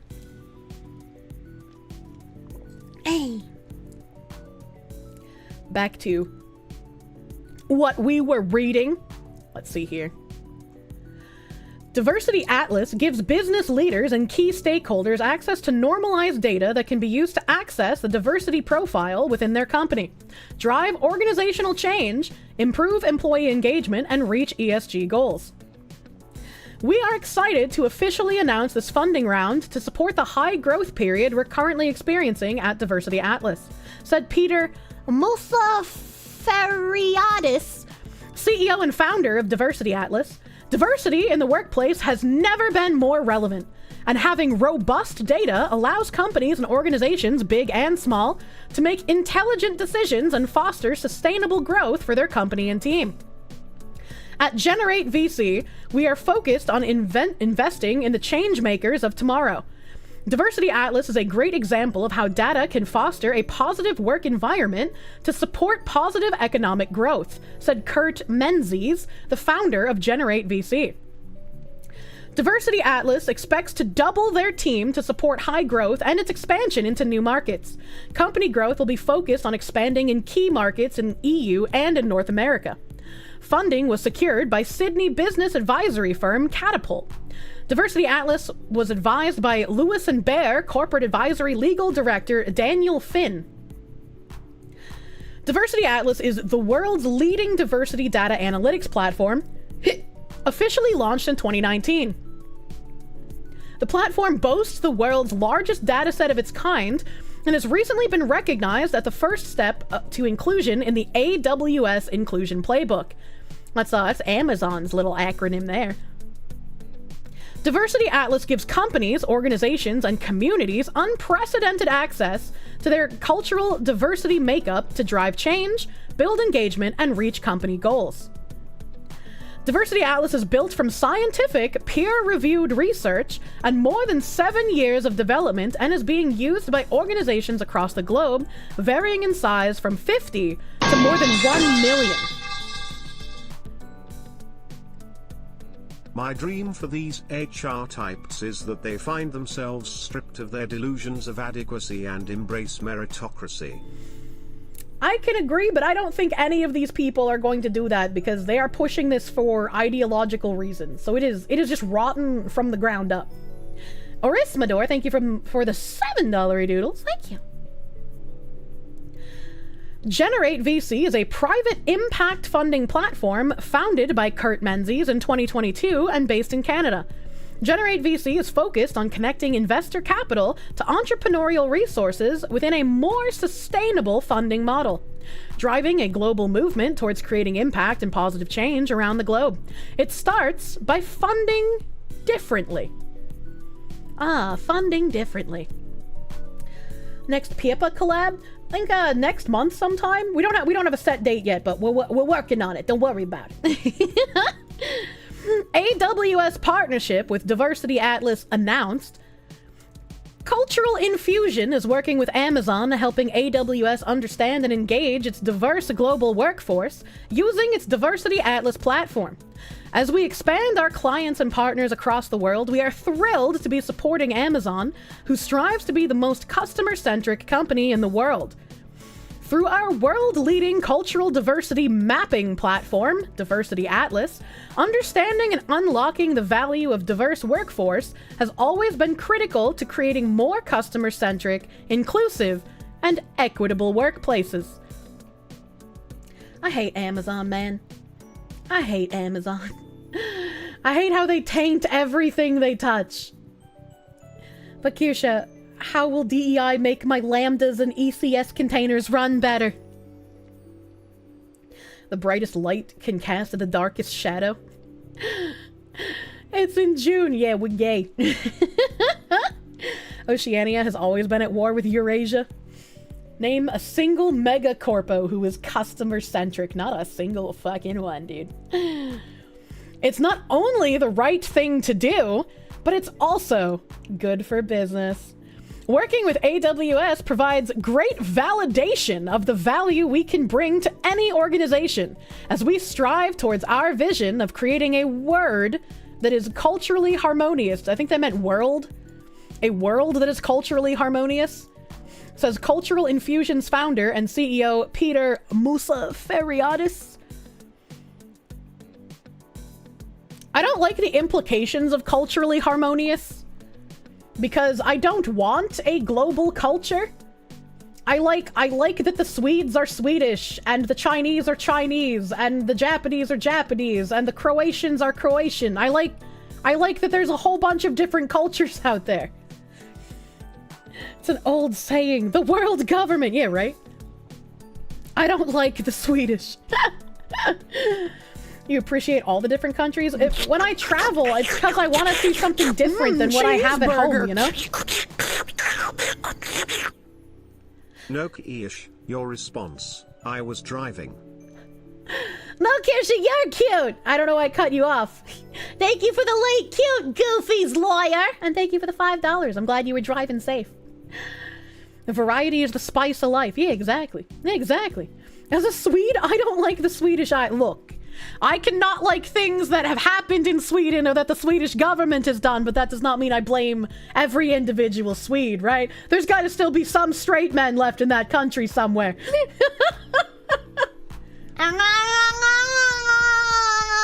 Based Foxu, you like that different countries have different people. Nice to get different takes versus the same one-size-fits-all take everywhere.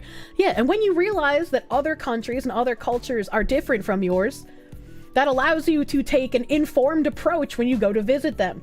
It's like, I hate seeing American tourists who are like, I'm not gonna learn any of the language. I'm not even gonna try. They're gonna speak English with me. It's like, well, fuck you, buddy. They might know English, but that's not their main language.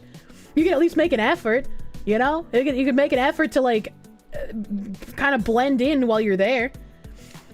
And then it also lets you know, hey, some of these countries might be kind of dangerous. Maybe I shouldn't take the same flippant approach that I do walking around my gated community in the suburban hills of the United States. Hidden, thank you for the $4.99. These people don't know how to celebrate other cultures. The differences must be destroyed, not shared in their eyes, which is kind of crazy to me. That's kind of weird. You have a good word that the country is called Swedistan now. PewDiePie and the Click are in straight relationships. Oh yeah, I forgot that Poods was fucking a Swede, dude. Well, actually, I don't... That sentence can have multiple implications. I didn't remember he was Swedish. Not accepting Haitian cannibals. Oh my god. The straight men in Sweden ran to Norway and are trying to retake the homeland with their support from fellow Scandinavians. Big thinks, dude. Big thinks.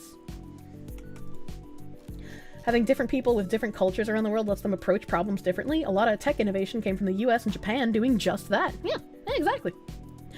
There's a town that's been struggling with water issues for a little over 2 decades because the local government, run by diversity hires, keeps stonewalling plans to build a new water treatment plant in the town. What the fuck? You're frustrated that some people want to travel all over the world but haven't even explored their own? You only recently realized you've only seen maybe 3 or 4 states. I've been around the US a whole bunch. There are still states I haven't been to. And it'd be fun to travel more. But like I don't know how I would do that. I'm a little bit of a workaholic, as it were. Oh, you know. What are you talking about? PewDiePie's Japanese? Oh my god. Amazon on Diversity Atlas, sharing her views on our intersectional approach to diversity, understanding, and action. Nidhi Singh, head of inclusion, diversity, and equity at Amazon Web Services, says at AWS, we believe that technology should be built in a way that's inclusive, diverse, and equitable. How do you make technology equitable? How do you make the concept of technology inclusive? How? Word salad is gross. Yeah, right? Our diverse perspectives help us to continue to drive innovation for our customers and to think bigger and differently about the products and services we build for our customers and the day-to-day nature of our workplace. It has been a pleasure working with our customer Cultural Infusion and understanding their Diversity Atlas platform. Diversity Atlas helps organizations understand the diverse richness of their teams by running an anonymous self-identification survey. This helps organizers to better measure, understand, acknowledge, and act on their inclusion, diversity, and equity management strategies, and how to better engage with a global workforce. A subsidiary of Amazon, AWS provides scalable, on-demand, reliable, and low-cost computing platforms to organizations across 190 countries around the world. With data center locations across the globe, they also provide service to us here at Cultural Infusion, where our digital platforms sit on AWS servers and services. And see, when they say that they're building technology that's equitable, what that makes me think back to is, again, since this came from Bridge Smart Brief, one of Bridge's tenets is to make equity of products, equity of product availability, and equity of product pricing. So when I read this, I think back to what Bridge has said, and I hear these people in this article saying technology should be built in a way that's equitable. And it makes me think like, okay, if they're offering Amazon Web Services in different countries and different areas, that means that it's possible. I don't know if they are, right? Because it wouldn't be legal as a United States business, but they could be offering a different pricing scale depending on the country they're selling it to, or the person they're sending it to, or even the beliefs of the company that they're selling it to. So that would be the equitability of pricing. You are disadvantaged because of your skin color, therefore we are selling this to you for a cheaper price because you need that leg up, is what the equity of pricing would be. Software is better due to the cultural difference between the developers. They do that and it's legal? Oh no. Wait, is it legal if the currencies are different? That's also a good point. They could use different pricing depending on the currencies as well. Which is something I see them do in games, which is how you could get around some of Steam stuff. They made image detection AI equitable by removing the ability to detect gorillas. Equity is always subtractive. Regional pricing is real and legal. I feel like there's a difference between like the regional pricing where it's like someone working minimum wage in Argentina isn't making the same money that someone working minimum wage in America is, as it were. They are unhappy. There are too many white guys in their company. The solution? More robots, more people happy to take low pay, and the perfect DEI employees to make sure those guys stay for the low wages. Your delivery will suck, for more money. Amazing. Why are we contaminating our brain with DEI lingo? You have to learn how they talk to learn how to combat them. But yeah, regional pricing for something like a video game absolutely makes sense. It absolutely makes sense. Regional pricing based on country, because the scale of their GDP is going to be different, makes sense. I don't think that is a problem. Because you can't expect like 100 USD to be the exact same elsewhere. You already know how they talk. It's nice to pay less. But when they start being like, you should have to pay more for this product because of who you are as a person, that's kind of a problem. That's kind of a problem. That's an issue. Know your enemy. When you know your enemy, you know yourself. You will know the outcome of 100 battles. Thank you, Sun Tzu. Regional pricing, if done properly, seems like a big plus, but we know those in controls are going to exploit the shit out of it and use it as another tool in the arsenal. Yeah. Walmart has different prices based on the area. They call it shipping cost. I think shipping is also a little different. My cow, your cow, right, comrade? They do that in medical? That's a bit weird. Brazil hacks everything. So yeah, like I don't want to go to a CVS and buy Band-Aids and then be like, okay, well, you're white and you're a woman, so you get the woman discount, but you get the white tax. Spicy cat raid. What I the don't hell want is this that. Spicy cat raid. But Busujima Bibi, hello Habibi, thank you for the raid. Merchant raid. Oh man, I called you Habibi and it's a merchant raid. What's happening? Hold on. Hello, welcome raiders. Thank you for the raid. We're talking bridge today. Mashallah, Kirsha. Inshallah, sister. Oh my god. Welcome raiders. Welcome raiders. Welcome to the FBI list. The raid scared you. Don't pee on the raiders. We welcome them. Do not pee. We're talking bridge stuff here. We're talking bridge today. I'm going down the bridge rabbit hole. Calling her Habibi made you think of Lumi. What the heck? Bibi is a very cute and funny girl who would very much like to be given an in-depth education about sounding. Please do not try sounding. It's very degenerate. You'll get things stuck in your urethra and have to make a very embarrassing hospital visit. It's butt time? Hold on, I was scratching my throat with my tongue. It was very itchy. Red Chimera, thank you for the gift sub to Bibi! Now she can post feet pics everywhere. Your town has the price of everything 67% higher than the same store 10 miles away. They say the reason the price is that much higher is because it costs more to ship it the extra 10 miles. That's some bullshit. That's some bullshit nonsense, dude. Ain't no way. No more bridges, only walls. True. True. What interesting allies we have made. This is Diversity Atlas's website. We're on Diversity Atlas's website here. That's the people we've been talking about this whole time. And their website says, creating cultural harmony. Great things happen when everybody counts. Diversity Atlas is a unique diversity data analysis platform that provides insight into cultural and demographic diversity within an organization. It enables organizations to understand the diverse richness of its teams and to better measure, understand, acknowledge, and act on its diversity, inclusion, and development strategies. And as you see here, they have the global homogeneous artwork, the terrible Globo art, diversity data driven white paper, and the AWS inclusion playbook. And I think I have this open in another tab. Hold on here a second, chat. Let me scroll a little bit here. I'm so mixed up, dude. And by scroll a little bit, I mean scroll quite a lot, because I have to find my last message. I make little pins so I don't forget things, because I would forget if I didn't make the little pins. Here we go. Here we go. Here's my message.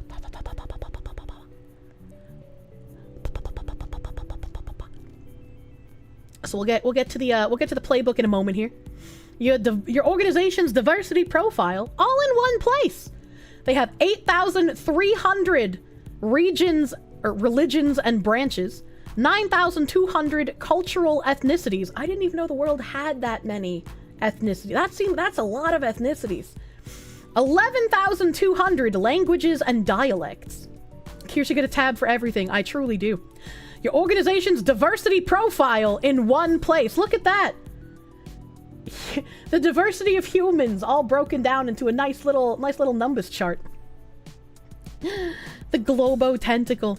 The Diversity Atlas platform makes it easy for teams and organizations to measure, understand, and tell their diversity stories for better inclusion and greater value of cultural identity. The Diversity Atlas dashboard visualizes your organization's and each team's profile, highlighting diversity achievements and where there's room to improve on inclusion.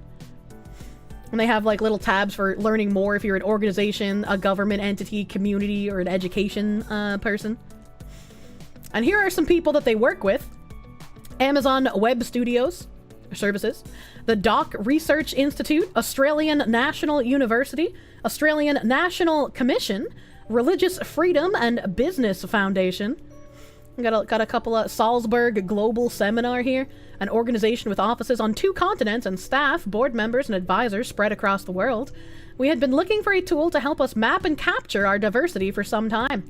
Diversity Atlas has helped capture and think about this in ways we had never previously considered. The results have not only helped us identify some previously unknown blind spots, but will also now help us develop future DEI strategies. That's interesting, man. That's interesting. And so we have, going on from this page, we have Cultural Infusion, the other organization that was brought up in those 2 articles. If Kirsche doesn't have a tab for something, the world would be doomed. On their landing page, it says, diversified we grow, divided we fall, united we stand, diversified we grow. Winner of the slogan contest by the UN Alliance of Civilizations and the government of Azerbaijan. And they have their products and services listed here, creative services, the Diversity Atlas that we just read on the previous page, how we started. In 2002, Cultural Infusion was founded. In 2004, Discovering Diversity Education Programs. In 2013, the Intercultural Innovation Award was created. In 2018, an official partner, the Australian National Commission, UNESCO. In 2019, they reached 5 million students. And in 2020, Diversity Atlas and Learning Lands was launched. 2022, Diversity Atlas has been deployed in 25 plus countries and launched in the USA. Help. They are right about the united part, but you don't need diversity to be united. You need equality. Yeah. Our work has won 15 international awards, including the United Nations Alliance of Civilization Intercultural Innovation Award. I've never heard of this.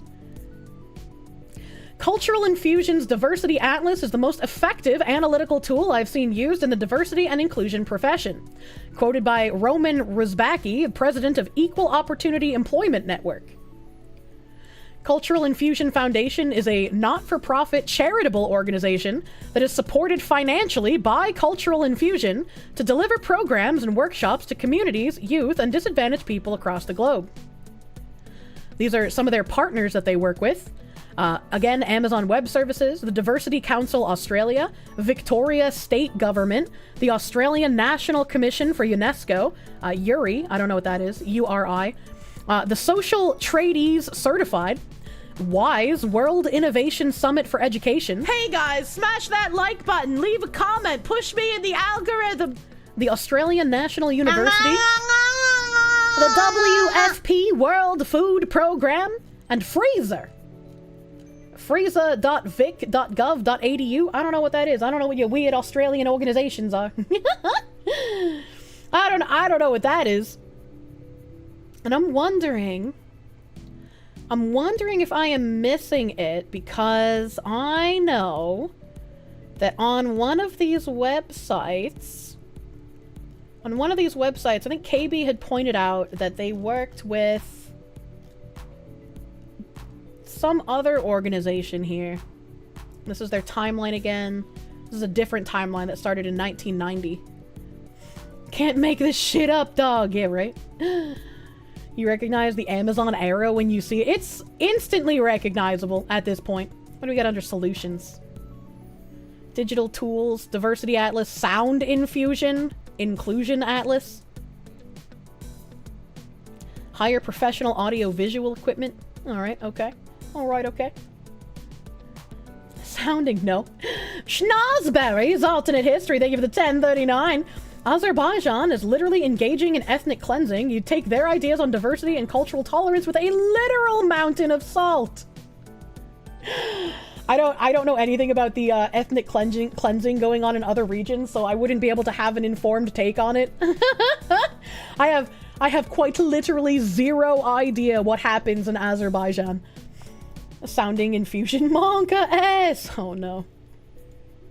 And then on Diversity Atlas, Amazon Web Services launched the 2023 Inclusion Playbook as a valuable free resource for every industry and Diversity Atlas white paper. Amazon Web Services Inclusion Playbook, inclusion powered by Amazon Web Services, featuring Diversity Atlas, was launched in Las Vegas at AWS's reInvent 2023, one of the biggest tech events in the world, attracting more than 65,000 attendees. 80% of the 2,000 organizations surveyed by the Enterprise Strategy Group in an AWS-funded research study said that their ID&E, they just rearranged the letters, strategies had a measurable positive impact on areas such as agility, customer engagement, and company reputation. On page 3 of the AWS playbook. Is this going to be the full thing, or is this... Okay, this is the 2-minute clip. I'll play the 2-minute clip. Okay, Peter, you're on the hot seat. Spend some time with you and talk about Diversity Atlas. What is Diversity Atlas? Well, Diversity Atlas is a data analytics platform that's able to provide comprehensive insights, not only into the extent and type of cultural, but a whole range of other demographic dimensions of diversity. So when organisations use it, quickly they get all these insights which allow them to really start to do an intersectional analysis for the first time, so they can understand where equity might be lying in an organisation, where it might... You literally can't make this shit up. This dude has the actual, like, villain of a movie mustache. That's kind of crazy. Like, I would expect him to come out of the wall in, like, an Austin Powers film, not be talking on a stage to, like, 65,000 people live. Not be lying, but then they can start to use this data for the first time because they can understand who they are. Because most organisations out there, they understand their customers to the point where they know what Literally, who is watching these? Sergeant Buck, thank you for the 777. These are not for us. Once again, these are made for corporations and companies. They're not for the average person, which makes a lot of sense by like all the jargon that they use to talk. You want to tear off the bat on his lip. And he's talking about the customers right now. And remember, once again, this is coming from Bridge's Smart Brief. One of the things under Bridge is that you as a company, once all of your employees are doing the work, are pushing the message, once you no longer have a need for a specific diversity, equity, and inclusion sector of employees because everyone in your company is doing that work together, you will be transforming customer opinion. the customer's going to buy before the customer's worked out what they're going to buy. But do they understand who they are? And that's the question we wanted to answer with Diversity Atlas. Who are we? Yeah, it's one of the first tools that I know I use as the leader of the team because I really want to understand who our employees were all over the globe. And I found that the best way to capture that information was through Diversity Atlas, so thank you. And what that needed was inclusive data sets to make that happen. So when you're filling out a survey, how often do you fill out a survey? And I know in my case, there would always be a box there called other. And I was over this being otherized all the time. So how can we now start to give that visibility to that person? Because if you know who that person The other is an option for you not wanting to self-report, typically. And like I know that there's like some surveys I've seen where it just has like, or it just has like Caucasian, African American, Asian American, Hispanic / non-white, and then other. So it's got a very limited amount of choices, but like you can't really expect them to print, what did they say, like 9,000 something ethnicities on the paper? Maybe make it like a fill box so they can write it in themselves. I don't know. The question is, now you can develop through the self-ID process this, a strategy that can cater for everyone. So it sounds like you just answered this question, but I'm going to go ahead and pose it to you. What was the inspiration behind creating this sort of diversity insights platform? Well, there's a whole lot of reasons, and I suppose it fits back into the bigger vision of cultural infusion, which is to build a world that's culturally harmonious, and we do that through intercultural action. But to also... When someone from Amazon tells me they want to build a world that is harmonious, I'm gonna be like, oh no. Amazon is literally like the big evil megacorp in every sci-fi film. What do you mean? I'm a retard, but why did they organize DEI as close to die as possible? They could have even added accessibility and brand it as idea. It's right there, for Christ's sake. Aren't these people supposed to sell you on things? Because they take great pleasure in putting that kind of thing in their terminology, because die is what they want you to do. You are the carbon that they want to reduce. Understand culture a lot better, and we don't understand culture well enough, but we don't also understand diversity. And what we realised with diversity and cultural diversity, we realised it was poorly defined, analytically neglected, and it was in need of robust understanding. Because if you asked me what diversity meant, I would have given you a long explanation up until 2015. If you asked me what cultural diversity meant, I would have said the same thing. So we conducted more than 300 literature reviews to be able to try to define diversity and apply metrics to it and algorithms so we can start to measure diversity and then start to really define cultural diversity and disaggregate this into distinct pillars. Because if you can't do that, then how do you develop a strategy moving forward? Diversity shouldn't have a long-winded explanation. It's just like a bunch of different people who believe different things, possibly different cultural backgrounds.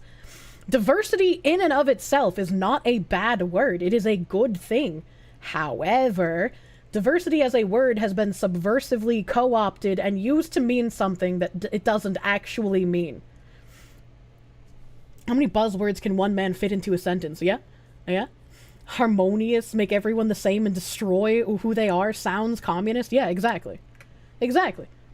Evil Zombie Toe, thank you for the $9.99. Just wondering when the Asian and African business representatives will discuss their diversity initiatives. You can't separate into groups. How will we be able to classify you, right? Just don't be an asshole. Yeah.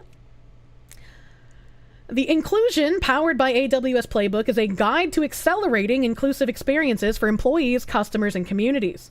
It includes some of the key ways AWS has put inclusion commitment into action, including the challenges and successes an organization will face when developing a business environment where everyone counts. The playbook promotes an evidence-based, data-driven methodology based on the benchmarking approach of Diversity Atlas. And instead of reading about the Atlas here, I have a tab for that. So in the 2023 Amazon Web Services Inclusion Playbook, it's 18 pages, so we're going to skip around a bunch. At AWS, we know our innovations wouldn't be possible without the diverse teams of builders that help us think bigger and think differently about the products and services we create for customers globally. We also know, to nurture that diversity, we need to create environments where people feel a sense of inclusion and belonging. That's why at AWS, we lead with inclusion. Advancing... Friendly reminder, it is rude to refer to the AR-15 as a scary black rifle. Please refer to it instead as a rifle of color. Thank you, Sergeant Bug, for the $5. What the heck? Advancing inclusion, diversity, and equity, ID and E, doesn't have a final destination. It's an ongoing journey on which there's always more to do. We are committed to always working, always learning, always diving deeper, and always iterating to enhance our inclusion strategy, help, and approach. We also recognize moving the world toward greater inclusivity, which requires action from everyone, everywhere, which is why we have created this playbook and made the information publicly available, to inspire collective change. We hope it gives you the confidence to apply similar practices and learnings in your own organizations. In regions across the world, the ID&E landscape is shifting. We all know there's work to be done to ensure all identities and perspectives are valued in the workplace. The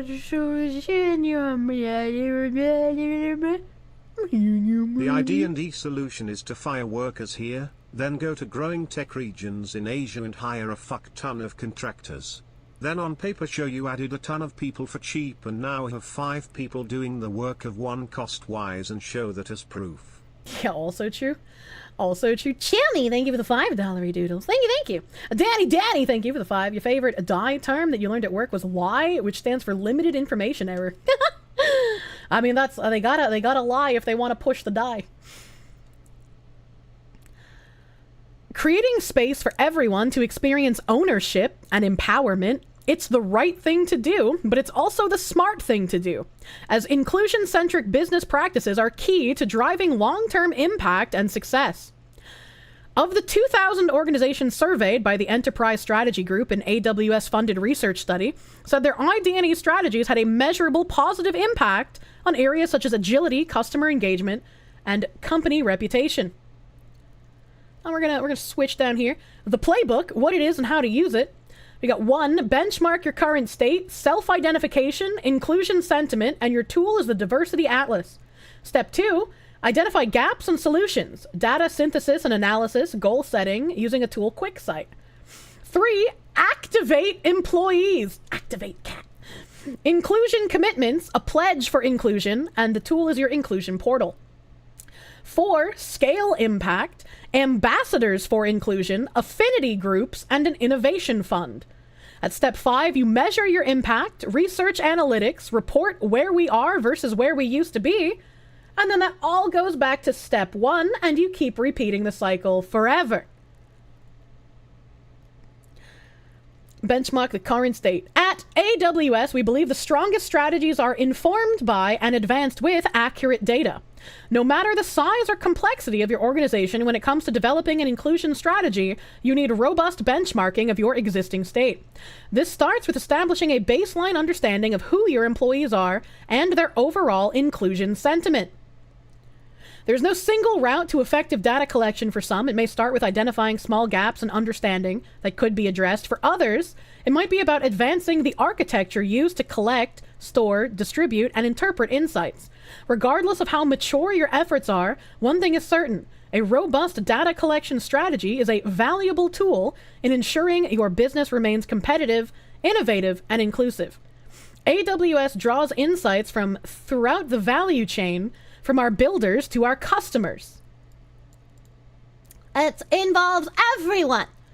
This includes gathering qualitative data on stakeholder opinions, for example, through voice of customer feedback to understand customer sentiment. We also look to ID&E market intelligence to identify available pools and opportunities to recruit from underrepresented groups, as well as representation talent availability where market demographic is data limited. Regarding workforce benchmarking, we collect quantitative data on builder demographics and inclusion sentiment by leveraging the following mechanisms: the Amazon Self-Identification Tool, Amazon Connections, and the Diversity Atlas. With self-identification, we believe in growing a talent pool that reflects multiple diversity dimensions, nurturing promising builders who self-identify as members of underrepresented communities. It's part of how we fuel our shared growth, now and in the future. To do so, we need to find ways to track and understand anonymized global workforce demographics in granular detail. AWS is constantly looking for ways to drive our efforts through data, refining what we collect and how, for example, evolving from allowing US builders to identify as 2 or more races, enabling them to specify each relevant race individually, as well as acknowledging cultural nuances of racial identities around the globe. The inclusion sentiment, We measure inclusion through questions that align with our 4 constructs of inclusion: valued, informed, connected, and authenticity. These questions are distributed via Amazon Connections, a real-time company-wide confidential survey designed to help us listen to and learn from builders. Connections data allows us to proactively identify solutions and take specific, concrete actions that meet builders' inclusion needs. We also value anecdotes and use them to support or question our data. And then finally, they cover the Diversity Atlas, which we already read about. And the things that the Diversity Atlas benchmarks are demographics and attributes such as sex at birth, gender, sexuality, age, position level, education, disability, tenure, and long-term conditions. Countries on the metric are country of birth, parents and grandparents' country of birth, countries of residence, and citizenship. And I find that interesting that they include the parents and grandparents' country of birth, because this reads to me like measuring the amount of privilege you have. And as we've seen already in some cases, like that NASCAR guy getting his sponsors cut because his father said the N-word before he was born, sometimes people are punished for the sins of their parents. Why do any of these matter for how good a service is? Stop asking questions. Under cultures, they ask ancestral and current across ethnicities, nations, people groups, association with appearance and cultural priorities. Number 4, languages and dialects across advanced, intermediate, and basic proficiency. This one's like the first relevant thing.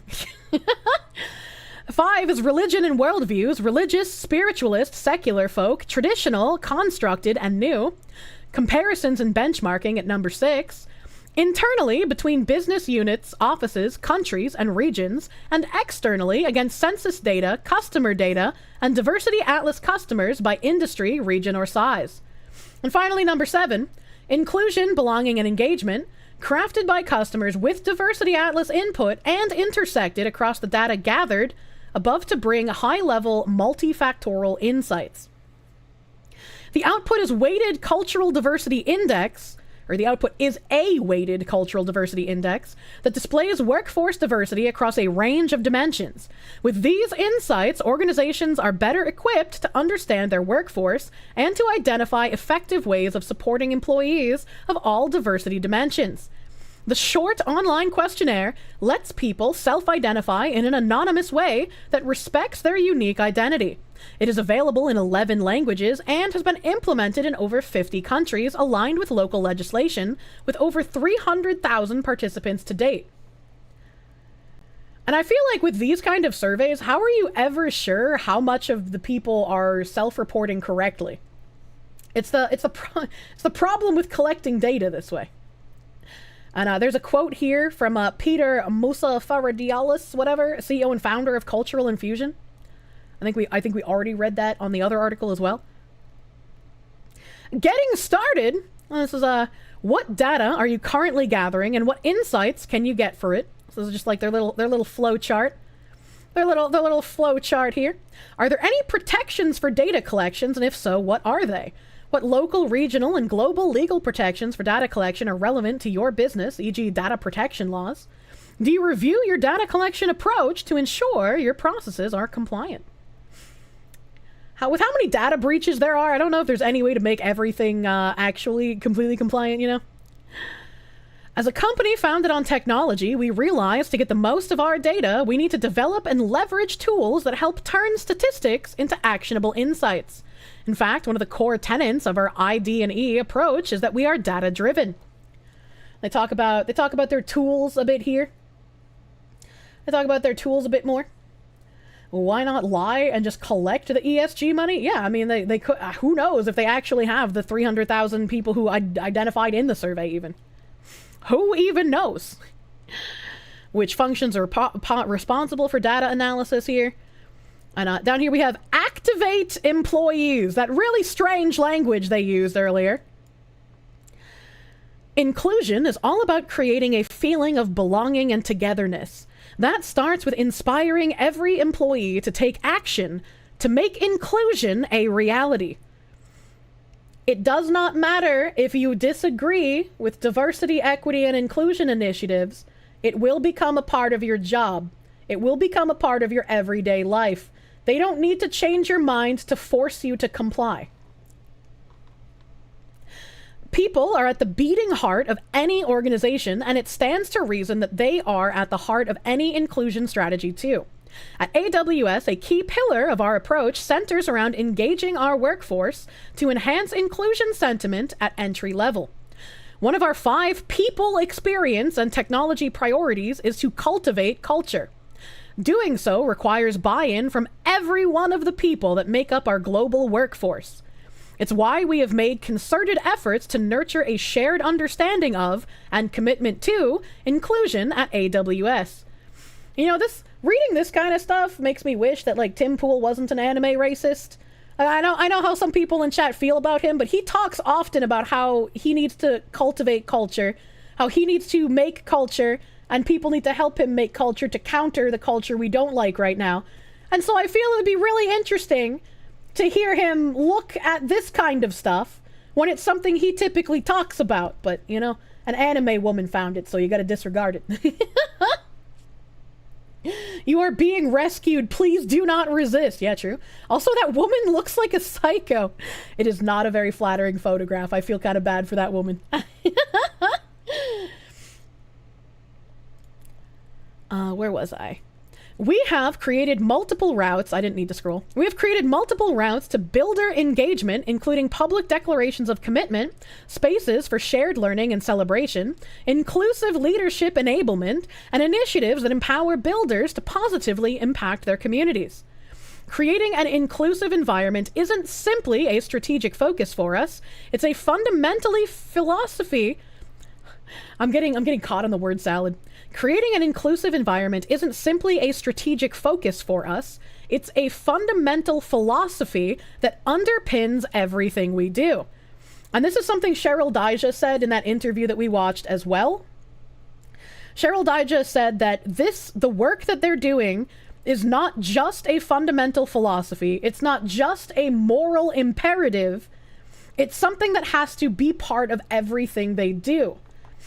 To realize this, we need to drive inclusion not only from the top down, but the bottom up too, inspiring builder commitments to collective action at all levels of the organization through establishing AWS inclusion commitments that inspire collective agreement to build a more inclusive culture, launching a pledge for inclusion to inspire builder awareness and adoption of the inclusion commitments, creating an inclusion portal to provide micro-learnings and resources to help builders and leaders action their inclusion commitments.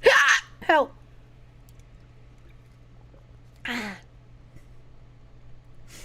Just a thought in case any of you wind up working for a company that implements Bridge and you have no say against it. Don't quit. Let them fire you, and don't ever fall for their trap in letting you resign. If you resign, they do not have to pay you severance and benefits too. If they want to play games, play your own. Yeah, and as we read before, there are conservative groups who have been putting together lawsuits against companies who do these kinds of things. If you're in a position where you feel like you're probably alone in your company wanting to fight back against this stuff, even if you don't like conservative people specifically, because we talk about how they're spineless do-nothings here, but the people putting together the lawsuits are doing something. They would be the people to contact because they're getting the work done. They're getting into these companies, they're digging into them, they're pointing out how it's illegal, and these companies are panicking and trying to figure out a way to keep doing this without gaining the attention. They never pay benefits anyway. Inclusion commitments. One thing we have learned is that builders want their leaders to be increasingly visible and vocal about inclusion. To make this happen, we worked with the AWS executive team to establish the 10 AWS inclusion commitments. We have literally the 10 diversity and inclusion and equity commandments here, but it's not a religion. Don't worry about it. The first commandment is interrupt bias and microaggressions when we see them. The second, build a community with integrity and a willingness to listen to other voices. The third commandment, continuously increase our knowledge on how to be an ally.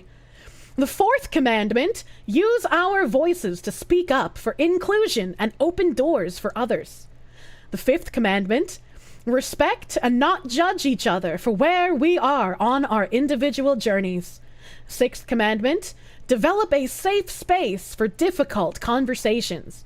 Seventh commandment, acknowledge that injustices in society exist and commit to better understanding how people want to be treated. The eighth commandment, value differences and authenticity and encourage others to do the same. That's really ironic coming from these people, I'm going to be honest with you. The ninth commandment, look past stereotypes and honor each person's unique character and personality. And the 10th commandment, educate ourselves on how different groups experience bias while challenging and mitigating our own biases. Through targeted campaigns, we are inspiring builders to adopt these commitments and providing leaders with an opportunity to be visible and vocal with their own pledge while encouraging team engagement.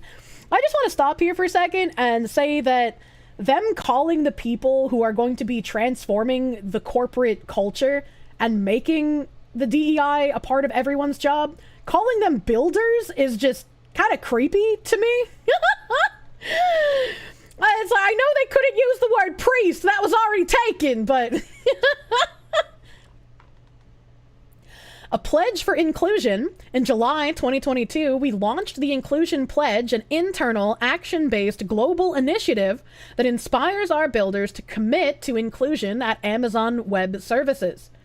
The pledge aims to increase inclusive behaviors around inclusion. Through tailored educational resources, the pledge encourages people to build inclusion into day-to-day activities, personalizing their inclusion journey while taking actions that contribute to the AWS inclusion commitments. And we all remember that story that totally happened that woman talking to Cheryl Dye just said, where she was like, a man told me a story about how he was at a professional dinner and someone speaking was about to tell a joke that he understood would have racial connotations. And he had to weigh his options between, if I speak up about this, it might harm my professional capacity and people might other me. But if I don't speak up, then I'm not doing the work for inclusion. We encourage you to not get fired. And it's just like, it makes me wonder, right? Like, again, things that totally happen for 500, Alex.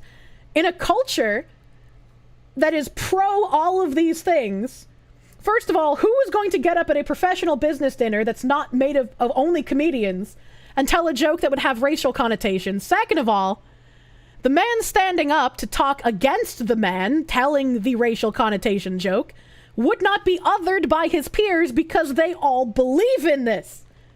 Like, what do they mean? And then everyone clapped. They were Builder and Marvel lore that wanted to bring the entire universe to heel. My boy Thor smashed one's head because fuck that.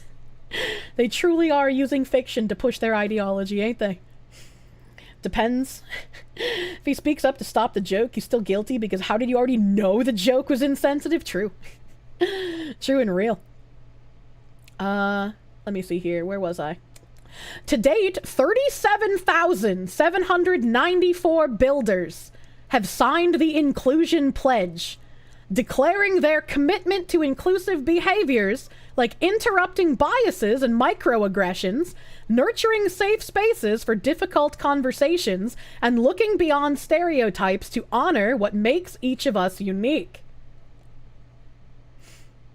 And they have this nice, large, robust number here, but I'm wondering exactly how much of that number is split between the malicious, intentional liars, the true believers who have been propagandized, and then just your average worker who's like, yeah, sure, whatever, fuck this shit, I don't care, I'm gonna check the box, I'm gonna go back to work. But they get to pump their numbers and say people want this because of the workers who just don't care and check the box. Now we know who to fire. They talk about their inclusion portal tool a little bit down here. A little bit about the tool inclusion here. Here's what participants said. The AWS Inclusion Pledge and Portal experience is helping us as a community make progress toward our inclusion commitments. The portal's easy to use, offers a wide range of information, and I always find something interesting in small, manageable, consumable chunks. Okay, all right. Okay, all right. Getting started with their workforce thing here. Scale impact. This is 18,000 inclusion ambassadors across 63 chapters. Creating space for builders to make a visible commitment is a valuable step on our journey to lead by inclusion. But it's only half the story. We want to find ways to help builders turn that passion into collective action, contributing to the creation of an inclusive, fair, and respectful company culture. And this woman's facial expression is basically my expression reading everything in this brief. Someone got paid a lot of money to make this. Yeah, exactly. We know our people want to make a difference both within the walls of AWS and beyond to their local communities. To enable this, we have invested in the following. The Inclusion Ambassador Program to empower builders to actively contribute to creating an inclusive, fair, and respectful culture at AWS. 13 affinity groups, which are employee resource groups that create space for colleagues to come together to celebrate diversity and shared experiences. And the ID&E Innovation Fund, which provides micro grants to builders and support nonprofits that serve underrepresented communities. That's interesting. That's interesting that they have a fund that provides micro grants to builders. So anyone who says, yeah, whatever, I'm gonna just become a builder. I agree. Yeah, diversity. Woohoo! Give me money. Literally, the people who went out and got the COVID shot for a lollipop. You know. Give the link for the PDF? Yeah, sure. I think it will have to be embedded because this is a PDF, so it's open from my files. I would have to drop it. KB usually drops it in my Discord. There's a channel called Stream Suggestions, and then there's a sub-thread all about Bridge and the articles related to it. So things should be dropped in that Bridge sub-thread with all of the stuff that we talk about. I have no way of dropping the PDF in Twitch chat. I apologize. There's no way those things are not loans. PDF link. You're fucking nuts, KB. Thank you. Thank you for posting an actual link to that there. I was going to say, I was going to link this, but then it said file C users. So I was like, wait a minute. I can't link that. You think ChatGPT couldn't have been this repetitive with the wording if it actually created these articles? Inclusion intervention how many times? Ambassadors for Inclusion. At AWS, we are proud that our people are as committed to our inclusion journey as we are. Our Inclusion Ambassadors is a dynamic network of over 13,000 builders who are united by a shared commitment to foster inclusion in every area of our business. They are critical to centralizing our strategy while decentralizing its implementation at scale. While we have set a target for 25% of AWS to be a part of the Inclusion Ambassador community. This program serves to equip passionate builders with the tools and knowledge they need to actively contribute to AWS's inclusion mission. Internally, ambassadors work to amplify our programs, advocating for the importance of inclusion and stepping in to address non-inclusive behaviors wherever they see them. Externally, they support targeted community activations and act as a point of contact for customers looking to advance their own inclusion efforts. And then they have the ambassadors for builders, ambassadors for customers, and ambassadors for communities. So again, this is inclusion ambassadors play a key role in engaging customers on inclusion. Through targeted events like AWS reInvent, AWS Reinforce, and AWS Summits, they share how AWS is creating inclusive experiences everywhere. Word salad, word salad, word salad. This is just talking more about their affinity groups. And if you don't know what an affinity group is, we maintain 13 affinity groups, employee resource groups open to all employees, including allies, and designed to bring people together across the company and across the world. 1,500 chapters are active in more than 50 countries, more than 50 countries, enabling over 120,000 I can't read chat. Enabling over 126,000 AWS and Amazon employees to learn from one another and connect over shared experiences. Affinity groups create space to explore various diversity and cultural dimensions. Throughout the year, our groups host seminars and activities to celebrate cultural holidays, such as Asian American and Pacific Islander Heritage Month, Black History Month, and U.S. National Hispanic Heritage Month. They talk about the Innovation Fund, where they give funds addressing systemic challenges to underrepresented groups. They still face today through the AWS ID&E Innovation Fund. Builders can access micro grants to support STEM-focused partnerships with community-based organizations. Funds are given to builders seeking to make a positive impact on racial and ethnic groups, people with physical and cognitive disabilities, the LGBTQIA+ community, veterans, women, and any intersection of these diversity dimensions. The goal is to unlock new inclusive opportunities for underrepresented communities around the world. Reporting where you are versus where you want to be. This is how you measure your impact, challenges in learning. Reducing bias through technology. The rapid growth of generative AI brings with it both promising innovation and novel challenges. At AWS, we are committed to developing AI solutions responsibly and taking a people-centric approach that prioritizes education, science, and our customers. We are also committed to creating the resources that help our customers develop and use AI and ML, which I think is machine learning, responsibly, such as AWS AI service cards. These cards provide customers with a single place to find information on intended use cases and limitations, responsible AI design choices, and deployment and performance optimization best practices for our AI services. As well as service cards, we have developed Amazon SageMaker Clarify, a machine learning service with purpose-built tools that help machine learning builders detect potential biases during data preparation and model training. A detailed report measures and highlights biases and allows for connections to mitigate them. The explainability features make it easier to accurately describe model predictions, explain model biases, improve model performance, enhance trust, support human decision-making, and conduct audits to ensure businesses are meeting regulatory requirements. And I'm interested because they say that it's going to help detect potential biases in machine learning models.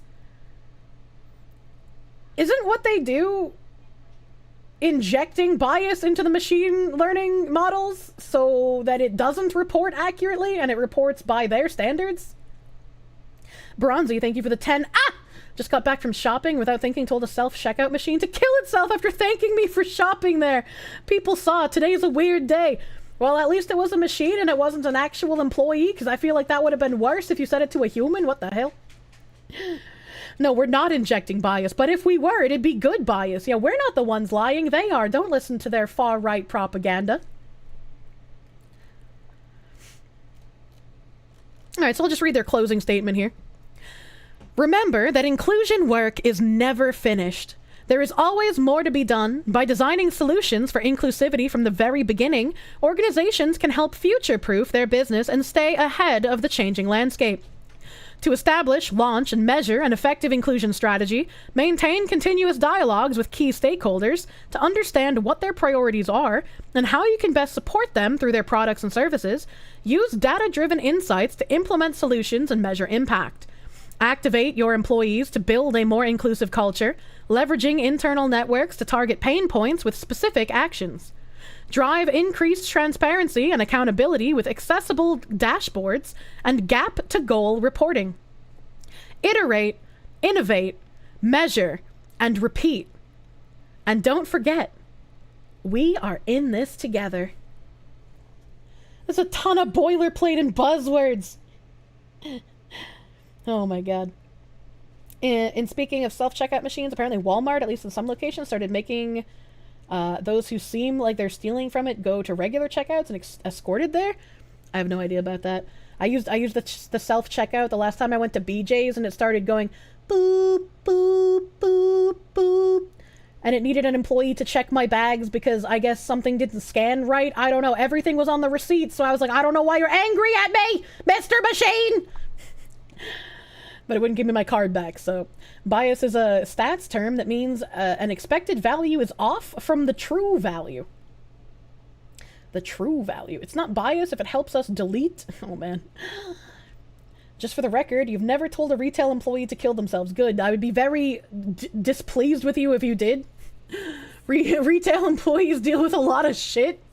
That's why I want to be the good customer. Just don't talk to me. Leave me alone. I won't bother you. I promise. Self-checkout never scans right. Spicy cat raid. What the hell is this spicy cat raid? Nyana, thank you for the raid. Welcome all the little bananas. Welcome, raiders. I'm wrapping up a little bit here. I didn't get to Amazon's video, but we'll watch this drivel from their own mouths when you tune in next time on Dragon Ball Z. Nyana mit uns! Hallo, guten Abend!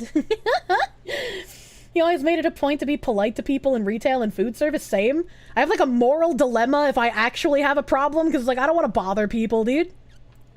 Guess people made to finish with a cashier is better than possibly being banned and charged. Did we get to the 40 goal? Let me check.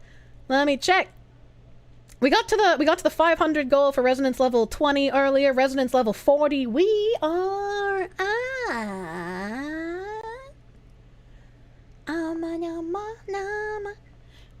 we're at 457 out of 500. I don't know if we've moved since earlier, but that's where we're at. 457 out of 500.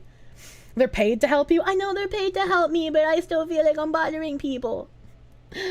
After 5 hours, what is Kirsche talking about? My brain is melted and my stomach desires brisket. You don't use self-checkout? When told to, you usually respond with, I don't work here. Level 40 is like 2 hours. I believe in you guys. We have 18 hours left. 18 hours. We need less than 50. I can't quick 40. We need 43 people to hit level 40. It was 18 hours before. No, it wasn't. It was 24 hours, and then it was 23 hours my last update. Now it's 18. Your mom's a waitress and she gave you her free daily milkshake, so you have sympathy for them. I want a free daily milkshake. No, it was in before what? We only have 18 hours left to finish the goals. If I don't hit 518 hours, then I just don't hit 518 hours. If the world had more gals like me, it would be a crazier and snugglier world. Hell yeah! Huff the tails. They're very floofy. Let me see. Homestead is around here. Let's see. Homestead is around. Oh hell yeah! Oh what? Okay, I'm interested.